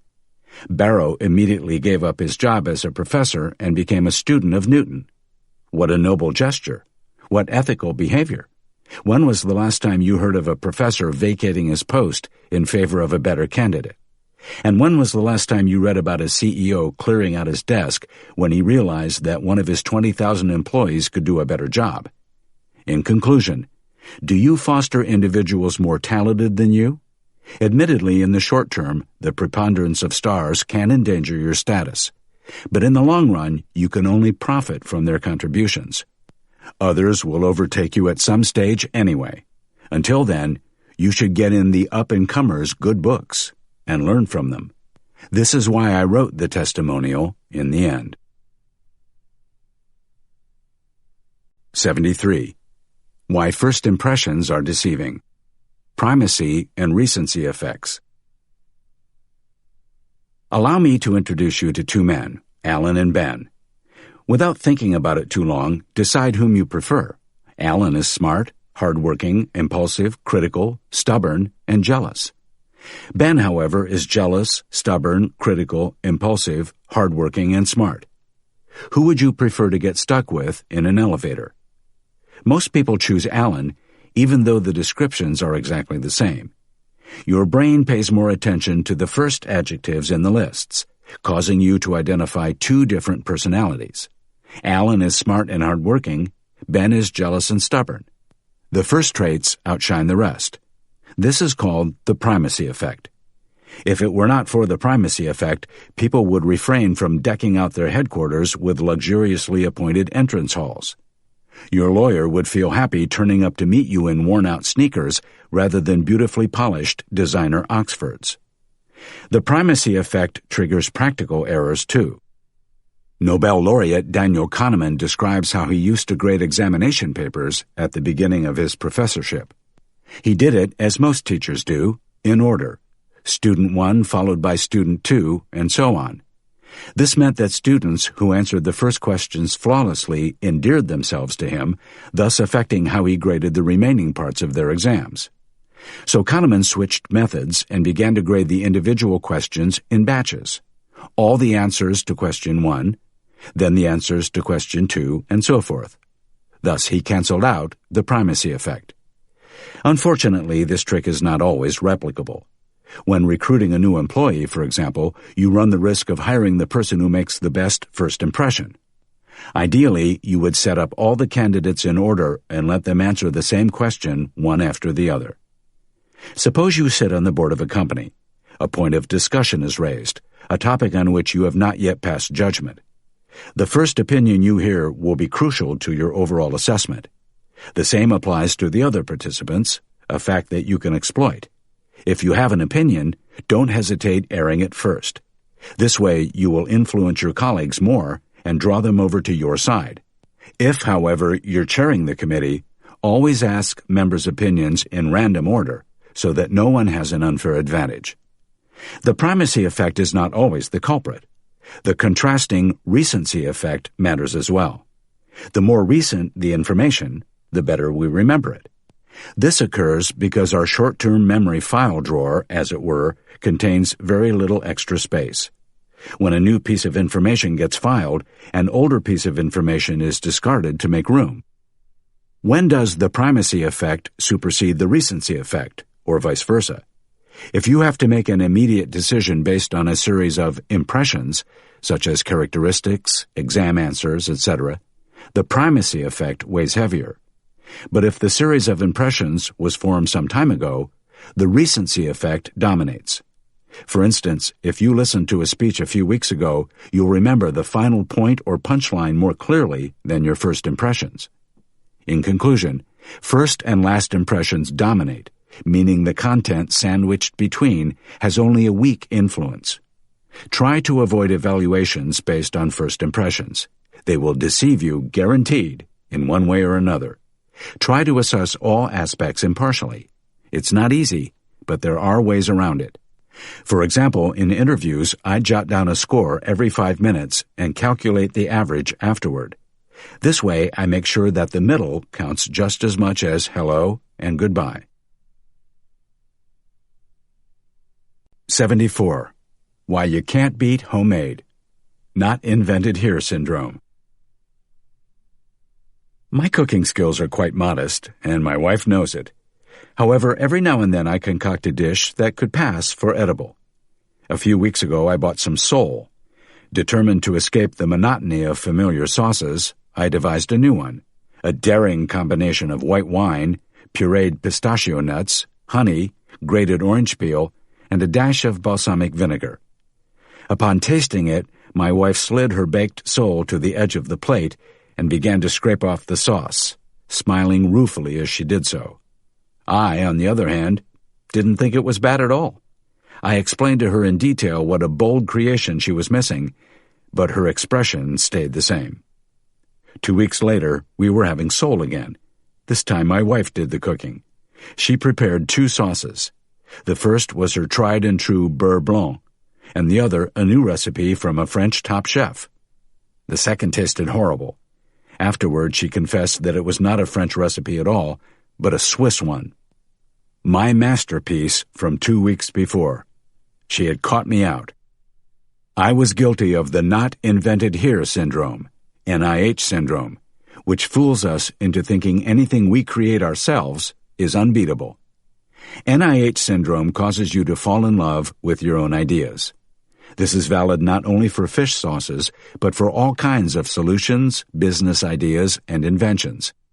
Companies tend to rate homegrown ideas as far more important than those from outsiders, even if objectively this is not the case. I recently had lunch with the CEO of a company that specializes in software for health insurance firms.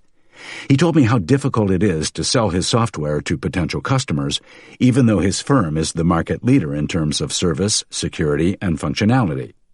Most insurers are convinced that the best solution is what they have crafted themselves in-house over the past 30 years.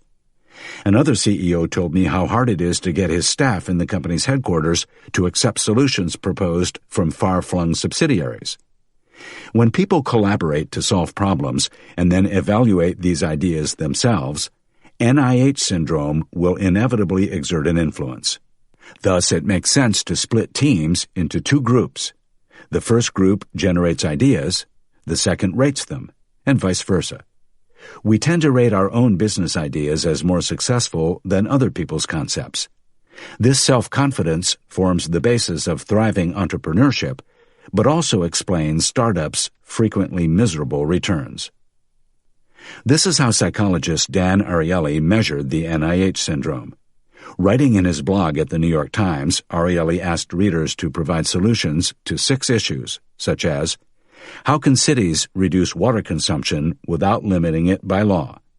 The readers had to make suggestions and to assess the feasibility of all the ideas proposed.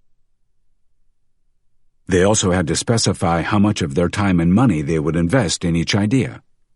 Finally, they were limited to using a set list of 50 words, ensuring that everyone gave more or less the same answers. Despite this, the majority rated their own responses as more important and applicable than the others, even though the submissions were virtually identical. On a societal level, NIH syndrome has serious consequences. We overlook shrewd ideas simply because they come from other cultures. In Switzerland, where each state or canton has certain powers, one tiny canton never approved women's suffrage. It took a federal court ruling in 1990 to change the law, a startling case of NIH. Or consider the modern traffic roundabout, with its clear yield requirements that was designed by British transport engineers in the 1960s and implemented throughout the UK. It took another 30 years full of oblivion and resistance until this obvious traffic decongestant found its way in the United States and continental Europe. Today, France alone has more than 30,000 roundabouts, which the French now probably falsely attribute to the designer of the Place de l'Étoile. In conclusion, we are drunk on our own ideas. To sober up, take a step back every now and then and examine their quality in hindsight. Which of your ideas from the past 10 years were truly outstanding? Exactly. 75. How to Profit from the Implausible. The Black Swan. All swans are white. For centuries, this statement was watertight. Every snowy specimen corroborated this. A swan in a different color? Unthinkable. That was until the year 1697, when Willem de Vlaming saw a black swan for the first time during an expedition to Australia. Since then, black swans have become symbols of the improbable. You invest money in the stock market. Year in, year out, the Dow Jones rises and falls a little. Gradually, you grow accustomed to this gentle up and down. Then suddenly, a day like October 19th, 1987 comes around, and the stock market tumbles 22%, with no warning. This event is a black swan, as described by Nassim Taleb in his book with the same title. A black swan is an unthinkable event that massively affects your life, your career, your company, your country. There are positive and negative black swans. The meteorite that flattens you, Sutter's discovery of gold in California, the collapse of the Soviet Union, the invention of the transistor, the internet browser, the overthrow of Egyptian dictator Mubarak, or another encounter that upturns your life completely. All are black swans. Think what you like of former U.S. Secretary of Defense Donald Rumsfeld, but at a press conference in 2002, he expressed a philosophical thought with exceptional clarity when he offered this observation. There are things we know, known facts. There are things we do not know, known unknowns. And there are things we do not know that we do not know, unknown unknowns. How big is the universe? Does Iran have nuclear weapons? Does the internet make us smarter or dumber? These are known unknowns. With enough effort, we can hope to answer these one day. Unlike the unknown unknowns. No one foresaw Facebook mania 10 years ago. It's a black swan. Why are black swans so important? Because, as absurd as it may sound, they are cropping up more and more frequently, and they tend to become more consequential. Though we can continue to plan for the future, black swans often destroy our best-laid plans. Feedback loops and nonlinear influences interact and cause unexpected results. The reason? Our brains are designed to help us hunt and gather. Back in the Stone Age, we hardly ever encountered anything truly extraordinary. The deer we chased was sometimes a bit faster or slower, sometimes a little bit fatter or thinner. Everything revolved around a stable mean. Today is different. With one breakthrough, you can increase your income by a factor of 10,000. Just ask Larry Page, Usain Bolt, George Soros, J.K. Rowling, or Bono. Such fortunes did not exist previously. Peaks of this size were unknown. Only in the most recent of human history has this been possible. Hence our problem with extreme scenarios. Since probabilities cannot fall below zero, and our thought processes are prone to error, you should assume that everything has an above-zero probability. So what can be done? Put yourself in situations where you can catch a ride on a positive black swan, as unlikely as that is. Become an artist, inventor, or entrepreneur with a scalable product. If you sell your time, for example as an employee, dentist, or journalist, you're waiting in vain for such a break. But even if you feel compelled to continue as such, avoid surroundings where negative black swans thrive. This means stay out of debt, invest your savings as conservatively as possible, and get used to a modest standard of living, no matter whether your big breakthrough comes or not. 76. Knowledge is non-transferable. Domain dependence. Writing books about clear thinking brings with it many pluses. Business leaders and investors invite me to give talks for good money. Incidentally, this is in itself poor judgment on their part. Books are much cheaper. At a medical conference, the following happened to me. I was speaking about base rate neglect and illustrated it with a medical example. In a 40-year-old patient, stabbing chest pain, among other things, may indicate heart problems as well as stress. Stress is much more frequent, with a higher base rate, so it's advisable to test the patient for this first. All this is very reasonable, and the doctors understood it intuitively. But when I used an example from economics, most faltered. The same thing happens when I speak in front of investors. If I illustrate fallacies using financial examples, most catch on immediately. However, if I take instances from biology, many are lost. The conclusion? Insights do not pass well from one field to another. This effect is called domain dependence. In 1990, Harry Markowitz received the Nobel Prize in Economics for his theory of portfolio selection. It describes the optimum composition of a portfolio, taking into account both risk and return prospects. When it came to Markowitz's own portfolio, how he should allot his savings into stocks and bonds, he simply opted for 50-50 distribution, half in shares, the other half in bonds. The Nobel Prize winner was incapable of applying his ingenious process to his own affairs, a blatant case of domain dependence.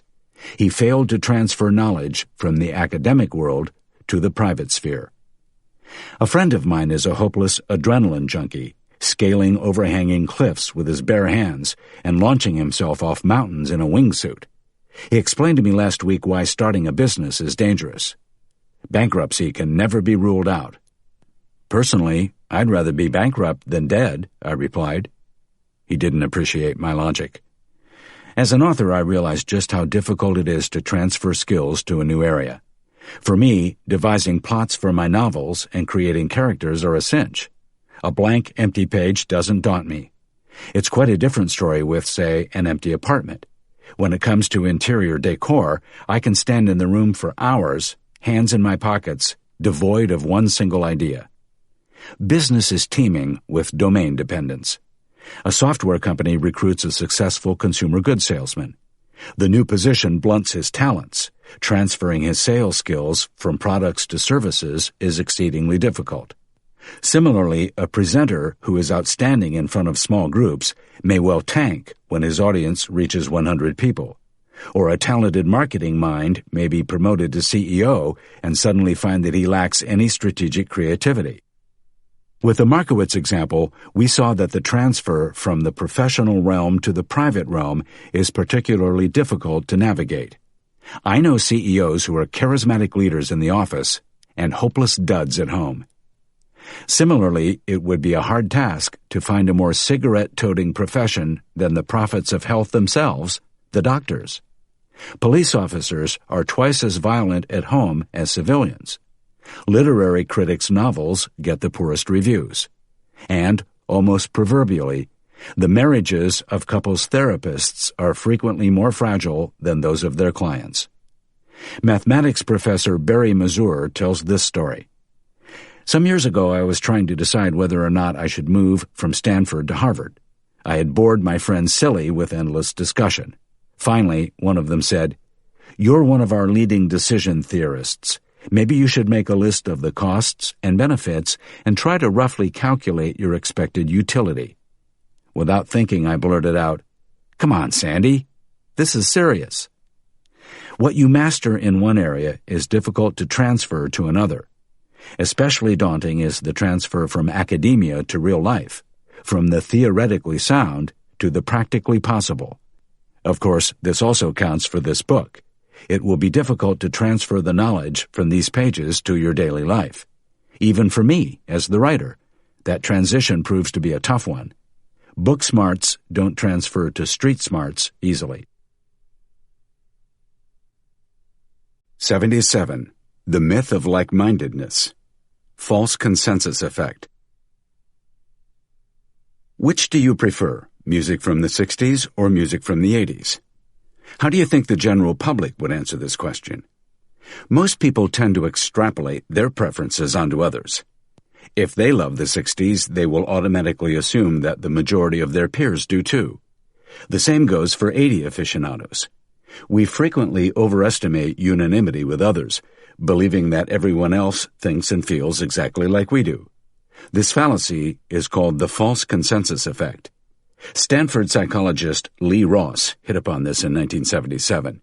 He fashioned a sandwich board emblazoned with the slogan, "Eat at Joe's," and asked randomly selected students to wear it around campus for 30 minutes.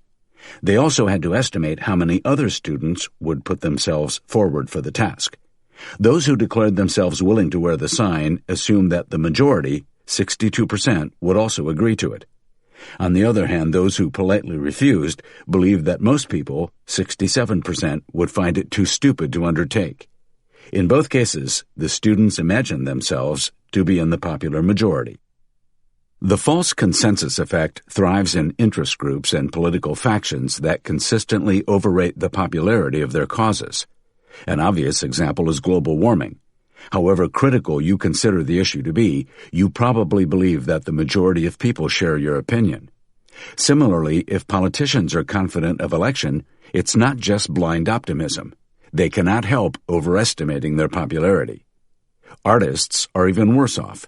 In 99% of new projects, they expect to achieve more success than ever before. A personal example, I was completely convinced that my novel, Massimo Marini, would be a resounding success. It was at least as good as my previous books, I thought, and those had done very well. But the public was of a different opinion, and I was proven wrong. False consensus effect. Of course, the business world is equally prone to such false conclusions. Just because an R&D department is convinced of its product's appeal doesn't mean consumers will think the same way. Companies with tech people in charge are especially affected. Inventors fall in love with their product's sophisticated features and mistakenly believe that these will bowl customers over too. The false consensus effect is fascinating for yet another reason. If people don't share our opinions, we categorize them as abnormal. Ross's experiment also corroborated this. The students who wore the sandwich board considered those who refused to be stuck-up and humorless, whereas the other camp saw the sign wearers as idiots and attention seekers. Perhaps you remember the fallacy of social proof, the notion that an idea is better the more people believe in it. Is the false consensus effect identical? No. Social proof is an evolutionary survival strategy. Following the crowd has saved our butts more often in the past 100,000 years than striking out on our own. With the false consensus effect, no outside influences are involved. Despite this, it still has a social function, which is why evolution didn't eliminate it. Our brain is not built to recognize the truth. Instead, its goal is to leave behind as many offspring as possible. Whoever seemed courageous and convincing, thanks to the false consensus effect, created a positive impression, attracted a disproportionate amount of resources, and thus increased their chances of passing on their genes to future generations. Doubters were less sexy. In conclusion, assume that your worldview is not borne by the public. More than that, do not assume that those who think differently are idiots. Before you distrust them, question your own assumptions. 78. You were right all along. Falsification of history. Winston Smith, a frail, brooding 39-year-old office employee, works in the Ministry of Truth. His job is to update old newspaper articles and documents so that they agree with new developments. His work is important. Revising the past creates the illusion of infallibility and helps the government secure absolute power. Such historical misrepresentation, as witnessed in George Orwell's classic 1984, is alive and well today. It may shock you, but a little Winston is scribbling away in your brain too. Worse still, whereas in Orwell's novel he toiled unwillingly and eventually rebelled against the system, in your brain he's working with the utmost efficiency and according to your wishes and goals. He will never rise up against you. He revises your memories so effortlessly, elegantly even, that you never notice his work. Discreet and reliable, Winston disposes of your old mistaken views. As they vanish one by one, you start to believe you were right all along. In 1973, U.S. political scientist Gregory Marcus asked 3,000 people to share their opinions on controversial political issues, such as the legalization of drugs. Their responses ranged from fully agree to completely disagree. 10 years later, he interviewed them again on the same topics, and also asked what they had replied 10 years previously. The result? What they recalled disclosing in 1973 was almost identical to their present-day views, and a far cry from their original responses. By subconsciously adjusting past views to fit present ones, we avoid any embarrassing proof of our fallibility. It's a clever coping strategy because, no matter how tough we are, admitting mistakes is an emotionally difficult task. But this is preposterous. Shouldn't we let out a whoop of joy every time we realize we're wrong? After all, such admissions would ensure we'll never make the same mistake twice and have essentially taken a step forward. But we don't see it that way. So does this mean our brains contain no accurately etched memories? Surely not. After all, you can recall the exact moment when you met your partner as if it were captured in a photo. And you can remember exactly where you were on September 11th, 2001, when you learned of the terrorist attack in New York, right? You recall to whom you were speaking and how you felt. Your memories of 9/11 are extraordinarily vivid and detailed. Psychologists call these flashbulb memories. They feel as incontestable as photographs. They are not. Flashbulb memories are as flawed as regular recollections. They're the product of reconstruction. Ulrich Neisser, one of the pioneers in the field of cognitive science, investigated them. In 1986, the day after the explosion of the Challenger space shuttle, he asked students to write essays detailing their reactions. 3 years later, he interviewed them again. Less than 7% of the new data correlated with the initial submissions. In fact, 50% of the recollections were incorrect in 2/3 of the points, and 25% failed to match even a single detail. Neisser took one of these conflicting papers and presented it to its owner. Her answer? "I know it's my handwriting, but I couldn't have written this." The question remains, why do flashbulb memories feel so real? We don't know yet. It's safe to assume that half of what you remember is wrong. Our memories are riddled with inaccuracies, including the seemingly flawless flashbulb memories. Our faith in them can be harmless or lethal. Consider the widespread use of eyewitness testimony and police lineups to identify criminals. To trust such accounts without additional investigation is reckless, even if the witnesses are adamant that they would easily recognize the perpetrator again.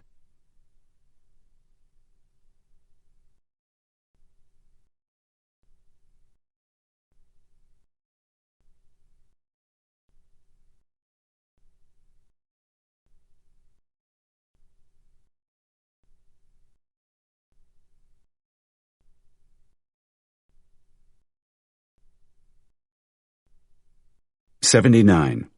Why you identify with your football team. In-group, out-group bias. When I was a child, a typical wintry Sunday looked like this. My family sat in front of the TV watching a ski race. My parents cheered for the Swiss skiers and wanted me to do the same. I didn't understand the fuss. First, why zoom down a mountain on 2 planks? It makes as little sense as hopping up the mountain on 1 leg while juggling 3 balls and stopping every 100 feet to hurl a log as far as possible. Second, how can 1/100th of a second count as a difference? Common sense would say that if people are that close together, they're equally good skiers. Third, why should I identify with the Swiss skiers? Was I related to any of them? I didn't think so. I didn't even know what they thought or read, and if I lived a few feet over the Swiss border, I would probably have to cheer for another team altogether. This brings us to the question, does identifying with a group, a sports team, an ethnicity, a company, a state, represent flawed thinking? Over thousands of years, evolution has shaped every behavioral pattern, including attraction to certain groups. In times past, group membership was vital. Fending for yourself was close to impossible. As people began to form alliances, all had to follow suit. Individuals stood no chance against collectives. Whoever rejected membership or got expelled forfeited their place not only in the group, but also in the gene pool. No wonder we're such social animals. Our ancestors were too. Psychologists have investigated different group effects. These can be neatly categorized under the term in-group, out-group bias. First, groups often form based on minor, even trivial criteria. With sports affiliation, a random birthplace suffices, and in business, it's where you work. To test this, the British psychologist Henri Teifel split strangers into groups, tossing a coin to choose who went to which group. He told the members of one group it was because they all liked a particular type of art. The results were impressive, although A, they were strangers, B, they were allocated a group at random, and C, they were far from art connoisseurs. The group members found each other more agreeable than members of other groups. Second, you perceive people outside your own group to be more similar than they actually are. This is called the out-group homogeneity bias. Stereotypes and prejudices stem from it. Have you ever noticed that in science fiction movies, only the humans have different cultures, and the aliens don't? Third, since groups often form on the basis of common values, group members receive a disproportionate amount of support for their own views. This distortion is dangerous, especially in business. It leads to the infamous organizational blindness. Family members helping one another out is understandable. If you share half your genes with your siblings, you're naturally interested in their well-being. But there is such a thing as pseudo-kinship. It involves the same emotions without blood relationship. Such feelings can lead to the most idiotic cognitive error of all, laying down your life for a random group, also known as going to war. It is no coincidence that motherland suggests kinship, and it's not by chance that the goal of any military training is to forge soldiers together as brothers. In conclusion, prejudice and aversion are biological responses to anything foreign. Identifying with a group has been a survival strategy for hundreds of thousands of years. Not any longer. Identifying with a group distorts your view of the facts. Should you ever be sent to war and you don't agree with its goals, desert. 80. The difference between risk and uncertainty. Ambiguity aversion. 2 boxes. Box A contains 100 balls, 50 red and 50 black. Box B also holds 100 balls, but you don't know how many are red and how many are black. If you reach into one of the boxes without looking and draw out a red ball, you win $100. Which box will you choose, A or B? The majority will opt for A. Let's play again using exactly the same boxes. This time you win $100 if you draw out a black ball. Which box will you go for now? Most likely you'll choose A again. But that's illogical. In the first round you assumed that B contained fewer red balls and more black balls, so rationally you would have to opt for B this time around. Don't worry, you're not alone in this error. Quite the opposite. This result is known as the Ellsberg paradox, named after Daniel Ellsberg, a former Harvard psychologist. As a side note, he later leaked the top-secret Pentagon Papers to the press, leading to the downfall of President Nixon. The Ellsberg paradox offers empirical proof that we favor known probabilities, box A, over unknown ones, box B. Thus we come to the topics of risk and uncertainty, or ambiguity, and the differences between them. Risk means that the probabilities are known. Uncertainty means that the probabilities are unknown. On the basis of risk, you can decide whether or not to take a gamble. In the realm of uncertainty, though, it's much harder to make decisions. The terms risk and uncertainty are as frequently mixed up as cappuccino and latte macchiato, with much graver consequences. You can make calculations with risk, but not with uncertainty. The 300-year-old science of risk is called statistics. A host of professors deal with it, but not a single textbook exists on the subject of uncertainty. Because of this, we try to squeeze ambiguity into risk categories, but it doesn't really fit. Let's look at two examples, one from medicine, where it works, and one from the economy, where it does not. There are billions of humans on Earth. Our bodies do not differ dramatically. We all reach a similar height. No one will ever be 100 feet tall, and a similar age. No one will live for 10,000 years, or for only a millisecond. Most of us have 2 eyes, 4 heart valves, 32 teeth. Another species would consider us to be homogeneous, as similar to one another as we consider mice to be. For this reason, there are many similar diseases, and it makes sense to say, for example, there is a 30% risk you will die of cancer. On the other hand, the following assertion is meaningless. There is a 30% chance that the euro will collapse in the next 5 years. Why? The economy resides in the realm of uncertainty. There are not billions of comparable currencies from whose history we can derive probabilities. The difference between risk and uncertainty also illustrates the difference between life insurance and credit default swaps. A credit default swap is an insurance policy against specific defaults, a particular company's inability to pay. In the first case, life insurance, we're in the calculable domain of risk. In the second, credit default swap, we're dealing with uncertainty. This confusion contributed to the chaos of the financial crisis in 2008. If you hear phrases such as, the risk of hyperinflation is X%, or the risk to our equity position is Y, start worrying. To avoid hasty judgment, you must learn to tolerate ambiguity.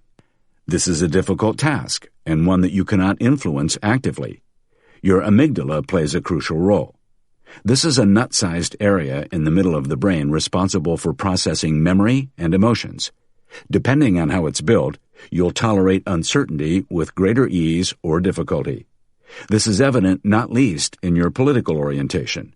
The more averse you are to uncertainty, the more conservatively you will vote. Your political views have a partial biological underpinning. Either way, whoever hopes to think clearly must understand the difference between risk and uncertainty. Only in very few areas can we count on clear probabilities. Casinos, coin tosses, and probability textbooks. Often we're left with troublesome ambiguity. Learn to take it in stride. 81. Why you go with the status quo. Default effect. In a restaurant the other day, I scanned the wine list in desperation. Iroulegui, Arcelevelu, Susamaniello. I'm far from an expert, but I could tell that a sommelier was trying to prove his worldliness with these selections. On the last page, I found redemption. Our French house wine, Réserve du Patron Bourgogne, $52. I ordered it right away. It couldn't be that bad, I reasoned. I've owned an iPhone for several years now. The gadget allows me to customize everything: data usage, app synchronization, phone encryption, even how loud I want the camera shutter to sound. How many of these have I set up so far? You guessed it, not one. In my defense, I'm not technically challenged. Rather, I'm just another victim of the so-called default effect. The default setting is as warm and welcoming as a soft pillow, into which we happily collapse. Just as I tend to stick with the house wine and factory cell phone settings, most people cling to the standard options. For example, new cars are often advertised in a certain color. In every catalog, video, and ad, you see the new car in the same color, although the car is available in a myriad of colors. The percentage of buyers who select this default color far exceeds the percentage of car buyers who bought this particular color in the past. Many opt for the default.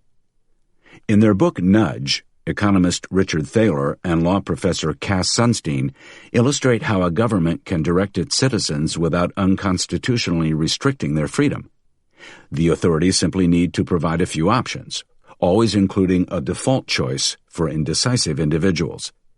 This is how New Jersey and Pennsylvania presented two-car insurance policies to their inhabitants.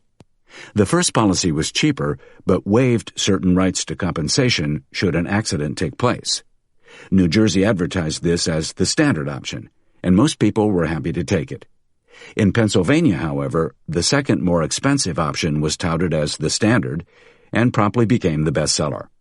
This outcome is quite remarkable, especially when you consider that both states' drivers cannot differ all that much in what they want covered or in what they want to pay.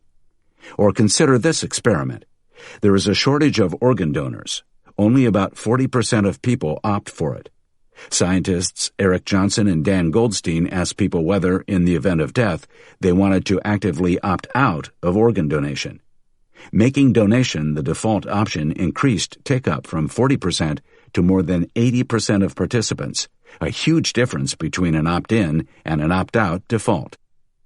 The default effect is at work even when no standard option is mentioned.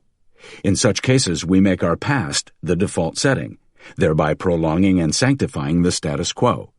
People crave what they know. Given the choice of trying something new or sticking to the tried and tested option, we tend to be highly conservative, even if a change would be beneficial. My bank, for example, charges an annual fee of $60 for mailing out account statements. I could save myself this amount if I downloaded the statements online. However, though the pricey and paper-guzzling service has bothered me for years, I still can't bring myself to get rid of it once and for all. So where does the status quo bias come from? In addition to sheer convenience, loss aversion plays a role. Recall that losses upset us twice as much as similar gains please us. For this reason, tasks such as renegotiating existing contracts prove very difficult. Regardless of whether these are private or professional, each concession you make weighs twice as heavy as any you receive. So such exchanges end up feeling like net losses. Both the default effect and the status quo bias reveal that we have a strong tendency to cling to the way things are, even if this puts us at a disadvantage. By changing the default setting, you can change human behavior. Maybe we live our lives according to some grand, hidden default idea, I suggested to a dinner companion, hoping to draw him into a deep philosophical discussion. Maybe it just needs a little time to develop, he said, after trying the réserve du patron. 82. Why last chances make us panic. Fear of regret. Two stories. Paul owns shares in Company A. During the year, he considered selling them and buying shares in Company B. In the end, he didn't. Today, he knows that if he had done so, he would have been up $1,200. Second story.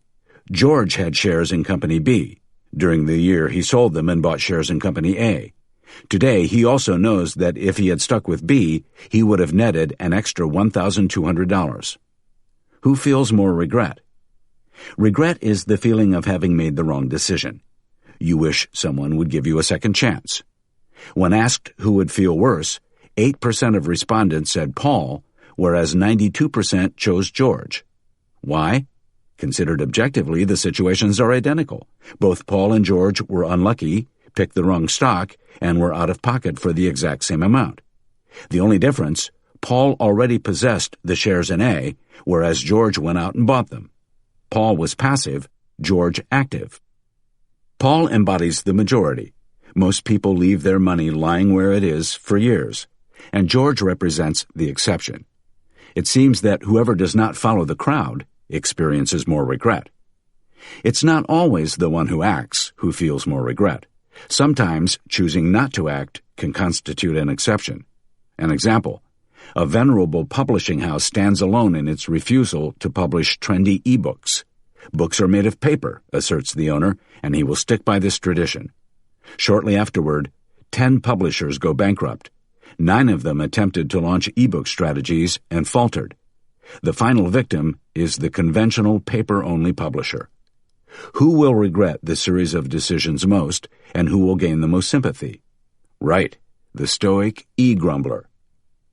Here's an example from Daniel Kahneman's book, Thinking, Fast and Slow. After every plane crash, we hear the story of one unlucky person who actually wanted to fly a day earlier or later, but for some reason he changed his booking at the last minute. Since he is the exception, we feel more sympathy for him than for the other normal passengers who were booked on the ill-fated flight from the outset. The fear of regret can make us behave irrationally. To dodge the terrible feeling in the pits of our stomachs, we tend to act conservatively, so as not to deviate from the crowd too much. No one is immune to this, not even supremely self-confident traders. Statistics show that each year on December 31st, D-Day for performance reviews and bonus calculations, they tend to offload their more exotic stocks and conform to the masses. Similarly, fear of regret and the endowment effect prevent you from throwing away things you no longer require.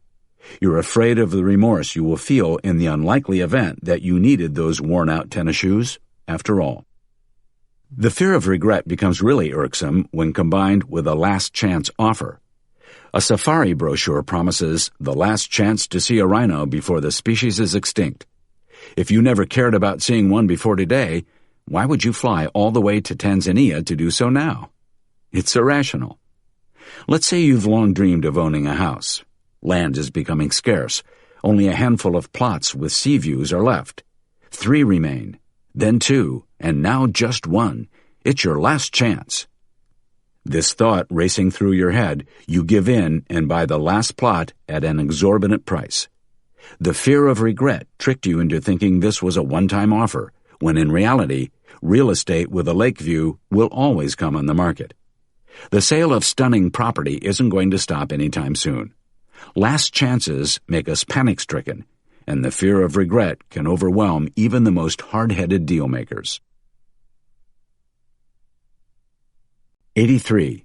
How eye-catching details render us blind. Salience effect. Imagine the issue of marijuana has been dominating the media for the past few months. Television programs portray potheads, clandestine growers, and dealers. The tabloid press prints photos of 12-year-old girls smoking joints. Broadsheets roll out the medical arguments and illuminate the societal, even philosophical aspects of the substance. Marijuana is on everyone's lips. Let's assume for a moment that smoking does not affect driving in any way. Just as anyone can wind up in an accident, a driver with a joint is also involved in a crash every now and then, purely coincidentally. Kurt is a local journalist. One evening he happens to drive past the scene of an accident. A car is wrapped around a tree trunk. Since Kurt has a very good relationship with the local police, he learns that they found marijuana in the back seat of the car. He hurries back to the newsroom and writes this headline: "Marijuana kills yet another motorist." As stated above, we're assuming that the statistical relationship between marijuana and car accidents is 0. Thus, Kurt's headline is unfounded. He has fallen victim to the salience effect. Salience refers to a prominent feature, a standout attribute, a particularity, something that catches your eye. The salience effect ensures that outstanding features receive much more attention than they deserve. Since marijuana is the salient feature of this accident, Kurt believes that it's responsible for the crash. A few years later, Kurt moves into business journalism. One of the largest companies in the world has just announced it's promoting a woman to CEO. This is big news. Kurt snaps open his laptop and begins to write his commentary. The woman in question, he types, got the post simply because she is female. In truth, the promotion probably had nothing to do with gender, especially since men fill most top positions. If it were so important to have women as leaders, other companies would have acted by now. But in this news story, gender is the salient feature, and thus it earns undue weight. Not only journalists fall prey to the salience effect, we all do. Two men rob a bank and are arrested shortly after. It transpires that they are Nigerian. Although no ethnic group is responsible for a disproportionate number of bank robberies, this salient fact distorts our thinking. Lawless immigrants at it again, we think. If an Armenian commits rape, it's attributed to the Armenians rather than other factors that also exist among Americans. Thus, prejudices form. That the vast majority of immigrants live lawful lives is easily forgotten. We always recall the undesirable exceptions. They are particularly salient. Therefore, whenever immigrants are involved, it's the striking negative incidents that come first to mind. The salience effect influences not only how we interpret the past, but also how we imagine the future. Daniel Kahneman and his fellow researcher Amos Tversky found that we place unwarranted emphasis on salient information when we're forecasting. This explains why investors are more sensitive to sensational news, such as the dismissal of a CEO, than they are to less striking information, such as the long-term growth of a company's profits. Even professional analysts cannot always evade the salience effect. In conclusion, salient information has an undue influence on how you think and act. We tend to neglect hidden, slow-to-develop, discrete factors. Don't be blinded by irregularities. A book with an unusual fire engine red jacket makes it onto the bestseller list. Your first instinct is to attribute the success of the book to the memorable cover. Don't. Gather enough mental energy to fight against seemingly obvious explanations. 84. Why Money is Not Naked. House Money Effect. A windy fall day in the early 1980s. The wet leaves swirled about the sidewalk. Pushing my bike up the hill to school, I noticed a strange leaf at my feet. It was big and rust-brown, and only when I bent down did I realize it was a 500 Swiss franc bill. That was the equivalent of about $250 back then, an absolute fortune for a high school student. The money spent little time in my pocket. I soon bought myself a top-of-the-range bike with disc brakes and Shimano gears, one of the best models around. The funny thing was my old bike worked fine. Admittedly, I wasn't completely broke back then. I had managed to save up a few hundred francs through mowing grass in the neighborhood. However, it never crossed my mind to spend this hard-earned money on something so unnecessary. The most I treated myself to was a trip to the movies every now and then. It was only upon reflection that I realized how irrational my behavior had been. Money is money, after all, but we don't see it that way. Depending on how we get it, we treat it differently. Money is not naked. It's wrapped in an emotional shroud. 2 questions. You've worked hard for a year. At the end of the 12 months, you have $20,000 more in your account than you had at the beginning. What do? A. Leave it sitting in the bank? B. Invest it? C. Use it to make necessary improvements, such as renovating your moldy kitchen or replacing old tires? D. Treat yourself to a luxury cruise. If you think like most people, you'll opt for A, B, or C. Second question. You win $20,000 in the lottery. What do you do with it? Choose from A, B, C, or D above. Most people now take C or D. And of course, by doing so, they exhibit flawed thinking. You can count it any way you like. $20,000 is still $20,000. We witness similar delusions in casinos. A friend places $1,000 on the roulette table and loses everything. When asked about this, he says, "I didn't really gamble away $1,000. I won all that earlier." "But it's the same amount."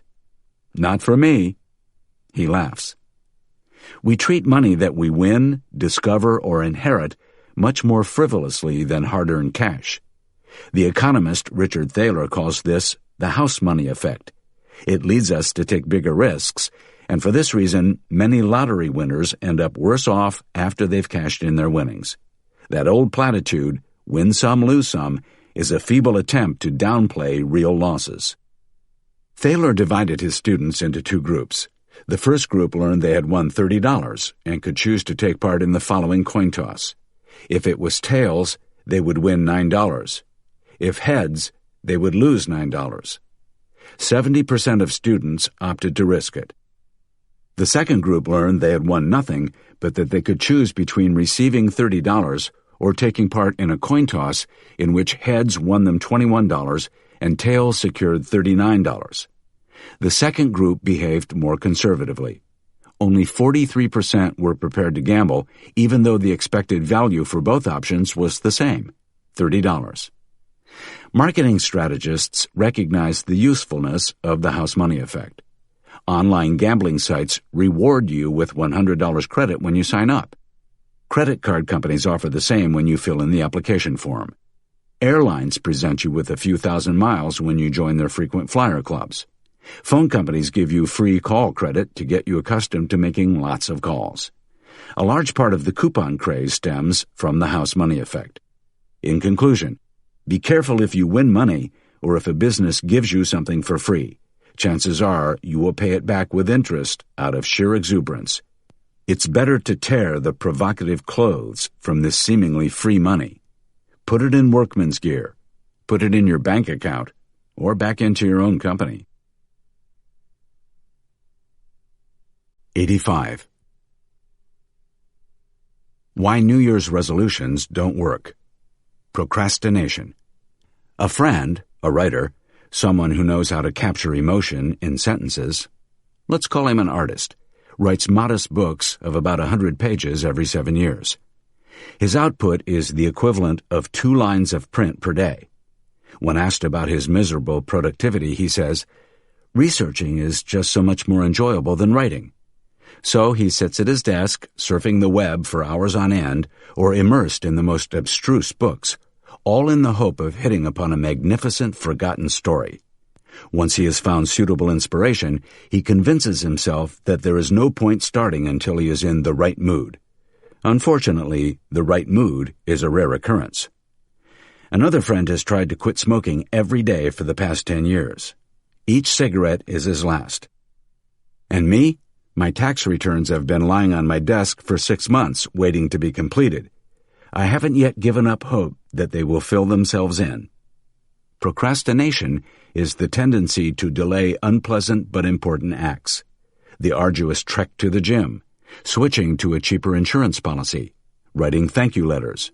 Even New Year's resolutions won't help you here. Procrastination is idiotic because no project completes itself. We know that these tasks are beneficial, so why do we keep pushing them onto the back burner? Because of the time lapse between sowing and reaping. To bridge it requires a high degree of mental energy, as psychologist Roy Baumeister demonstrated in a clever experiment. He put students in front of an oven in which chocolate cookies were baking. Their delicious scent wafted around the room. He then placed a bowl filled with radishes by the oven and told the students that they could eat as many of these as they wanted, but the cookies were strictly out of bounds. He then left the students alone in the room for 30 minutes. Students in a second group were allowed to eat as many cookies as they wanted. Afterward, both groups had to solve a tough math problem. The students who were forbidden to eat any cookies gave up on the math problem twice as fast as those who were allowed to gorge freely on cookies. The period of self-control had drained their mental energy, or willpower, which they now needed to solve the problem. Willpower is like a battery, at least in the short term. If it's depleted, future challenges will falter. This is a fundamental insight. Self-control is not available around the clock. It needs time to refuel. The good news? To achieve this, all you need to do is refill your blood sugar and kick back and relax. Though eating enough and giving yourself breaks is important, the next necessary condition is employing an array of tricks to keep you on the straight and narrow. This includes eliminating distractions. When I write a novel, I turn off my internet access. It's just too enticing to go online when I reach a knotty part. The most effective trick, however, is to set deadlines. Psychologist Dan Ariely found that dates stipulated by external authorities, For example, a teacher or the IRS work best. Self-imposed deadlines will work only if the task is broken down step by step, with each part assigned its own due date. For this reason, nebulous New Year's resolutions are doomed to fail. So get over yourself. Procrastination is irrational, but human. To fight it, use a combined approach. This is how my neighbor managed to write her doctoral thesis in 3 months. She rented a tiny room with neither telephone nor internet connection. She set 3 dates, one for each part of the paper. She told anyone who would listen about these deadlines and even printed them on the back of her business cards. This way, she transformed personal deadlines into public commitments. At lunchtime and in the evenings, she refueled her batteries by reading fashion magazines and sleeping a lot. 86. Build your own castle. Envy. 3 scenarios. Which would irk you the most? A. Your friends' salaries increase, yours stays the same. B. Their salaries stay the same, yours is too. C. Their average salaries are cut, yours is too. If you answered A, don't worry, that's perfectly normal. You're just another victim of the green-eyed monster. Here's a Russian fairy tale. A farmer finds a magic lamp. He rubs it, and out of thin air, a genie appears who promises to grant him 1 wish. The farmer thinks about this for a little while. Finally, he says, "My neighbor has a cow, and I have none. I hope that his drops dead." As absurd as it sounds, you can probably identify with the farmer. Admit it, a similar thought must have occurred to you at some point in your life. Imagine your colleague scores a big bonus, and you get a gift certificate. You feel envy. This creates a chain of irrational behavior.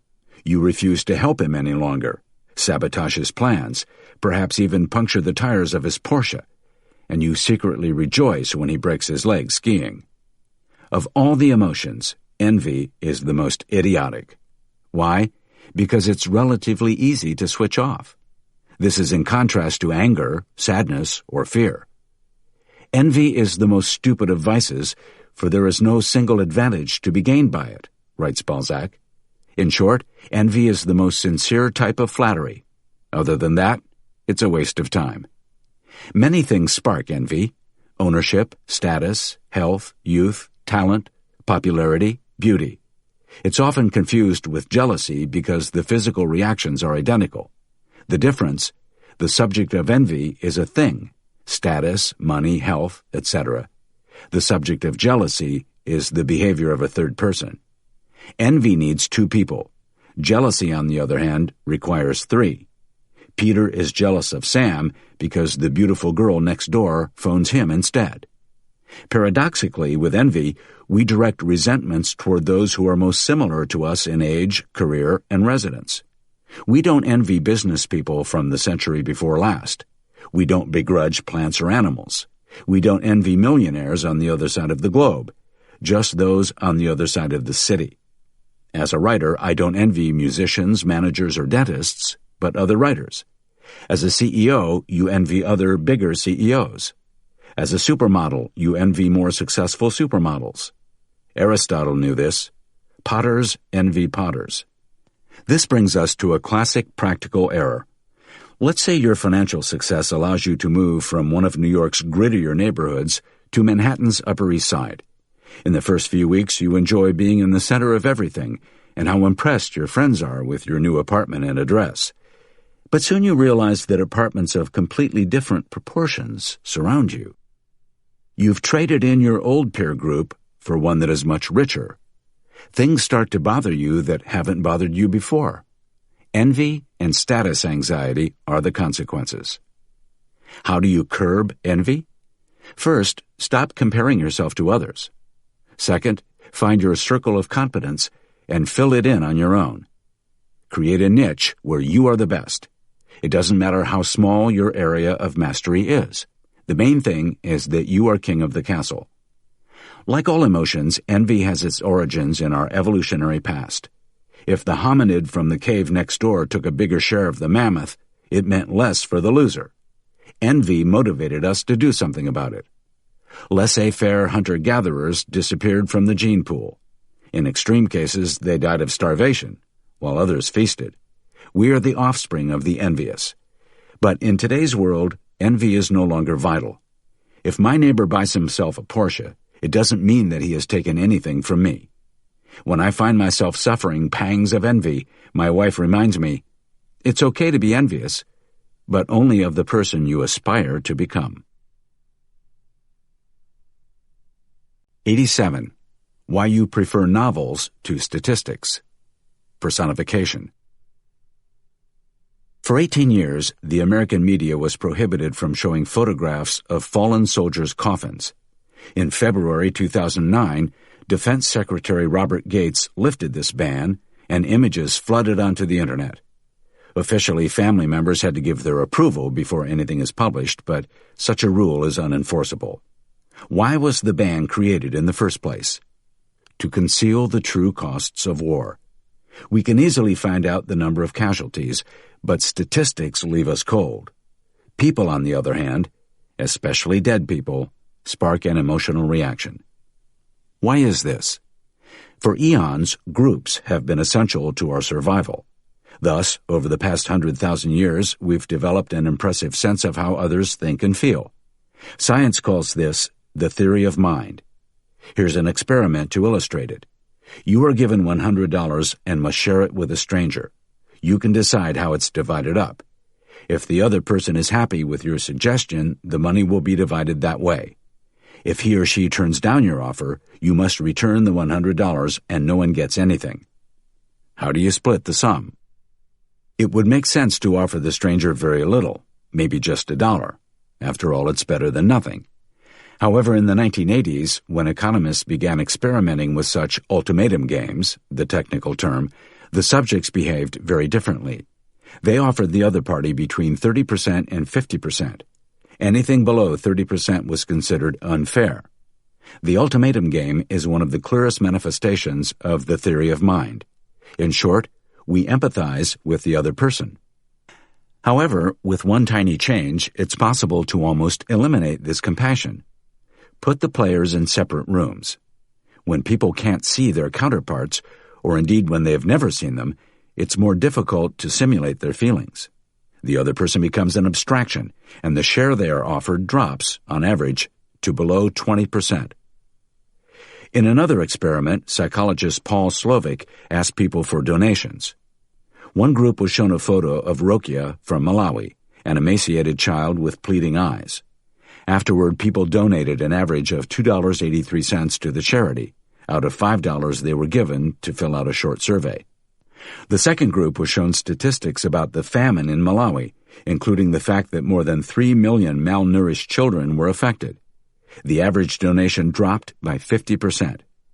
This is illogical. You would think that people's generosity would grow if they knew the extent of the disaster. But we don't function like that. Statistics don't stir us. People do. The media has long known that factual reports and bar charts do not entice readers. Hence the guideline, give the story a face. If a company features in the news, a picture of the CEO appears alongside, either grinning or grimacing, depending on the market. If a state makes the headlines, the president represents it. If an earthquake takes place, a victim becomes the face of the crisis. This obsession explains the success of a major cultural invention, the novel. This literary killer app projects personal and interpersonal conflicts onto a few individual destinies. A scholar could have written a meaty dissertation about the methods of psychological torture in Puritan New England, but instead we still read Hawthorne's The Scarlet Letter. And the Great Depression? In statistical form, this is just a long series of numbers. As a family drama, in Steinbeck's The Grapes of Wrath, it's unforgettable. In conclusion, be careful when you encounter human stories. Ask for the facts and the statistical distribution behind them. You can still be moved by the story, but this way you can put it into the right context. If, however, you seek to move and motivate people for your own ends, make sure your tale is seasoned with names and faces. 88. You have no idea what you're overlooking. Illusion of attention. After heavy rains in the south of England, a river in a small village overflowed its banks. The police closed the ford, the shallow part of the river where vehicles cross, and diverted traffic. The crossing stayed closed for 2 weeks, but each day at least one car drove past the warning sign and into the rushing water. The drivers were so focused on their car's navigation systems that they didn't notice what was right in front of them. In the 1990s, Harvard psychologists Daniel Simons and Christopher Chabris filmed 2 teams of students passing basketballs back and forth. One team wore black T-shirts, the other white. The short clip, "The Monkey Business Illusion," is available on YouTube. Take a look before reading on. In the video, viewers are asked to count how many times the players in white T-shirts pass the ball. Both teams move in circles, weaving in and out, passing back and forth. Suddenly, in the middle of the video, something bizarre happens. A student dressed as a gorilla walks into the center of the room, pounds his chest, and promptly disappears again. At the end, you're asked if you noticed anything unusual. Half the viewers shake their heads in astonishment. Gorilla? What gorilla? The monkey business test is considered one of the most famous experiments in psychology and demonstrates the so-called illusion of attention.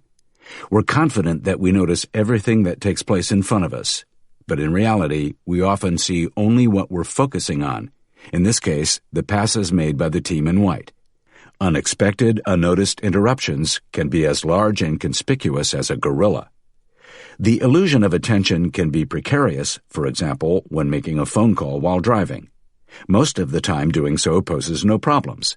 The call does not negatively influence the straightforward task of keeping the car in the middle of the lane and braking when a car in front does.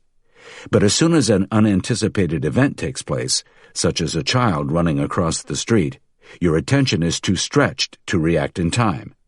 Studies show that drivers' reactions are equally slow when using a cell phone as when under the influence of alcohol or drugs. Furthermore, it doesn't matter whether you hold the phone with one hand, jam it between your shoulder and jaw, or use a hands-free kit. Your responsiveness to unexpected events is still compromised. Perhaps you know the expression, "the elephant in the room." It refers to an obvious subject that nobody wants to discuss, a kind of taboo. In contrast, let's define what the gorilla in the room is. A topic that is of the utmost importance and urgency, and that we absolutely need to address, but nobody knows about it. Take the case of Swiss Air, a company that was so fixated on expansion that it overlooked its evaporating liquidity and went bankrupt in 2001. Or the mismanagement in the Eastern Bloc that led to the fall of the Berlin Wall. Or the risks on banks' books that up until 2007, nobody paid any attention to. Such gorillas stomp around right in front of us, and we barely spot them. It's not the case that we miss every extraordinary event. The crux of the matter is that whatever we fail to notice remains unheeded. Therefore, we have no idea what we're overlooking. This is exactly why we still cling to the dangerous illusion that we perceive everything of importance. Purge yourself of the illusion of attention every now and then. Confront all possible and seemingly impossible scenarios. What unexpected events might happen? What lurks beside and behind the burning issues? What is no one addressing? Pay attention to silences as much as you respond to noises. Check the periphery, not just the center. Think the unthinkable. Something unusual can be huge. We still may not see it. Being big and distinctive is not enough to be seen. The unusual and huge thing must be expected. 89. Hot air. Strategic misrepresentation. Suppose you apply for your dream job. You buff your resume to a shine.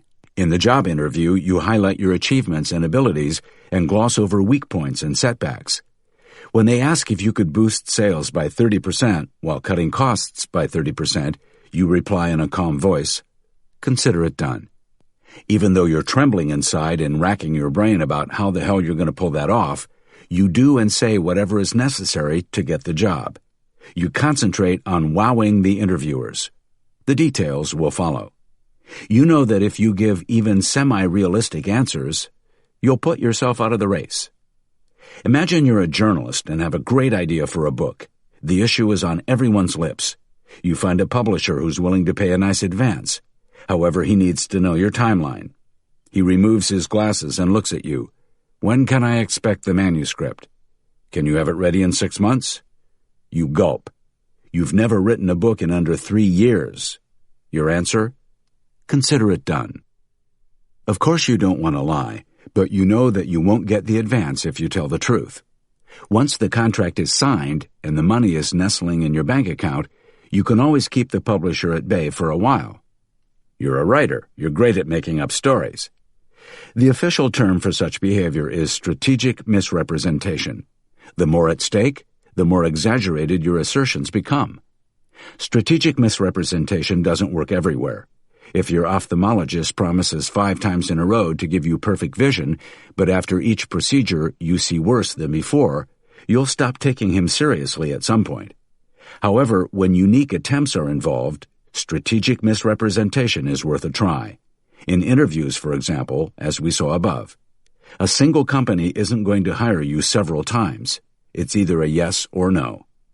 Most vulnerable to strategic misrepresentation are mega projects where A. Accountability is diffuse, for example, if the administration that commissioned the project is no longer in power. B. Many businesses are involved, leading to mutual finger-pointing. Or C. The end date is a few years down the road. No one knows more about large-scale projects than Oxford professor Bent Flyberg. Why are cost and schedule overruns so frequent? Because it's not the best offer overall that wins, it's whichever one looks best on paper. Flyberg calls this reverse Darwinism. Whoever produces the most hot air will be rewarded with the project. However, is strategic misrepresentation simply brazen deceit? Yes and no. Are women who wear makeup frauds? Are men who lease Porsches to signal financial prowess liars? Yes and no. Objectively they are, but the deceit is socially acceptable, so we don't get worked up about it. The same counts for strategic misrepresentation. In many cases, strategic misrepresentation is harmless. However, for the things that matter, such as your health or future employees, you must be on your guard. So if you're dealing with a person, a first-rate candidate, an author, or an ophthalmologist, don't go by what they claim. Look at their past performance. When it comes to projects, consider the timeline, benefits, and costs of similar projects, and grill anyone whose proposals are much more optimistic. Ask an accountant to pick apart the plans mercilessly. Add a clause into the contract that stipulates harsh financial penalties for cost and schedule overruns. And, as an added safety measure, have this money transferred to a secure escrow account. 90. Where's the off switch? Overthinking. There was once an intelligent centipede. Sitting on the edge of a table, he looked over and saw a tasty grain of sugar across the room. Clever as he was, he started to weigh up the best route. Which table leg should he crawl down, left or right, and which table leg should he crawl up? The next tasks were to decide which foot should take the first step, in which order the others should follow, and so on. He was adept at mathematics, so he analyzed all the variants and selected the best path. Finally, he took the first step. However, still engrossed in calculation and contemplation, he got tangled up and stopped dead in his tracks to review his plan. In the end, he came no further and starved. The British Open golf tournament in 1999. French golfer Jean van der Velde played flawlessly until the final hole. With a 3-shot lead, he could easily afford a double bogey, 2 over par, and still win. Child's play. Entry into the big leagues was now only a matter of minutes away. All he needed to do was play it safe. But as Van der Velde stepped up, beads of sweat began to form on his forehead. He teed off like a beginner. The ball sailed into the bushes, landing almost 20 feet from the hole. He became increasingly nervous. The next shots were no better. He hit the ball into knee-high grass, then into the water. He took off his shoes, waded into the water, and for a minute contemplated shooting from the pond, but he decided to take the penalty. He then shot into the sand. His body movements suddenly resembled those of a novice. Finally, he made it onto the green, and after a seventh attempt, into the hole. Van de Velde lost the British Open and secured a place in sporting history with his now notorious triple bogey. It was the beginning of the end of his career. He celebrated an impressive comeback in 2005. In the 1980s, Consumer Reports asked experienced tasters to sample 45 different varieties of strawberry jelly. A few years later, psychology professors Timothy Wilson and Jonathan Schooler repeated the experiment with students from the University of Washington. The results were almost identical. Both students and experts preferred the same type. But that was only the first part of Wilson's experiment. He repeated it with a second group of students who, unlike the first group, had to fill in a questionnaire justifying their ratings in detail. The rankings turned out to be completely warped. Some of the best varieties ended up at the bottom of the rankings. Essentially, if you think too much, you cut off your mind from the wisdom of your feelings. This may sound a little esoteric and a bit surprising coming from someone like me who strives to rid my thinking of irrationality. But it's not. Emotions form in the brain, just as crystal-clear, rational thoughts do. They're merely a different form of information processing, more primordial, but not necessarily an inferior variant. In fact, sometimes they provide the wiser counsel. This raises the question, when do you listen to your head and when do you heed your gut? A rule of thumb might be, if it's something to do with practiced activities, such as motor skills, think of the centipede, Van de Velde, or mastering a musical instrument, or questions you've answered 1,000 times, think of Warren Buffett's circle of competence, it's better not to reflect to the last detail. It undermines your intuitive ability to solve problems. The same applies to decisions that our Stone Age ancestors faced, evaluating what was edible, who would make good friends, whom to trust. For such purposes, we have heuristics, mental shortcuts that are clearly superior to rational thought. With complex matters, though, such as investment decisions, sober reflection is indispensable. Evolution has not equipped us for such considerations, so logic trumps intuition. 91. Why you take on too much. Planning fallacy. Every morning you compile a to-do list. How often does it happen that everything is checked off by the end of the day? Always? Every other day? Maybe once a week? If you're like most people, you'll achieve this rare state once a month. In other words, you systematically take on too much. More than that, your plans are absurdly ambitious. Such a thing would be forgivable if you were a planning novice, but you've been compiling to-do lists for years, if not decades. Thus, you know your capabilities inside out, and it's unlikely that you overestimate them afresh every day. This is not facetiousness. In other areas, you learn from experience. So why is there no learning curve when it comes to making plans?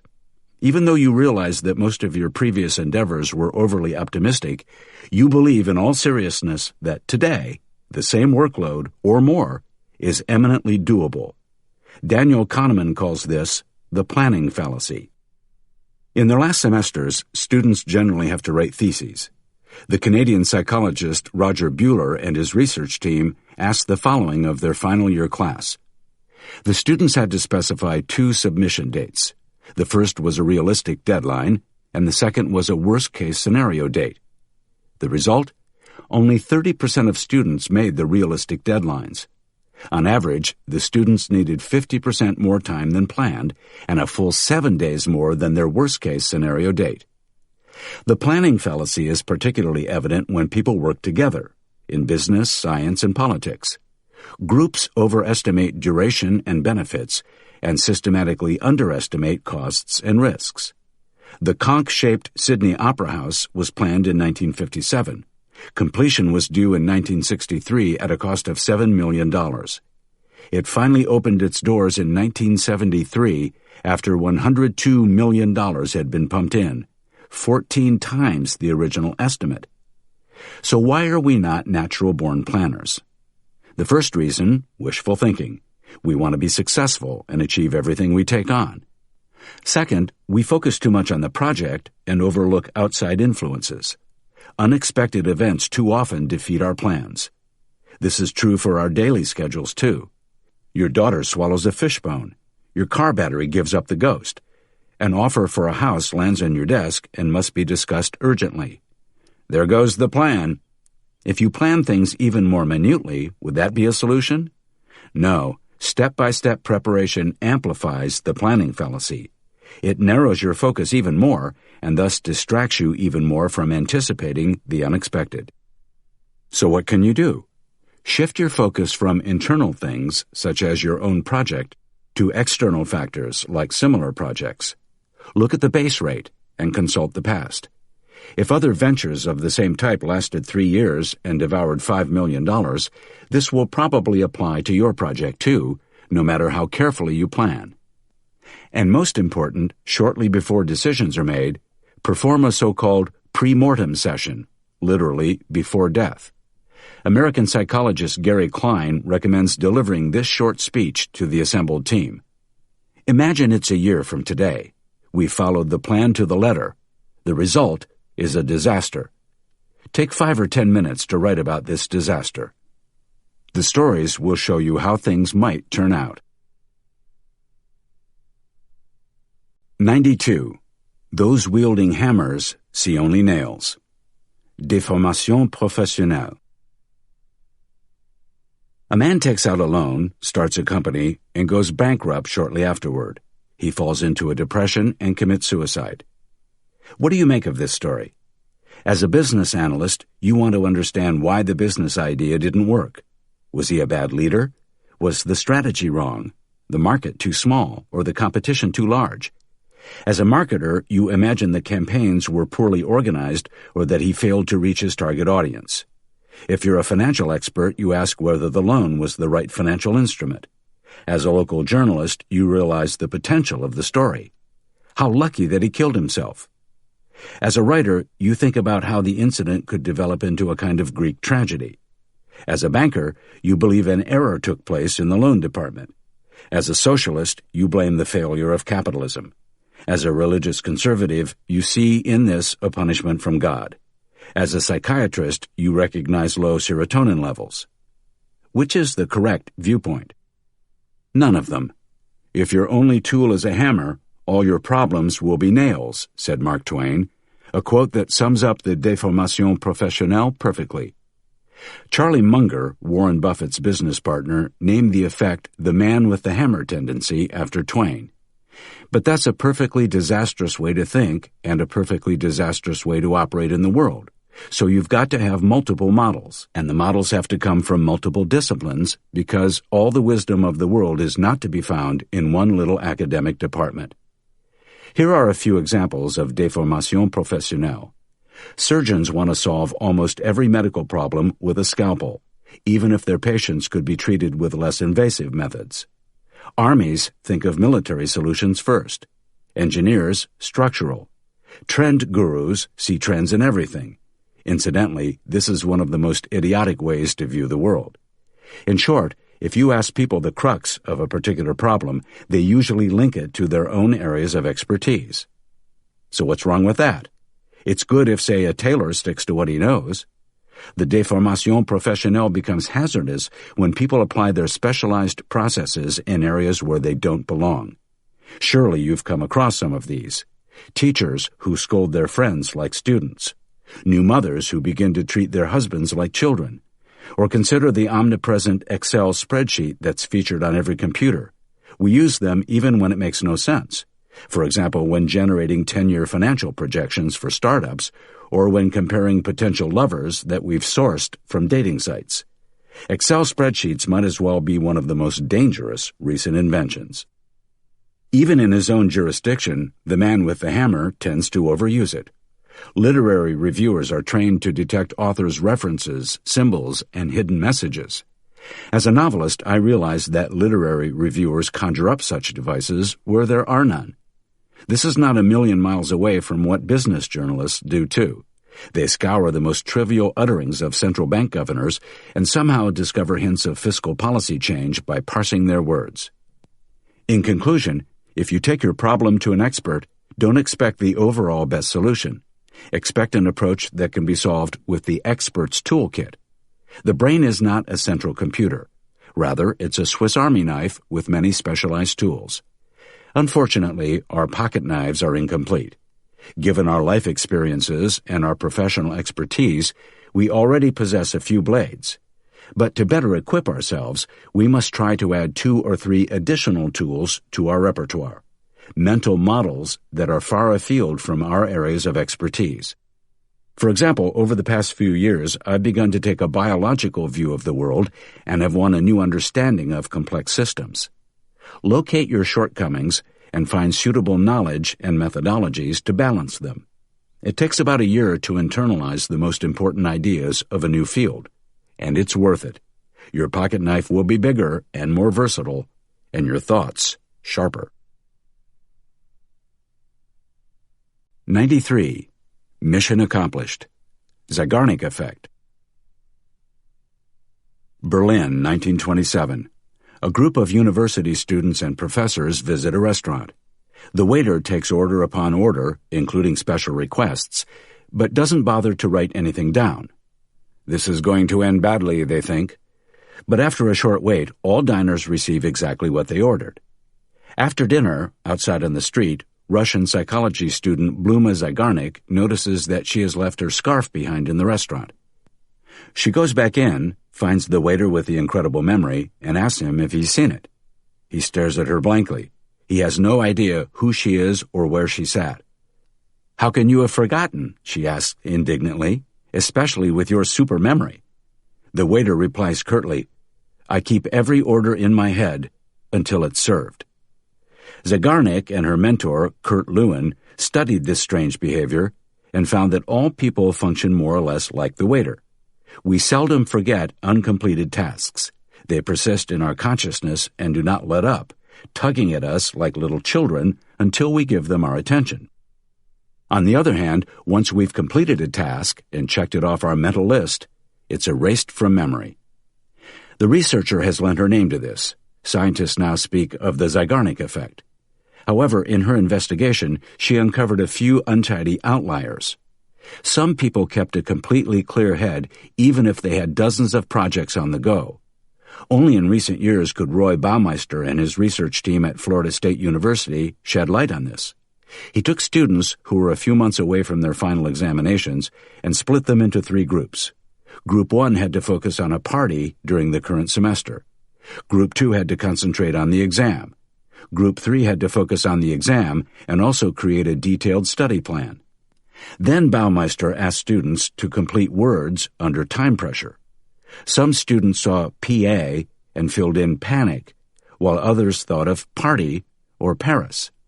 This was a clever method of finding out what was on each of their minds. As expected, Group 1 had relaxed about the upcoming exam, while students in Group 2 could think of nothing else. Most astonishing was the result from Group 3. Although these students also had to focus on the upcoming exam, their minds were clear and free from anxiety. Further experiments confirm this. Outstanding tasks gnaw at us only until we have a clear idea of how we'll deal with them. Zeigarnik mistakenly believed that it was necessary to complete tasks to erase them from memory. But it's not. A good plan of action suffices. David Allen, the author of a best-selling book aptly entitled Getting Things Done, argues that he has one goal: to have a head as clear as water. For this, you don't need to have your whole life sorted into tidy compartments. But it does mean that you need a detailed plan for dealing with the messier areas. This plan must be divided into step-by-step tasks and preferably written down. Only when this is done can your mind rest. The adjective detailed is important. Organize my wife's birthday party or find a new job are worthless. Allen forces his clients to split such projects into 20 to 50 individual tasks. It's worth noting that Allen's recommendation seems to fly in the face of the planning fallacy, Chapter 91. The more detailed our planning, the more we tend to overlook factors from the periphery that will derail our projects. But here's the rub. If you want peace of mind, go for Allen's approach. If you want the most accurate estimate on cost, benefit, and duration of a project, forget your detailed plan and look up similar projects. If you want both, do both. Fortunately, you can do all this yourself with the aid of a decidedly low-tech device. Place a notepad by your bed. The next time you can't get to sleep, jot down outstanding tasks and how you'll tackle them. This will silence the cacophony of inner voices. You want to find God, but you're out of cat food, so create a plan to deal with it, says Alan. His advice is sound, even if you have already found God or have no cat. 94. The boat matters more than the rowing. Illusion of skill. Why are there so few serial entrepreneurs? Business people who start successful companies one after the other. Of course, there's Steve Jobs and Richard Branson, but they represent a tiny minority. Serial entrepreneurs account for less than 1% of everyone who starts a company. Do they all retire to their private yachts after the first success, just like Microsoft co-founder Paul Allen did? Surely not. True business people possess too much get-up-and-go to lie on a beach chair for hours on end. Is it because they can't let go and want to cosset their firms until they turn 65? No, most founders sell their shares within 10 years. Actually, you would assume that such self-starters who are blessed with talent, a good personal network, and a solid reputation would be well equipped to found numerous other startups. So why did they stop? They didn't stop. They just failed at succeeding. Only one answer makes sense. Luck plays a bigger role than skill does. No business person likes to hear this. When I first heard about the illusion of skill, my reaction was, what, my success was a fluke? At first it sounds a little offensive, especially if you've worked hard to get there. Let's take a sober look at business success. How much of it comes down to luck, and how much is the fruit of hard work and distinct talent? The question is easily misunderstood. Of course, little is achieved without talent, and nothing is achieved without hard work. Unfortunately, neither skills nor toil and trouble are the key criteria for success. They are necessary, but not sufficient. How do we know this? There's a very simple test. When a person is successful for a long time, more than that, when they enjoy more success in the long run compared to less qualified people, then and only then is talent the essential element. This is not the case with company founders. Otherwise, the majority of successful entrepreneurs would, after the first achievement, continue to found and grow second, third, and fourth startups. What about corporate leaders? How important are they to the success of a company? Researchers have determined a set of traits deemed to be associated with a strong CEO, management procedures, strategic brilliance in the past, and so on. Then they measured the relationship between these behaviors, on the one hand, and the increase of the company's values during the reign of these CEOs, on the other hand. The result? If you compare two companies at random, in 60% of cases, the stronger CEO leads the stronger company. In 40% of the cases, the weaker CEO leads the stronger company. This is only 10 percentage points more than no relationship at all. Kahneman said, "It's hard to imagine that people enthusiastically buy books written by business leaders who are, on average, only slightly better than norm." Even Warren Buffett thinks nothing of CEO deification. A good management record is far more a function of what business boat you get into than it is of how effectively you row. In certain areas, skill plays no role whatsoever. In his book, Thinking, Fast and Slow, Kahneman describes his visit to an asset management company. To brief him, they sent him a spreadsheet showing the performance of each investment advisor over the past 8 years. From this, a ranking was assigned to each, number 1, 2, 3, and so on, in descending order. This was compiled every year. Kahneman quickly calculated the relationship between the year's rankings. Specifically, he calculated the correlation of the rankings between year 1 and year 2, between year 1 and year 3, year 1 and year 4, up until year 7 and year 8. The result? Pure coincidence. Sometimes the advisor was at the very top, and sometimes the very bottom. If an advisor had a great year, this was neither bolstered by previous years nor carried into subsequent years. The correlation was 0. And yet, the consultants pocketed bonuses for their performance. In other words, the company was rewarding luck, rather than skill. In conclusion, certain people make a living from their abilities, such as pilots, plumbers, and lawyers. In other areas, skill is necessary but not critical, as with entrepreneurs and leaders. Finally, chance is the deciding factor in a number of fields, such as in financial markets. Here, the illusion of skill pervades. So give plumbers due respect and chuckle at successful financial jesters.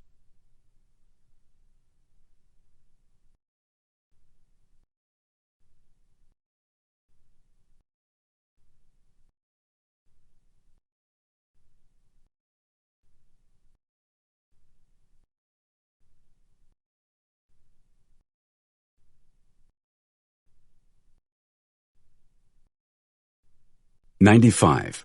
Why checklists deceive you. Feature positive effect. Two series of numbers.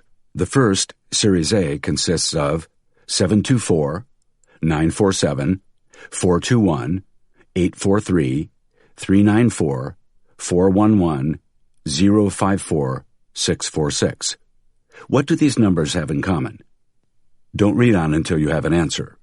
It's simpler than you think. The number 4 features in each of them. Now examine Series B, 349, 851, 274, 905, 772, 032, 854, 113. What links each of these numbers? Do not read further until you've figured it out. Series B is more difficult, right? Answer: none use the number 6. What can you learn from this? Absence is much harder to detect than presence. In other words, we place greater emphasis on what's present than on what's absent. Last week, while on a walk, it occurred to me that nothing hurt. It was an unexpected thought.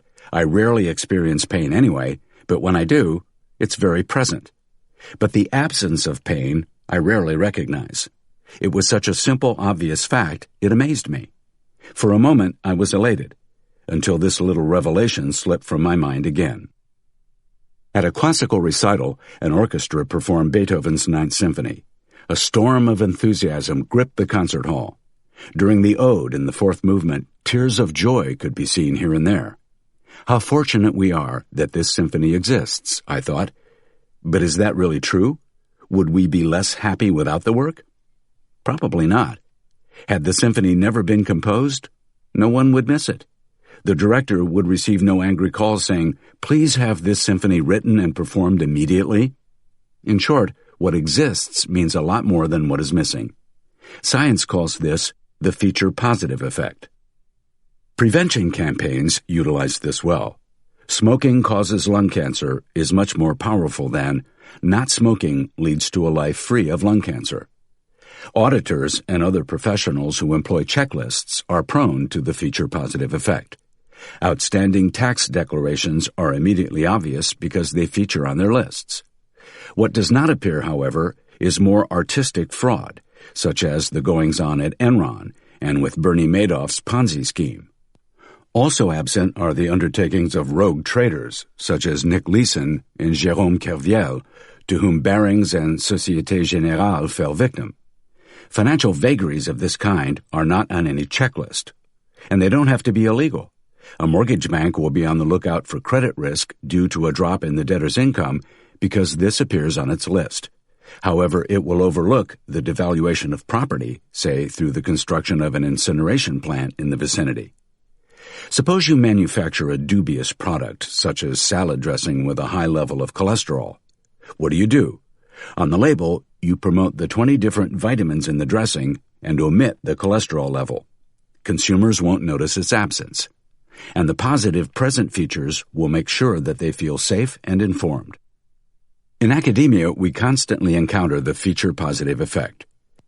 The confirmation of hypotheses leads to publications, and in exceptional cases, these are rewarded with Nobel Prizes. On the other hand, the falsification of a hypothesis is a lot harder to get published, and as far as I know, there's never been a Nobel Prize awarded for this. However, such falsification is as scientifically valuable as confirmation. Another consequence of the effect is that we're also much more open to positive advice. do X, than to negative suggestions, forget about Y, no matter how useful the latter may be. In conclusion, we have problems perceiving non-events. We're blind to what does not exist. We realize if there's a war, but we don't appreciate the absence of war during peacetime. If we're healthy, we rarely think about being sick. Or if we get off the plane in Cancun, we don't stop to notice that we didn't crash. If we thought more frequently about absence, we might well be happier. But it's tough mental work. The greatest philosophical question is, why does something and not nothing exist? Don't expect a quick answer. Rather, the question itself represents a useful instrument for combating the feature-positive effect. 96. Drawing the bullseye around the arrow. Cherry-picking. On their websites, hotels present themselves in the very best light. They carefully select each photo, and only beautiful, majestic images make the cut. Unflattering angles, dripping pipes, and drab breakfast rooms are swept under the tattered carpet. Of course you know this is true. When you're confronted by the shabby lobby for the first time, you simply shrug your shoulders and head to the registration desk. What the hotel did is called cherry-picking, selecting and showcasing the most attractive features and hiding the rest. As with the hotel experience, you approach other things with the same muted expectations. Brochures for cars, real estate, or law firms. You know how they work, and you don't fall for them. However, you respond differently to the annual reports of companies, foundations, and government organizations. Here you tend to expect objective depictions. You are mistaken. These bodies also cherry-pick. If goals are achieved, they're talked up. If they falter, they're not even mentioned. Suppose you're the head of a department. The board invites you to present your team's state of play. How do you tackle this? You devote most of your PowerPoint slides to elaborate on the team's triumphs and throw in a token few to identify challenges. Any other unmet achievements you conveniently forget. Anecdotes are a particularly tricky sort of cherry-picking. Imagine you're the managing director of a company that manufactures some kind of technical device. A survey has revealed that the vast majority of customers cannot operate your gadget. It's too complicated. Now the HR manager gives his 2 cents, proclaiming, "My father-in-law picked it up yesterday and figured out how to work it right away." How much weight would you attach to this particular cherry? Right, close to 0. To rebuff an anecdote is difficult because it's a mini-story, and we know how vulnerable our brains are to those. To prevent this, cunning leaders train themselves throughout their careers to be hypersensitive to such anecdotes and to shoot them down as soon as they're uttered. The more elevated or elite a field is, the more we fall for cherry-picking. In Anti-Fragile, Taleb describes how all areas of research, from philosophy to medicine to economics, brag about their results. Like politicians, academia is well equipped to tell us what it did for us, not what it did not. Hence it shows how indispensable her methods are. Pure cherry-picking. But our respect for academics is far too great for us to notice this. Or consider the medical profession. To tell people that they should not smoke is the greatest medical contribution of the past 60 years, superior to all the research and medical advances since the end of the Second World War. Physician Druin Birch confirms this in his book, Taking the Medicine. A few cherries, antibiotics for instance, distract us, and so drug researchers are celebrated while anti-smoking activists are not. Administrative departments in large companies glorify themselves like hoteliers do. They're masters at showcasing all they've done, but they never communicate what they haven't achieved for the company. What should you do? If you sit on the supervisory board of such an organization, ask about the leftover cherries, the failed projects and missed goals. You'll learn a lot more from this than from the successes. It's amazing how seldom such questions are asked. Second, instead of employing a horde of financial controllers to calculate costs to the nearest cent, double-check targets. You'll be amazed to find that over time, the original goals have faded. These have been replaced, quietly and secretly, with self-set goals that are always attainable. If you hear of such targets, alarm bells should sound. It's the equivalent of shooting an arrow and drawing a bullseye around where it lands. 97. The Stone Age Hunt for Scapegoats. Fallacy of the Single Cause. Chris Matthews is one of MSNBC's top journalists. In his new show, so-called political experts are wheeled in one after the other and interviewed. I've never understood what a political expert is or why such a career is worthwhile. In 2003, the U.S. invasion of Iraq was the issue on everybody's lips. More important than the experts' answers were Chris Matthews' questions. What is the motive behind the war? I wanted to know whether 9/11 is the reason, because a lot of people think it's payback. Do you think that the weapons of mass destruction was the reason for this war? Why do you think we invaded Iraq? The real reason, not the sales pitch, and so on. I can't abide questions like that anymore. They're symptomatic of the most common of all mental errors, a mistake for which, strangely enough, there is no everyday term. For now, the awkward phrase, the fallacy of the single cause, will have to do. 5 years later, in 2008, panic reigned in the financial markets. Banks caved in and had to be nursed back to health with tax dollars. Investors, politicians, and journalists probed furiously for the root of the crisis. Greenspan's loose monetary policy, the stupidity of investors, the dubious ratings agencies, corrupt auditors, bad risk models, pure greed. Not a single one, and yet every one of these, is the cause. A balmy Indian summer, a friend's divorce, the First World War, cancer, a school shooting, the worldwide success of a company, the invention of writing. Any clear-thinking person knows that no single factor leads to such events. Rather, there are hundreds, thousands, an infinite number of factors that add up. Still, we keep trying to pin the blame on just one. When an apple ripens and falls, what makes it fall? It's that it's attracted to the ground. It's that the stem withers. It's that the sun has dried it up, that it's grown heavier, that the wind shakes it, that the boy standing underneath it wants to eat it. No one thing is the cause. In this passage from War and Peace, Tolstoy hit the nail on the head. Suppose you're the product manager for a well-known breakfast cereal brand.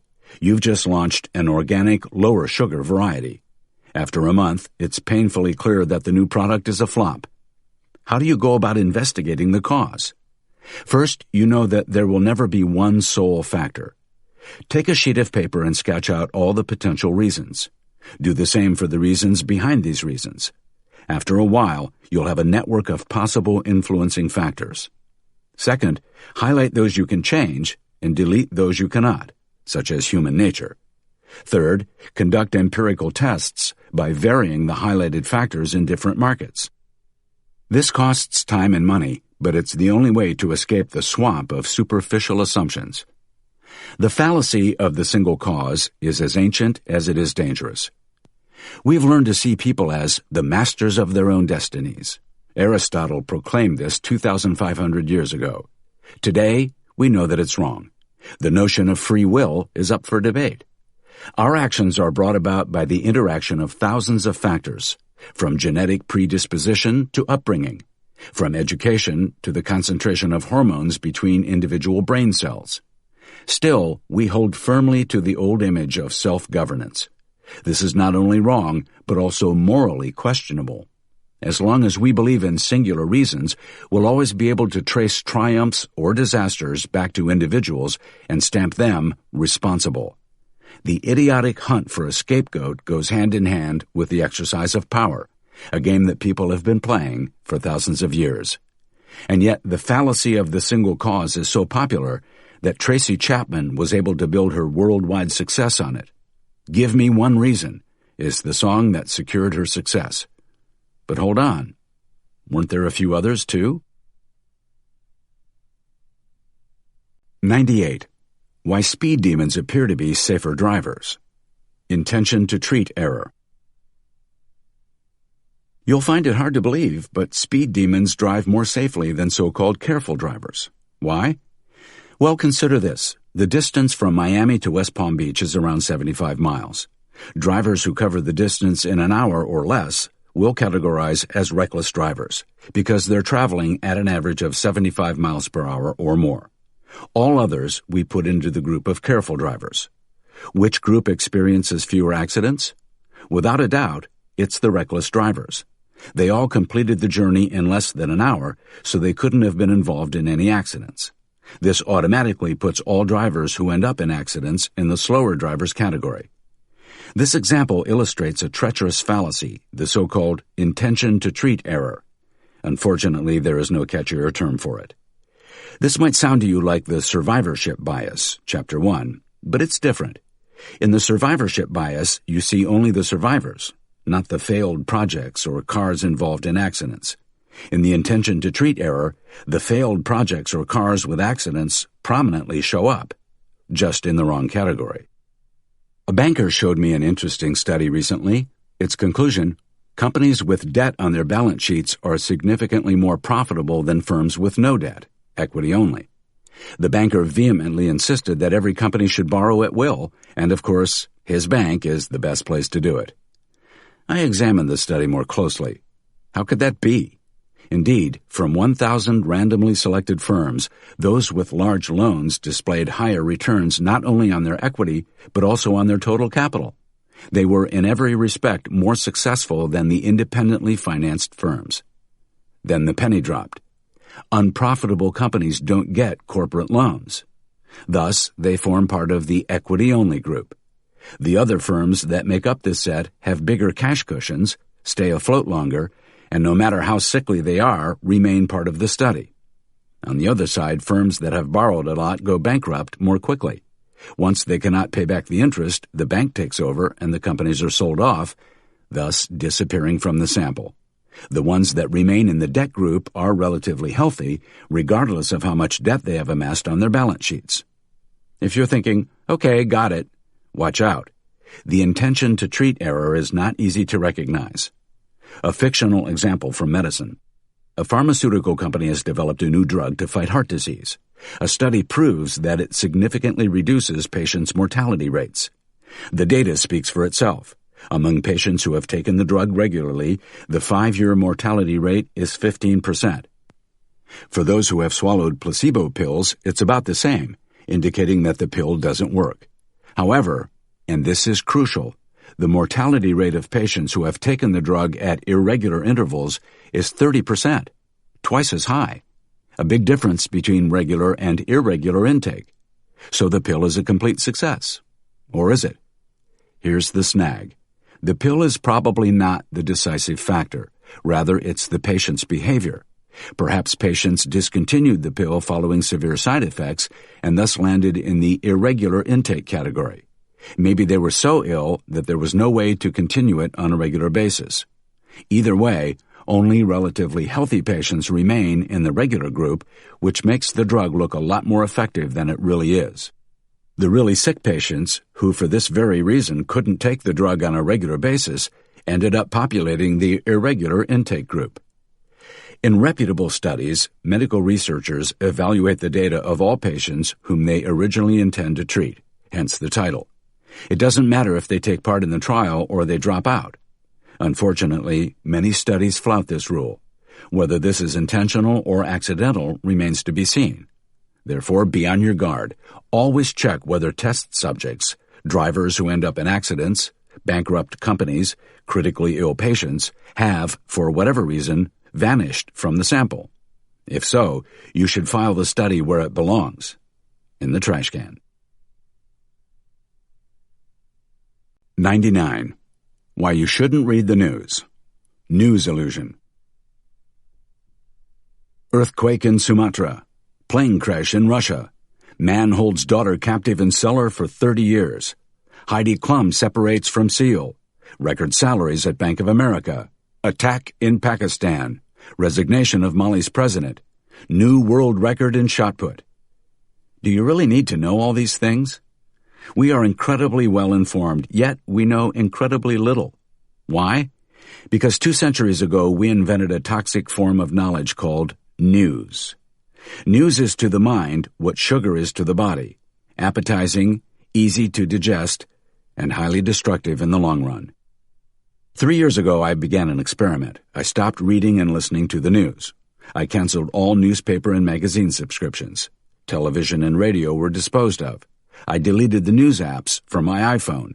I didn't touch a single free newspaper and deliberately looked the other way when someone on a plane tried to offer me any such reading material.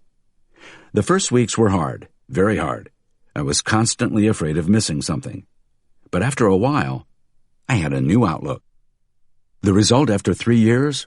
Clearer thoughts, more valuable insights, better decisions, and much more time. And the best thing? I haven't missed anything important. My social network, not Facebook, the one that exists in the real world, consisting of flesh and blood friends and acquaintances, work as a news filter and keeps me in the loop. A dozen reasons exist to give news a wide berth. Here are the top 3. First, our brains react disproportionately to different types of information. Scandalous, shocking, people-based, loud, fast-changing details all stimulate us, whereas abstract, complex, and unprocessed information sedates us. News producers capitalize on this. Gripping stories, garish images, and sensational facts capture our attention. Recall for a moment their business models. Advertisers buy space and thus finance the news circus on the condition that their ads will be seen. The result? Everything subtle, complex, abstract, and profound must be systematically filtered out, even though such stories are much more relevant to our lives and to our understanding of the world. As a result of news consumption, we walk around with a distorted mental map of the risks and threats we actually face. Second, news is irrelevant. In the past 12 months, you've probably consumed about 10,000 news snippets, perhaps as many as 30 per day. Be very honest. Name one of them, just one that helped you make a better decision for your life, your career, or your business, compared with not having this piece of news. No one I have asked has been able to name more than 2 useful news stories out of 10,000. A miserable result. News organizations assert that their information gives you a competitive advantage. Too many fall for this. In reality, news consumption represents a competitive disadvantage. If news really helped people advance, journalists would be at the top of the income pyramid. They aren't. Quite the opposite. Third, news is a waste of time. An average human being squanders half a day each week on reading about current affairs. In global terms, this is an immense loss of productivity. Take the 2008 terror attacks in Mumbai. Out of sheer thirst for recognition, terrorists murdered 200 people. Let's say 1 billion people devoured an hour of their time to following the aftermath. They viewed the minute-by-minute updates and listened to the inane chatter of a few experts and commentators. This is a very realistic guesstimate since India has more than 1 billion inhabitants. Thus, our conservative calculation, 1 billion people multiplied by an hour's distraction equals 1 billion hours of work stoppage. If we convert this, we learn that news consumption wasted around 2,000 lives, 10 times more than the attack. A sarcastic but accurate observation. I would predict that turning your back on news will benefit you as much as purging any of the other 98 flaws we've covered in the pages of this book. Kick the habit, completely. Instead, read long background articles and books. Yes, nothing beats books for understanding the world. Epilogue. The Pope asked Michelangelo, "Tell me the secret of your genius. How have you created the statue of David, the masterpiece of all masterpieces?" Michelangelo's answer, "It's simple. I removed everything that is not David." Let's be honest, we don't know for sure what makes us successful. We can't pinpoint exactly what makes us happy. But we know with certainty what destroys success or happiness. This realization, as simple as it is fundamental. Negative knowledge, what not to do, is much more potent than positive knowledge, what to do. Thinking more clearly and acting more shrewdly means adopting Michelangelo's method. Don't focus on David. Instead, focus on everything that is not David and chisel it away. In our case, eliminate all errors, and better thinking will follow. The Greeks, Romans, and medieval thinkers had a term for this approach, via negativa, literally the negative path, the path of renunciation, of exclusion, of reduction.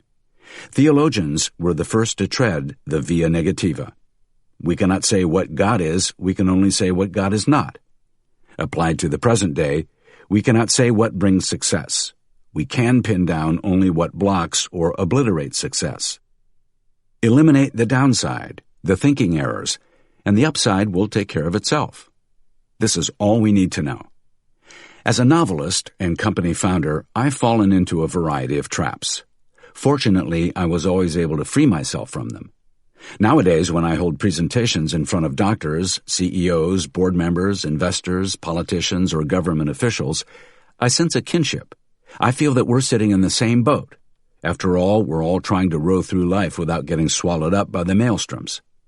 Still, many people are uneasy with the via negativa. It is counterintuitive. It is even countercultural, flying in the face of contemporary wisdom. But look around, and you'll find plenty of examples of the via negativa at work. This is what the legendary investor Warren Buffett writes about himself and his partner Charlie Munger. Charlie and I have not learned how to solve difficult business problems. What we have learned is to avoid them. Welcome to the via negativa. I've listed almost 100 thinking errors in this book without answering the question, what are thinking errors anyway? What is irrationality? Why do we fall into these traps? Two theories of irrationality exist, a hot and a cold. The hot theory is as old as the hills. Here is Plato's analogy. A rider steers wildly galloping horses. The rider signifies reason, and the galloping horses embody emotions. Reason tames feelings. If this fails, irrationality runs free. Another example, feelings are like bubbling lava. Usually reason can keep a lid on them, but every now and then the lava of irrationality erupts, hence hot irrationality. There's no reason to fret about logic. It's error-free. It's just that sometimes emotions overpower it. This hot theory of irrationality boiled and bubbled for centuries. For John Calvin, the founder of a strict form of Protestantism in the 1500s, such feelings represented evil, and only by focusing on God could you repel them. People who underwent volcanic eruptions of emotion were of the devil. They were tortured and killed. According to Austrian psychoanalyst Sigmund Freud's theory, the rationalist ego and the moralistic superego control the impulsive id. But that theory holds less water in the real world. Forget about obligation and discipline. To believe that we can completely control our emotions through thinking is illusory, as illusory as trying to make your hair grow by willing it to. On the other hand, the cold theory of irrationality is still young. After the Second World War, many searched for explanations about the irrationality of the Nazis. Emotional outbursts were rare in Hitler's leadership ranks. Even his fiery speeches were nothing more than masterful performances. It was not molten eruptions, but stone-cold calculation that resulted in the Nazi madness. The same can be said of Stalin or of the Khmer Rouge. In the 1960s, psychologists began to do away with Freud's claims and to examine our thinking, decisions, and actions scientifically. The result was a cold theory of irrationality that states, thinking is in itself not pure, but prone to error. This affects everyone.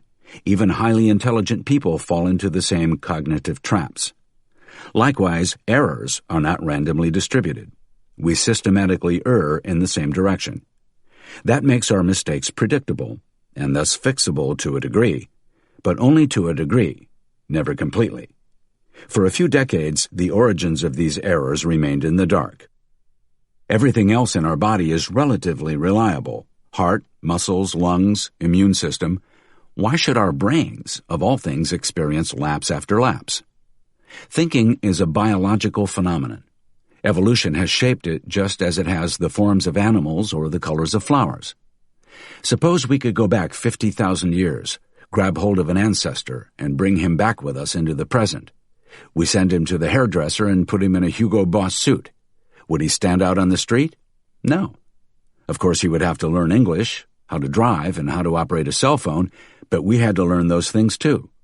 Biology has dispelled all doubt. Physically, and that includes cognitively, we are hunter-gatherers in Hugo Boss, or H&M as the case may be.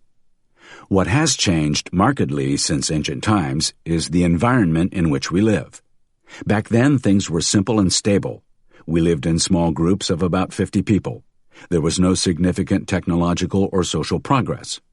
Only in the last 10,000 years did the world begin to transform dramatically, with the development of crops, livestock, villages, cities, global trade, and financial markets. Since industrialization, little is left of the environment for which our brain is optimized. If you spend 15 minutes in a shopping mall, you'll pass more people than our ancestors saw during their entire lifetimes. Whoever claims to know how the world will look in 10 years is made into a laughingstock less than a year after such a pronouncement. In the past 10,000 years, we've created a world that we no longer understand. Everything is more sophisticated, but also more complex and interdependent. The result is overwhelming material prosperity, but also lifestyle diseases, such as type 2 diabetes, lung cancer, and depression, and errors in thinking. If the complexity continues to rise, and it will, that much is certain, these errors will only increase and intensify. In our hunter-gatherer past, activity paid off more than reflection did. Lightning-fast reactions were vital, and long ruminations were ruinous. If your hunter-gatherer buddies suddenly bolted, it made sense to follow suit, regardless of whether a saber-toothed tiger or a boar had startled them. If you failed to run away, and it turned out to be a tiger, the price of first-degree error was death. On the other hand, if you had just fled from a boar, this lesser mistake would have cost you only a few calories. It paid to be wrong about the same things. Whoever was wired differently exited the gene pool after the first or second incidents.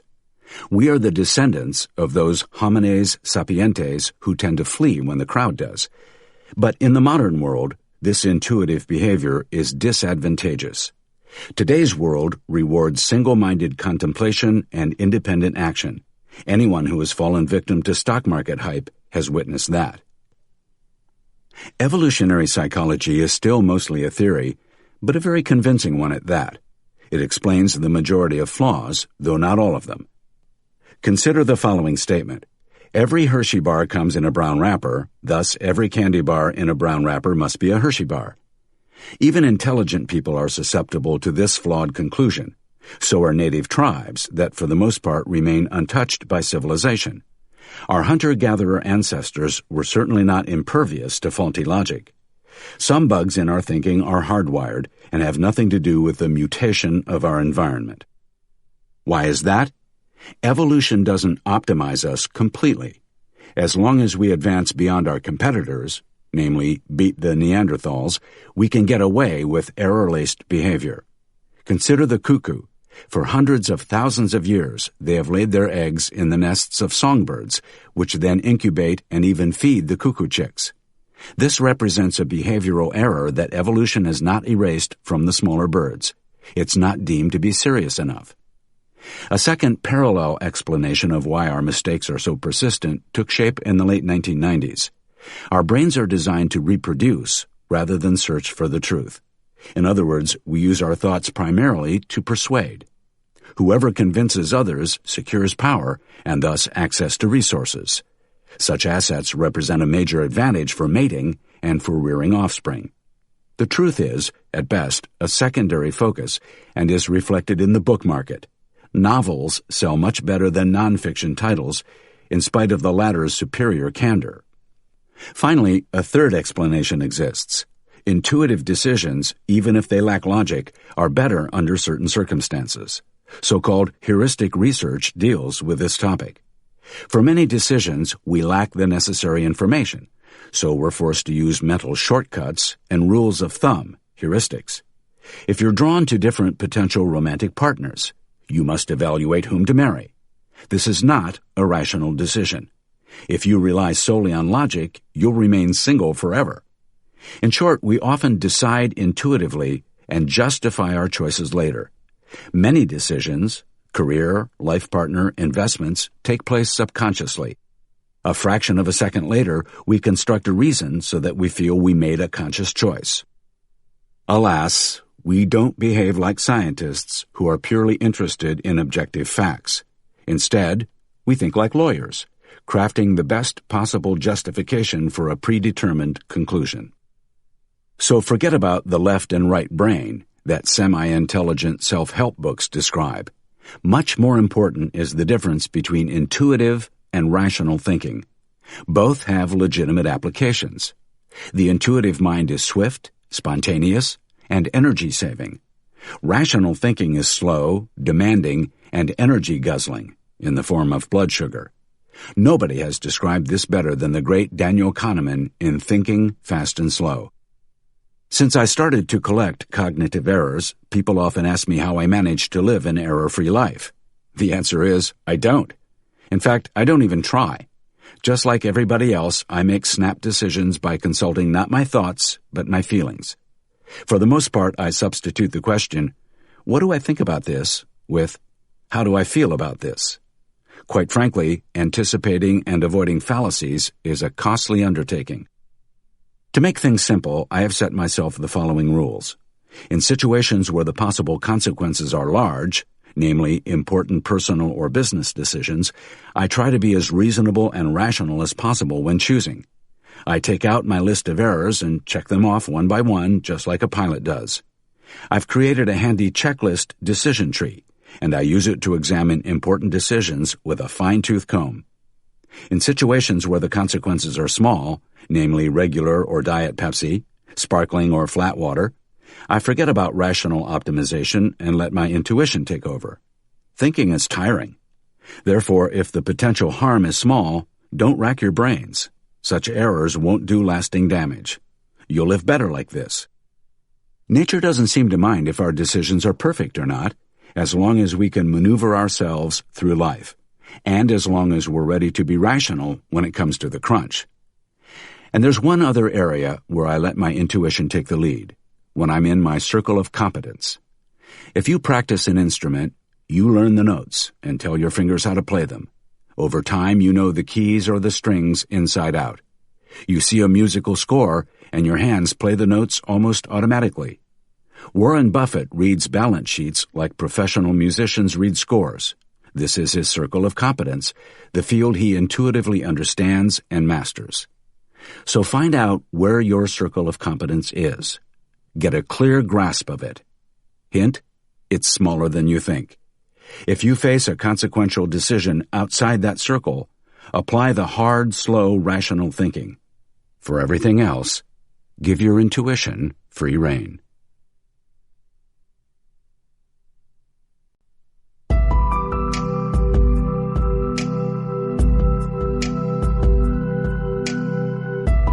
This is Eric Conger.